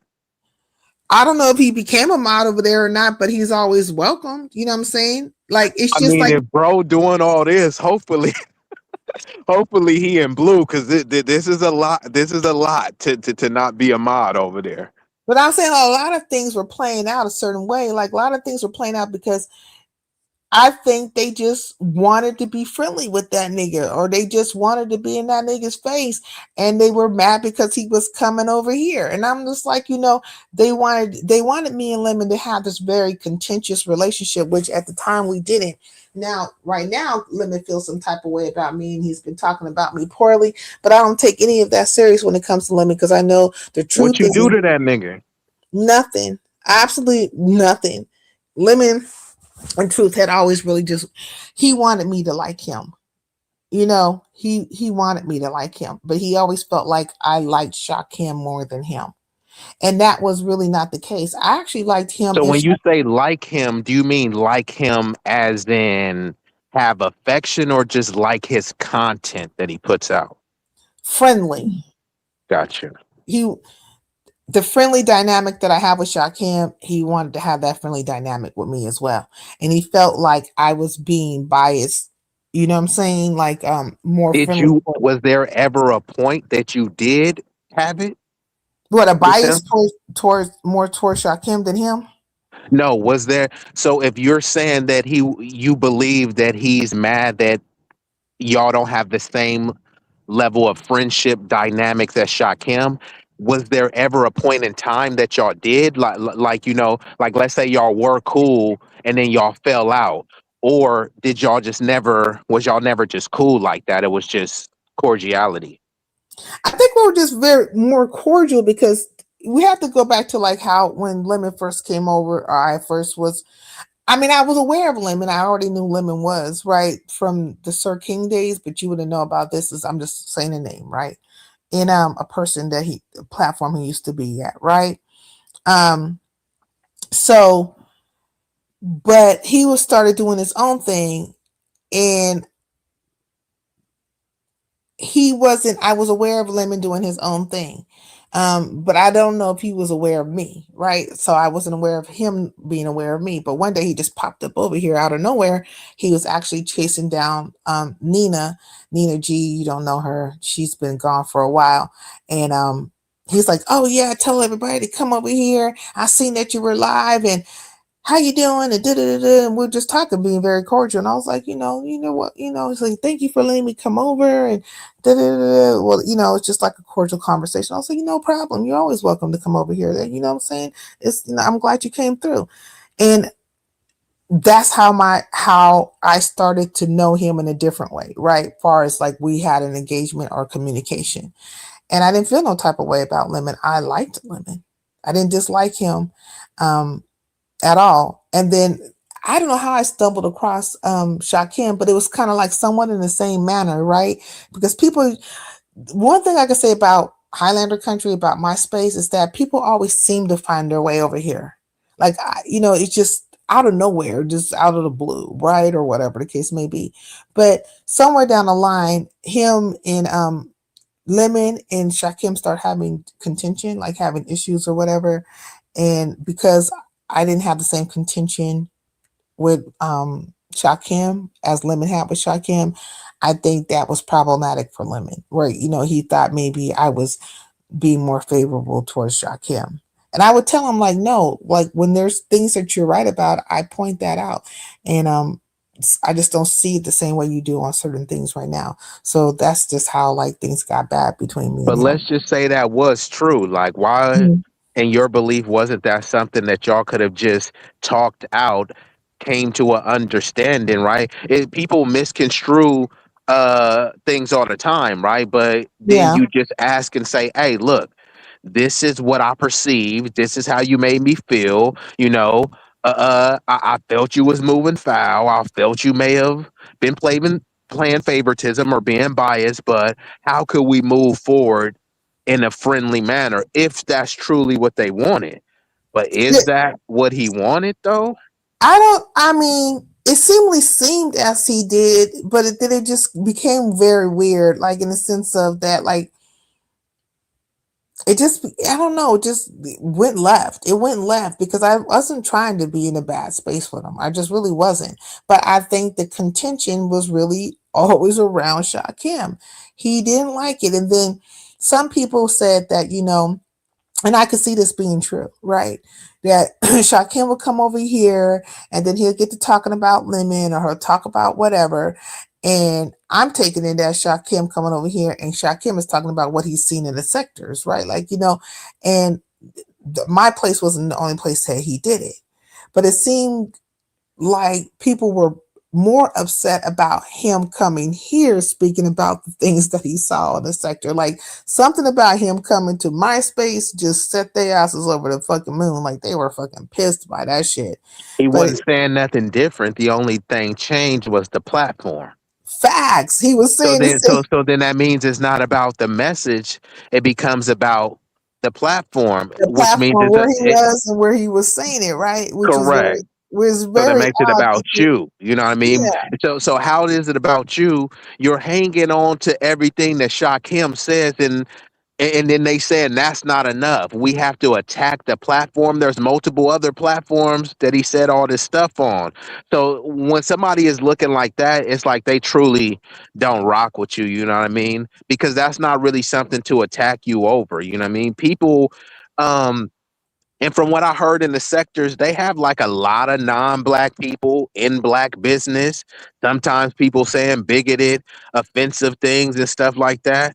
They don't Yeah. be attacking those platforms that be led. Like, why are you letting tethers and non-black people and non-people from your lineage and community speak on your issues? If you go in their community, you don't have a voice to speak on their issues.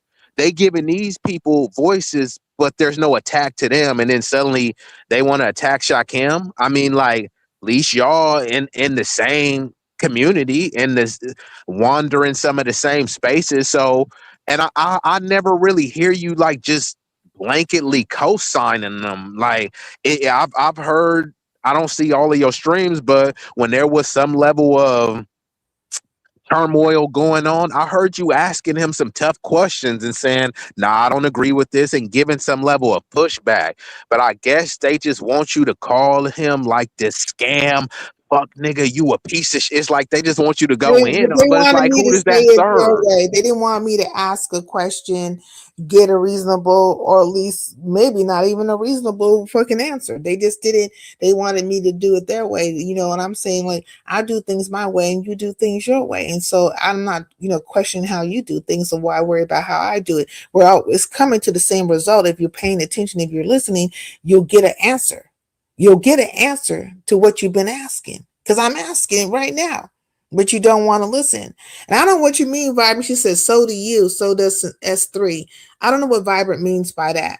But yeah, like it was like it was just weird stuff. But the point I'm trying to make is that quite a few people had came over here and felt the way and said a lot of things about Lemon, right?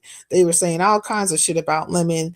They didn't like him. Anytime Lemon popped over here, it's like, it's this and why they're here and they don't never come around. So what if they don't never come around? When they do come around, which it couldn't possibly be never. So when they do come around, why mistreat them? Why act a certain way? Shit, you niggas be all over the place. And when you come around, I'm not mistreating you. So what is the fucking point of the contention? And then to see that very same person who try to set it off with him over here and then spread these narratives about me, go around, talk about me like a dog, and then jumped in on the jumping over at Big Rigs, come at your ass about that nigga. It's amazing. It's just fucking amazing. And I'm saying, like, you did all of that fucking shit for fucking what? Like, really? What did you do all that for? But I'm the bad guy. But I'm the one that's full of shit. I'm the one that's lying. I'm the one that's, starting shit with people. Like, really? And so these are the type of things that take place that make no sense for the narrative that they try to put out there. Like, come on now. Come on now. And so now that to date, Lemon is butthurt when it comes to me, like he feels away or whatever the case may be. You have other people jumping on the bandwagon, and then you have all these lies and narratives that just, they're just out there. They're just fucking out there, but there's no truth in them. And I find it's odd, like, I find it odd, like when some of these. Watcho Big Rig, this is the thing about truth, you know what I mean? The unfortunately, before the truth get out of bed, the lie is halfway across the world. So think of it like this: if you on the block and someone tells a lie that you snitched on so and so, and then they go tell some other reputable figure, and then they go tell the YNs, and then you just sleeping and going about your day, that lie is going to become the truth if you don't contend with it. But hold on, I gotta take this call, so I'm about to mute up. Okay, sincere. Okay, Riggs was telling Be Easy that Be Easy has a mod over at Lemons. I reminded Riggs that he does too, along with you. Riggs was being messy. Okay, I mean, I don't think Be Easy got no mod stick over there at Lemons though. He definitely don't have one over lemons. But it's interesting how things played itself out. But when I'm trying to tell you, when they talking about these sisterhoods and all this people, and they be like, you didn't protect me when this and this and happened. I'm just thinking like, I can think about, I can think of countless situations, right? Sometimes it plays out in the chat. I don't really hit links like that, but every now and then I might have a link encounter, right? Which is very rare. But things have happened where I'm out here and I'm just having a battle with me against multitudes of people, right? Or multiple people. I'm not having a battle, like nobody's coming to save me. And nobody's like, oh, I'm coming up here because you ain't gonna jump sincere. Like it don't go down like that. I'm actually having a battle with people, whether it be in the chat or it be on the link. And it's amazing how, like, there, people want to say, well, when I was over and this and this happened and you didn't speak up for me. Like, well, when have you ever spoke up for me? Like, when have you ever spoke up for me?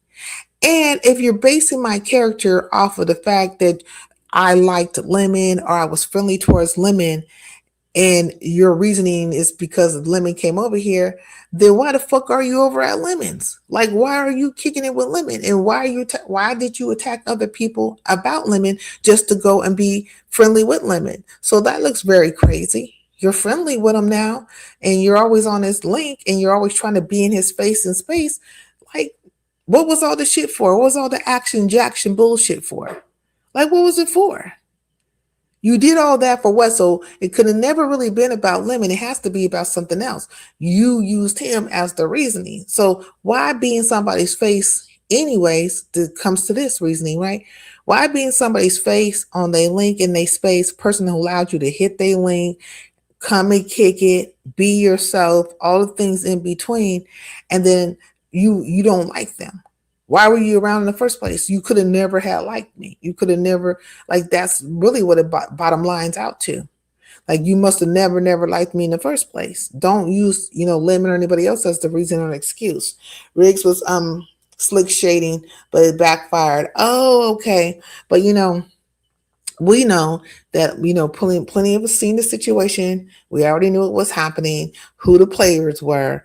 And when I was at Big Riggs, what I'm saying, it was me, and nobody had nothing much to say to it. Like, as long as it was me in a situation, say it was somebody else, that they've been like, oh, they were trying to jump sincere or jump so-and-so, right? It would never be like, oh, they tried to jump sincere. It would never be that.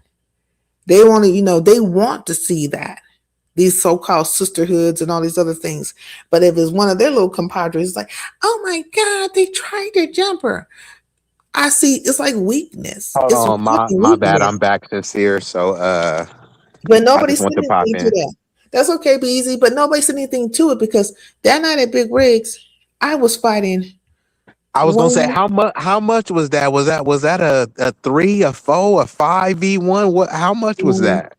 Okay, it was 1, 2, 3. It was 4 people. I think it was 4 people at one time. I feel like it was 5 people, but I feel like I'm missing a person. Hey, and remember what I said earlier about the sisterhood, right? All those Mhm. people in the sisterhood, right? They united to come attack you. But if they had that same energy, I'm sure they could build a nail shop, a weave shop, or something constructive. But they did seem in full force coming at you, though. They were all in the chat. I was fighting the people on the panel, and then it was the sectors, right? It was the particular It sectors. really now that I think about it, shout out to Six, because it really was like a program, like damn near a well-oiled machine, right? They had the chat going at you, they had people live in real time trying to get at you on the chat. Then on the back end, there was some content made after it. I mean, that sounds like a program to me, in a concerted effort to target someone. You know what I mean? Just from my observation, like you said, I'm spectating, but that's just how I see it. Oh, it was a very concerted effort, right? And but I already knew it was coming that way because it was coming off the back of another battle I had, right? So there was a few people that were disgruntled that I had it out with this other person, and they jumped on that bandwagon, and so that played itself out. but it never really just died down completely. That's when they start rotating around big rigs. So they were watching my channel to see where I would be. First, to watch my commentary just to see if I was going to talk about them, for one, right? And then two, they saw me promoting big rigs, right? And being over there a lot. And so all of a sudden they just was over there and, hi, Rig, and, and blowing smoke up his ass. I said, now look at these bitches. They were blowing all kinds of smoke up at this nigga's ass. I was like, ooh wee. And but the whole thing was because they were trying. Have those cast of characters been back since? Because now that I'm Not refreshing really. my memory, From time to time, I haven't been seeing. I'm like, hold on. I seen them then. They was in full force. I'm like, why ain't they in full force now to support the Brody? I haven't been seeing them. This is just my observation. Maybe I'm wrong. nope, they haven't really been over there, and they really wasn't supporting him like that. Like they acted like they were in the moment, and really that was like taking digs at me, like that they were trying to. Because see, there's a lot of things, like if you want to suppress a channel or you're trying to suppress a person, what you do is you try to isolate them, right? And then you try to make everybody like dislike them for whatever reason, and then you'll be in same common areas as them, and then you'll continue the narrative, but you'll do it by blowing smoke up the CC's butt, right? So that CC will be like, oh, these people like me, da, da, da, da, da, da. But really that's not it. They're there for another reason. Like the other reason is the person that they The have. hidden agenda is what you It's talking about. it's the hidden agenda, right? And so when it all popped off, you see that quite of those few people that were always hitting this link and talking about how they support him so much and all these other fucking things, like you don't see their asses no more because the support wasn't. You see, like the other 2-letter guy, like the guy that I'm talking about, the 2-letter guy. He ain't Who you nowhere to think I'm be talking about? found. He ain't nowhere to be found. He was Ain't nowhere coming. to be found. Look, I even follow dude because I try to support, but like I support those who support me. Like there's Right. no unlimited number to people that you subscribe to. If there's 1 million channels, you can subscribe to 1 million channels. So if someone sub to me, that don't mean I agree with all they channel, but if they showing support to me, I ain't talking about the people that sub and then 2 weeks later they try to unsub. But I'm saying like this particular individual, I followed them. I'm just like out the gate. Okay, fine. It's not like your content was extremely intriguing. It's just like I was trying to show support. Follow them, let it go on for a while. No follow back. I'm just like no support. So I'm like, I'm cool, bro. Unfollow. Same thing with this individual. Act like they were supporting Big Rig. Here, you get a mod and you get a mod. And then all of a sudden, what Big Rig do? Nothing. And then they just pull back the support. I'm like, I can't be dealing with no messy hoe shit like that, bruh. One day you want to get in your feelings and then you want to take my mod stick away and then act like you don't support me. Then that mean that you didn't ever support me. I say most of the shit that I say, people tell me they agree with. It's some shit they don't agree with. That's fine. I ain't going to attack you because you disagree. There's nobody that agree with people 100%. People are married. They don't agree with their husband and their wife 100% of the time. So I'm not expecting people to agree with me 100% of the time, but they agree with me the majority of the time. Even if you agree with me 51% of the time, 51% is the majority. So I don't get with all this little fake support where here you get a mod one day and then if I shared somebody out that you didn't like, now you take my mod. Like, I can't deal with that little messy hoe shit, especially from grown ass niggas. A lot of it be because like you might be friendly with somebody they don't like, and so what they're trying to do is ingratiate themselves to you, so eventually you could turn on the person that they don't fucking like it's very strategic in that manner. Like I don't play those type of hoe games. I don't really care about none of that stuff. Either you rocking with me or you're not rocking with me. Either I'm rocking with you or I'm not rocking with you. It doesn't have to be a game. I don't have to mod up your people, right? Like, so what they'll do is people who would normally come to my chat, all of a sudden Don't tell me they modding people up out of spite. yeah, they'll mod them up, or all of a sudden they'll be like, they'll come around, they'll try to act like it's just like an innocent scenario, but it won't be coming around here because the whole purpose is to keep traction from my channel, right?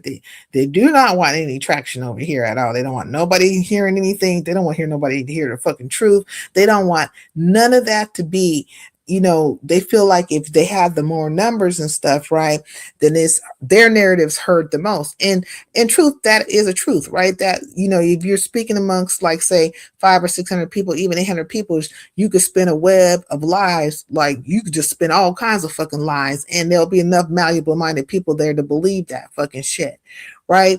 But the truth is that, you are lying, for one, and for two, you're doing other nefarious things unbeknownst to these people. But you can always spin the narrative because you're holding, like, maybe more of the people's attention or whatever, you know what I mean? And so you could say, oh, she's just hating, or oh, she's just this and that, but they're not checking the smaller channels or all the other things that are happening, where you could see all the moves and the plays going down. Like the moves and the plays. So like when Big Rig first came on the scene, I don't want to say, I want to say it like this, and Big Rig can correct me if I'm wrong in this, okay? When he first started coming around, I think he came around kind of like the same time like some of the Umar people were coming. So they kind of like tied him to the Umar sector, right? But Big Rig always kind of moved his own type of way. He moved his own type of way. And he was hanging out at Lemons a lot. And but also he was coming around over here. Now I can't remember how he found his way over here, but he did. Like the rest of them, they just kind of find their way over here to my channel. And you say it's true? Okay, because I can only speak facts to the situation. And during that time, it was a couple of rumbles between certain people.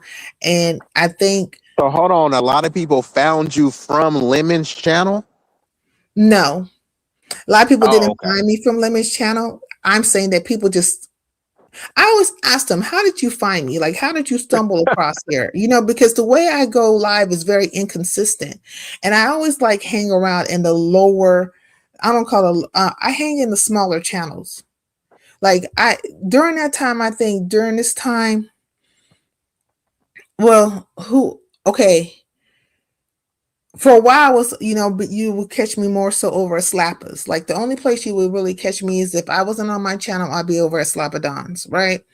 And then sometimes I'll be over in, say, the Black sector, say over at Lady Laws. But my primary place of being would have been at Slappers. And Slappers like a kickback place, and it was very like, low key for me. And I just enjoy Slapper's company. Like Slapper's cool, and you will find Slapper over here on my channel, right? And as certain people. But I don't even know how. Oh, I do. Okay. One day, a classic ass popped up over here, like out of nowhere. I don't know where this nigga came from, but he came out of here from fucking nowhere. And then he had said, I think he had mentioned Slappers. So I came over to support Slapper, right? That's how I met Slapper. So I would want to be very, transparent in saying that I believe that's how I met Slapper, or at least came across Slapper, right? And so I was, kicking at Slappers and stuff like that. And anyways, that was one of my stomping grounds, but that was just the normal for me anyways, in truth, because I've always hung in the like the up and coming or the lower, smaller channels or whatever. That was just how I always moved. It's not that I wasn't in other spaces. I would be in other spaces where there was a lot of numbers and stuff, or whatever's perceived to be numbers. But as far as if I hit a link or I was kicking it, that's where you would find me. Now, I don't know how I saw Classic from Lemons also. You saw Classic from Lemon? Yeah, because see, Classic just popped up over here one day out of fucking nowhere. I was like, what the fuck? And he had got into it with a couple of people over here. And these people were upset with him. Like the first set of people. I'm not talking about the second set, which would be like the 2.0s, which is a whole nother story in itself. But there's a first set of people that were here, I used to drop Sincere's channel everywhere. I modded for when she first started. That is NECC that allowed some with a new CC I'm out for. So that could have brought a lot of, people coming around too, because for me, it was just like, and Big O was good for that too. He'll just drop my link, because he modded for a lot of different places and different people, and people would just pop up and I just be like, oh, well, how did you find me? Like, what the fuck, and, but I didn't think nothing of it. I just treated everybody the same. But the thing with Big Rigs was that, he popped up and I was supporting him. And during that time, I think he was still kind of cool with Lemon. And not to say they weren't cool, but at that time, Lemon was gunning for Shakim a little bit, and there was contention there. And so I think a lot of things Lemon had did in relation to Big Rig was more strategic, if not anything else, right? It was more so like he can keep eyes on certain things and then kind of present like he was supporting Big Rig, but he wasn't really supporting Big Rig like that. And I had called it out one time. I was like, look, there's people who support you that are your mods and stuff like that, and you really don't be there. You don't be there for their channels. You don't be there to support them. You don't be, none of the things.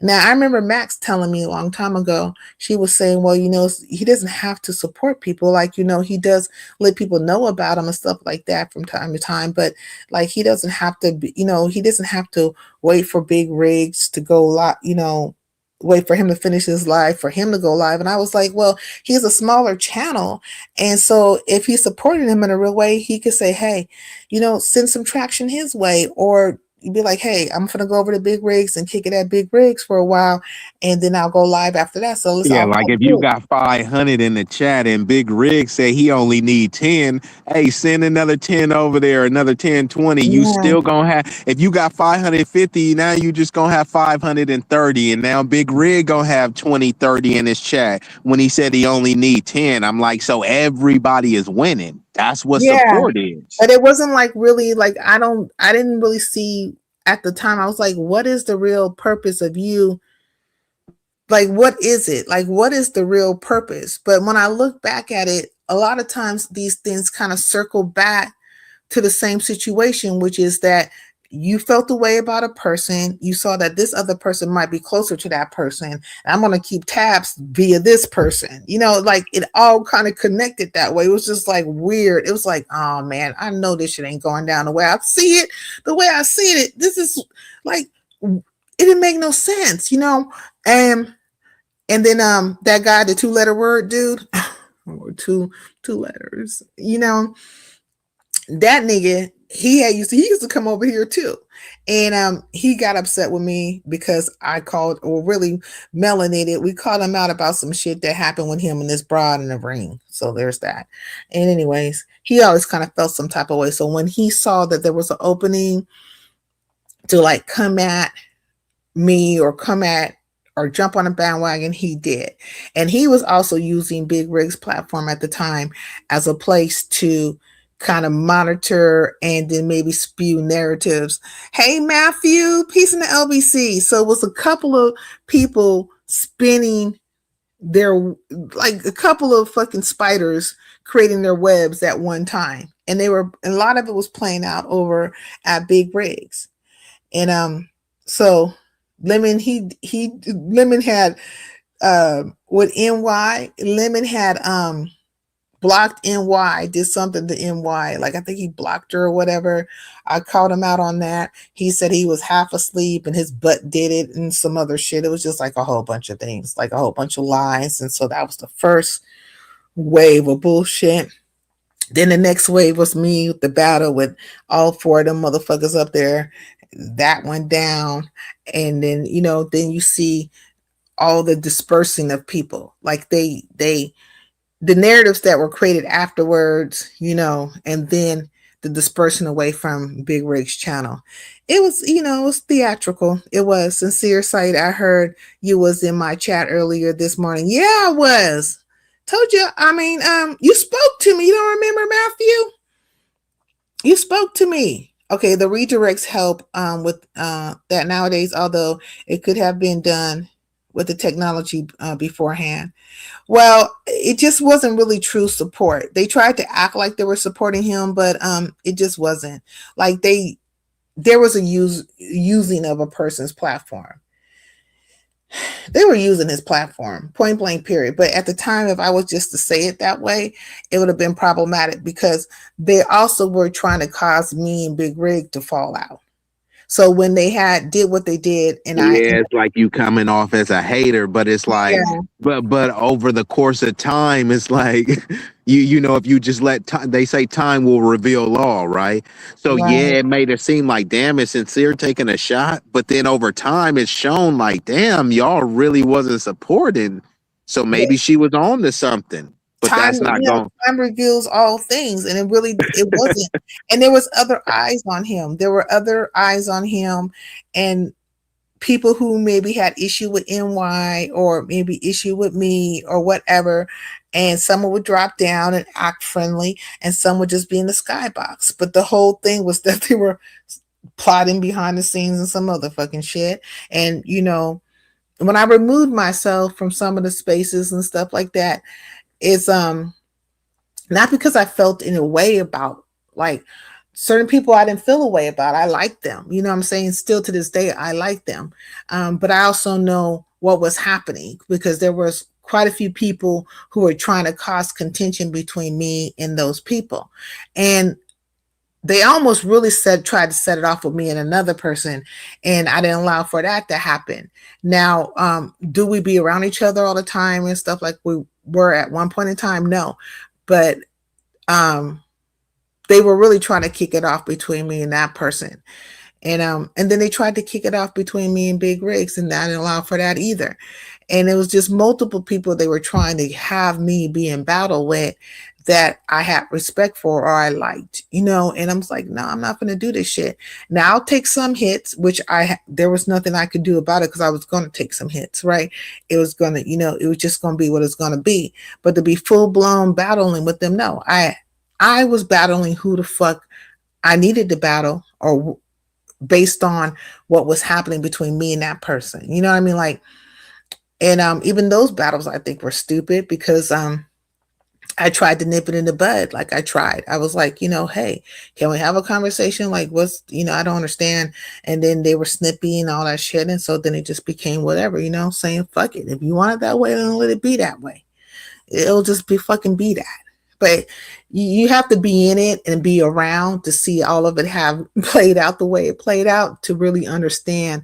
And then to date, there are a few people who, whenever they get an opportunity to hit a link to say something about me, egregious or a lie or whatever the fuck, they'll get up there and somehow they'll try to weave that conversation to my name or me in some type of way so they can say whatever fucked up thing they want to say, and as soon as they think somebody doesn't like me or there's been a change between me and another person, they'll be right fucking there. So you see how the things play out, but they don't go to Big Rigs with that no more because I don't think they feel like they can come between me and Big Rig. You know what I mean? Like they tried and it failed, and but they did get something out of it, which is like they got a, they felt like they, a jumping, if you will. Would you consider that a jumping? I feel like it was a jumping, or they tried to jump me. I was like, fuck you hoes. I mean, yeah. I mean, if they were targeting you and it's multiple people, and I know Vibrant in the chat said it was more like a rotation, but that's like a gauntlet. You know what I mean? Here, like fight this person. Okay, so and so didn't get you here. Fight this one. Okay, here, all three of us go at the same time. You know what I mean? That would be considered like a jump in. You're talking over people, multiple people coming to attack one person. You're welcome, Matthew. Yeah, like they came over there just to do that. And then they were gunning for NY. And that shit was very odd. It was all kinds of narratives going down. Like it was a whole thing. It was a whole fucking thing.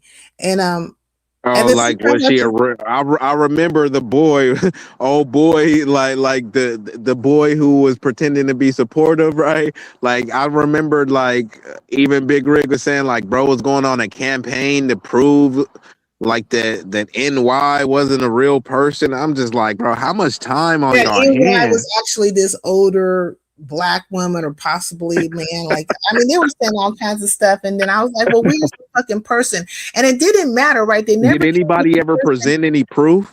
Never, right? But they created this narrative so greatly they felt like sometimes the narrative without the proof could be enough that's damaging. You know what I'm saying? Like, and then and me, Yeah, I'm gonna it's like the allegation. it's the If you allegation of accuse, yeah, you accuse a high level football player of sexually assaulting someone, they gonna try to say believe all women and me too. And by the time that they try to defend themselves, people, the allegation has already done its damage. That's why I say with these people, I said, I wouldn't want any of you. You motherfuckers are so full of hate and lies and bullshit and narrative spinning.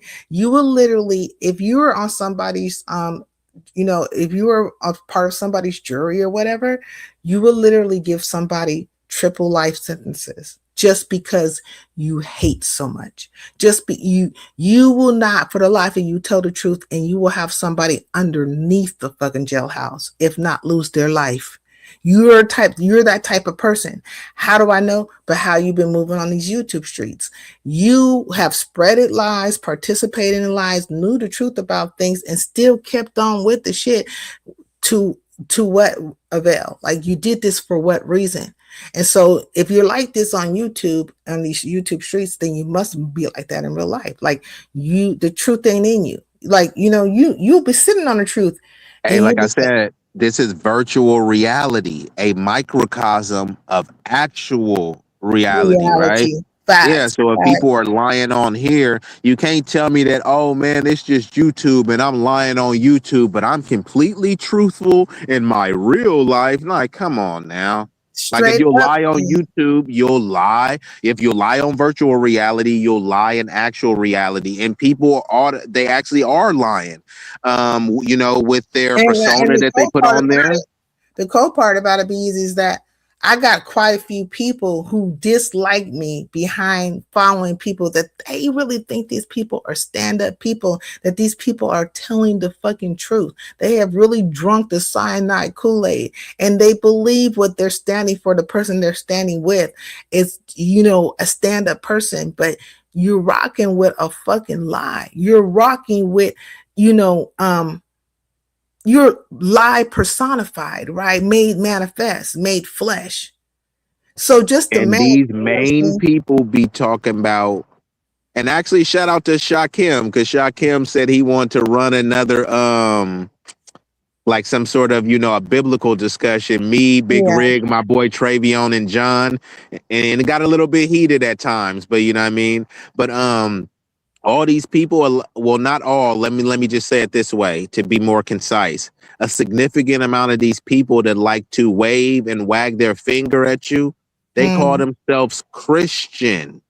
And they talk about morality and righteousness. It's like, what is Christian about y'all doxing people? That's what I'm saying. Like, I'm like, man, that's why I keep calling them crusaders. You know what I'm saying? And they're like, why does she talk like that? Who talks like that? Okay, so you worried about how I talk, but are you listening to the words that are coming out my mouth, and are you grasping what I'm saying? That's what you should be more concerned with. Or is these words just flying over your head? Crusader, Cape Crusader, Christian Well, Crusader, they're listening. Captain They're listening Crusader. to respond. Remember, they're listening to respond rather than understand. So they're not, it is going over their head because they're not trying to overstand you. They just want to respond. So as soon as you got something out that was true and that they should be analyzing, they're just trying to respond and try to have a got you, and then deflect into some sort of ad hominem or derail the conversation into a different direction. Lemon finally told one truth. Lemon finally fucking told one truth. I was like, man, look at this shit. But this nigga was still trying to spin deception, and I was just like, man, hey, they say even within a lie, there's a nugget of truth. He finally told one truth. He was like, Sincere's out here, she trying to make it like everything's about Shakim. She tries to say it's about Shakim, but no, it's you. Everybody don't like you. I said, oh, well, you're finally telling a truth, which I've been saying. This shit was never about Shakim. whatever the fuck it is, he's just the poster boy, the person that you put out there for whatever your reason is. What is the real underlying reason? What is your fucking real reason? Now, if we can get to that, move him off the board, then we could talk about something. But until then, I don't have shit to say to you bitches, because what you're doing is you're upholding him and making him the reason why you have issue with me. Because that wasn't that the communication? You're out here and you're caping Well, for sincere, let me ask you this, right? they were like, Because these bitches or something let else. me ask you this, because I actually am about to drop down because my phone is about to die. But then if you still up here, I'll join from my house, or I'll at least listen until you end. But I want to ask you a question, right? Since all of this seems to revolve around, that the guy Lemon, right? And you guys have seemed to had a history. What would it take for you guys to mend fences or to become friendly and cordial and maybe collaborate on some content and squash the beef? Is that something that's capable, or or things is just too far gone? Well, he just needs to tell the fucking truth for one, and then he could be honorable and hold up his bet, right? Do the honorable thing, because he did make a bet with me and he didn't, honor his bet. But on a side bet, there was a side bet with Room Shaker. He paid Room Shaker, but it was like a problem when it comes to me. You know what I'm saying? And I was trying to tell him, you said a thing over at Mahia's. He told me that wasn't true. I'm like, yes, it is. I'm trying to tell you, and then I gave him an opportunity to back up out of it, but he still wanted to go forth because he felt I was wrong. Soon as proving that I was right, because the whole thing was to prove that I was lying, because that's been the narrative that they've been trying to spin, that I was out here lying on people and keeping up stuff. Then he just didn't uphold that. But just stop lying. Stop lying about things. Stop making it seem like you never liked me and all this other stuff, because that's not true. The problem was that you always had an issue. Now his issue was about Shakim, but all these other people, they were just using him as the face for whatever their underlying issue was. So there's that. I mean, that's pretty fair. I mean, it don't seem like you got no hatred in your heart. It's just like, hey, bro, just stop lying, stop with all the messy stuff, the name calling, quit coming at me and coming for my neck, and just keep it playing. I mean, that's respectful, you know what I mean? Because whatever is in the past, you can dig up and say he called me this and made content. You know what? I'm too old for that, and I'm really above that. And like Now, I'm not Kamala going to would act like say, I ain't said no things about him, because that would be wrong. That'd be remiss of me to say that, because I have said things about him. I have it was said, mutual combat then. is, what I'm saying? I'm saying, man, you out here on some yagged bullshit, and you stop playing with me. You know what I'm saying? But I'm not the But did only he person. say something as inflammatory? Um, as of late, he's been saying things. Before, he wouldn't say much, but lately he's been saying it. But that's because he's got tied up with that VS broad. But I don't think they're cool Yeah. anymore. But he felt like he had a little win underneath his cell, or at least somebody to come at me. And I'm like, stop picking up these people to fight your battles with me. Like, have the conversation or have the battle with me. But me, if I come at you, I'm not grabbing a whole handful of people to come at you. It's just gonna be me. Yeah, I can't rock with that. I need to talk to Sincere, but then we need to have a panel to don't even make that just shows that you're not serious, or maybe you're just incapable of connecting in this social emotional capacity, and that could be the way. But when you start talking like this, then people, they start to derail the conversation. Like, it's a lot of us do have mental health issues, you know what I mean? Like, and people don't want to admit it. Like, for you guys to be gravitating towards all this toxic stuff, and then when you have an opportunity to, like, okay, fine, y'all slang mud at each other, when you have the opportunity to just squash the beef or mend the fences, that don't mean that y'all gonna agree with each other. That don't mean that y'all gonna be holding hands and skipping. But if you want to continue on this beef in the name of content and all this stuff, that is a form of mental derangement, which is a mental illness. You know what I mean? And I ain't trying to diagnose, but y'all can just Google it and look. You know what I In mean? truth, there's only one person on here that I've encountered that I've had I don't want to say a battle, but there's only one person on this app that I would truly sit and have a conversation with for there to be understanding, right? Because I think this person thinks that I was being, you know, evasive or remiss or something in some kind of way, and that wasn't the case. Because if that person had gave me an opportunity, I would have told that person like, hey, I had things set a certain way, whatever, it'll be a conversation, right? For there to be understanding, because I have respect for that person. I like that person. And so, but you know, and then when I see certain people come out and stuff, and I'm just like, okay, I want to see them win, and I want to see them do their thing. And so, but there's only one person, and it's not fucking Lemon. I don't give a fuck. Like me and Lemon can be cool, but that's fine, or maybe not. I don't know. I don't care, but it would have to be in truth.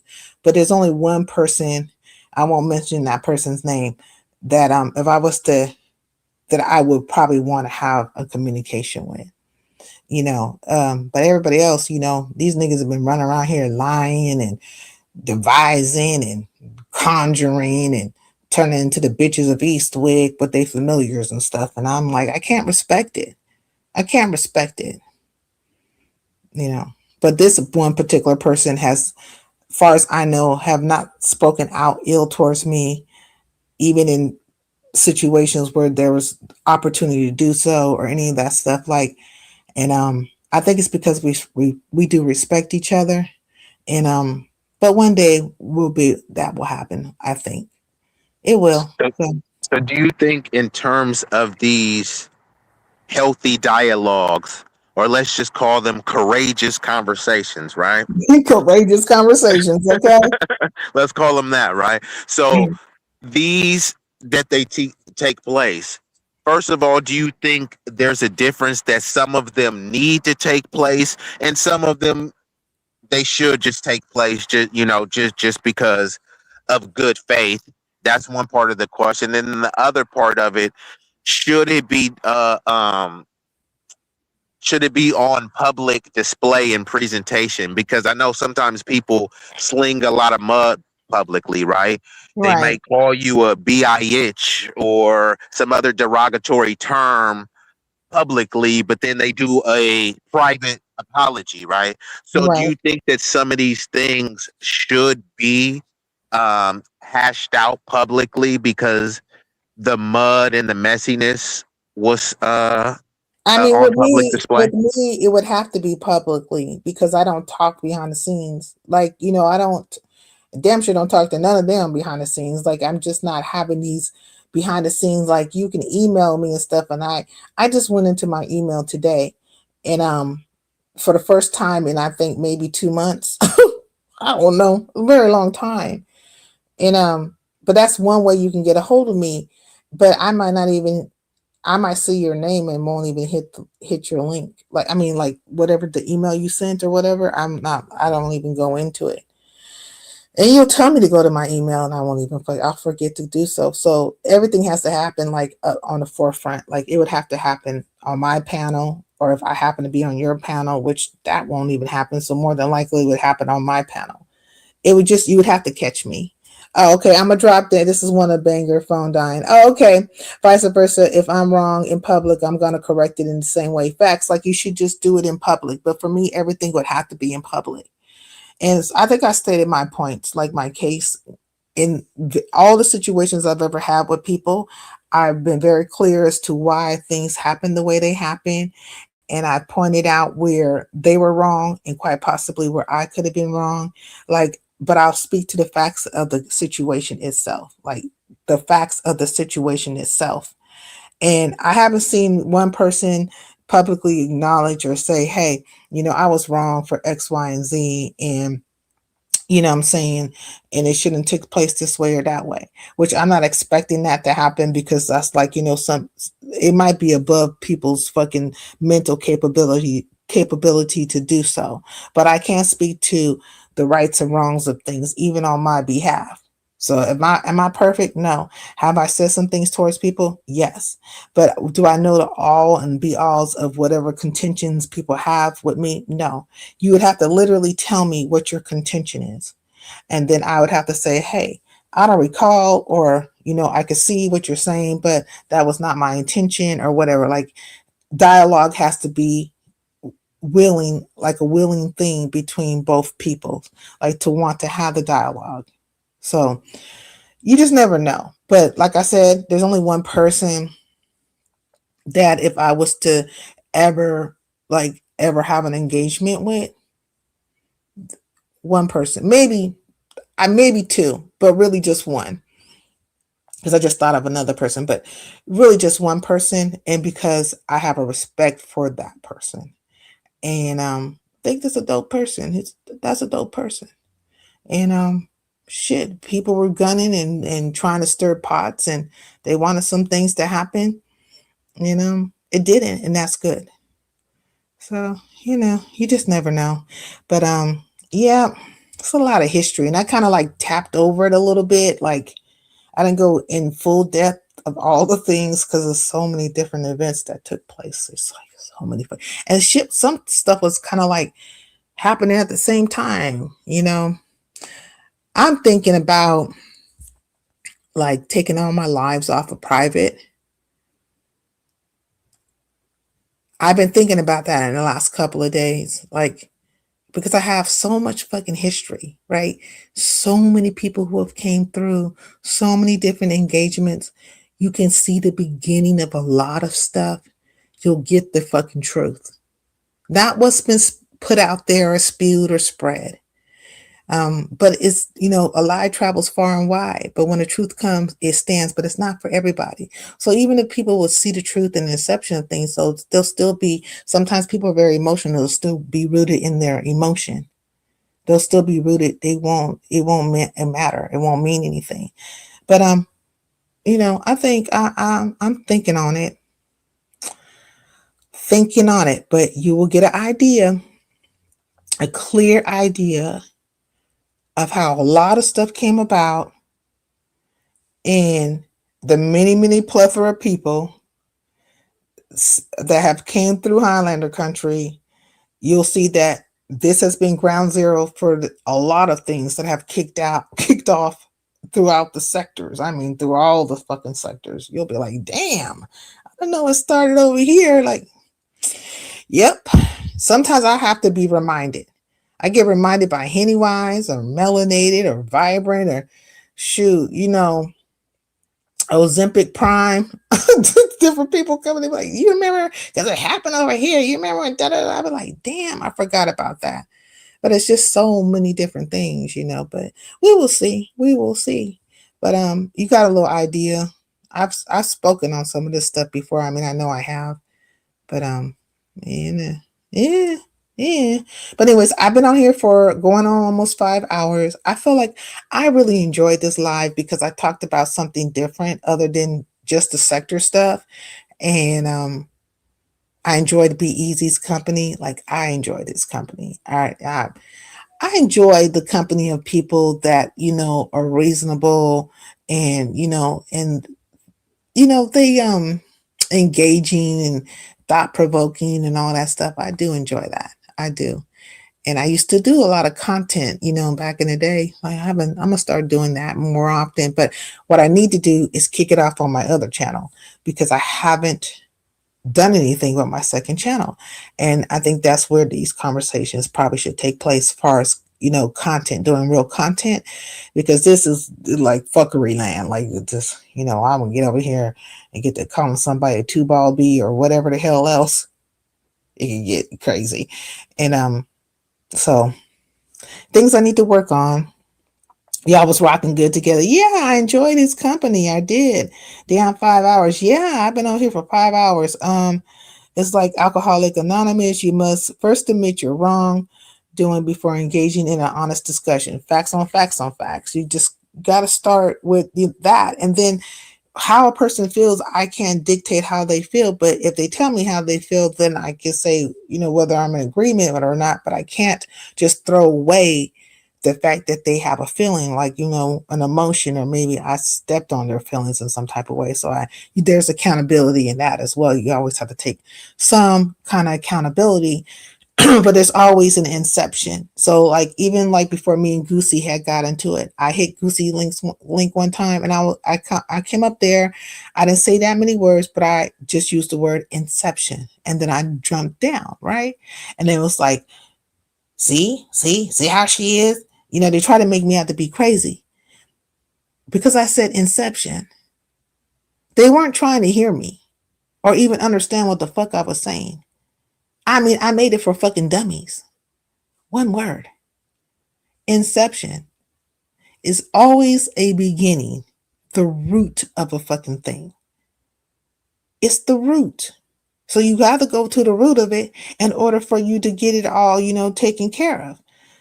You can't start like in the mid stock or whatever, you know, you need to go to the root. So you can understand what you're dealing with, you know, and how things came about. And then you can get somewhere with it. So, you know, take it to the inception of things. So anyways, we'll see. Anyways, y'all have a good night, and 24 hours, you hear me? He said 24 hours, we're excited. Did a 24, did an hour shorter, 24 hours one time. Oh yeah, I did like a 23-hour live. Ah, dang, so many people came through that night, and so many different things popped off. And that was a good one. But I'll never do that again because that live was crazy.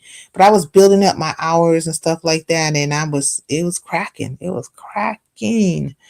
Yes, it was. Anyways, let me get up out of here.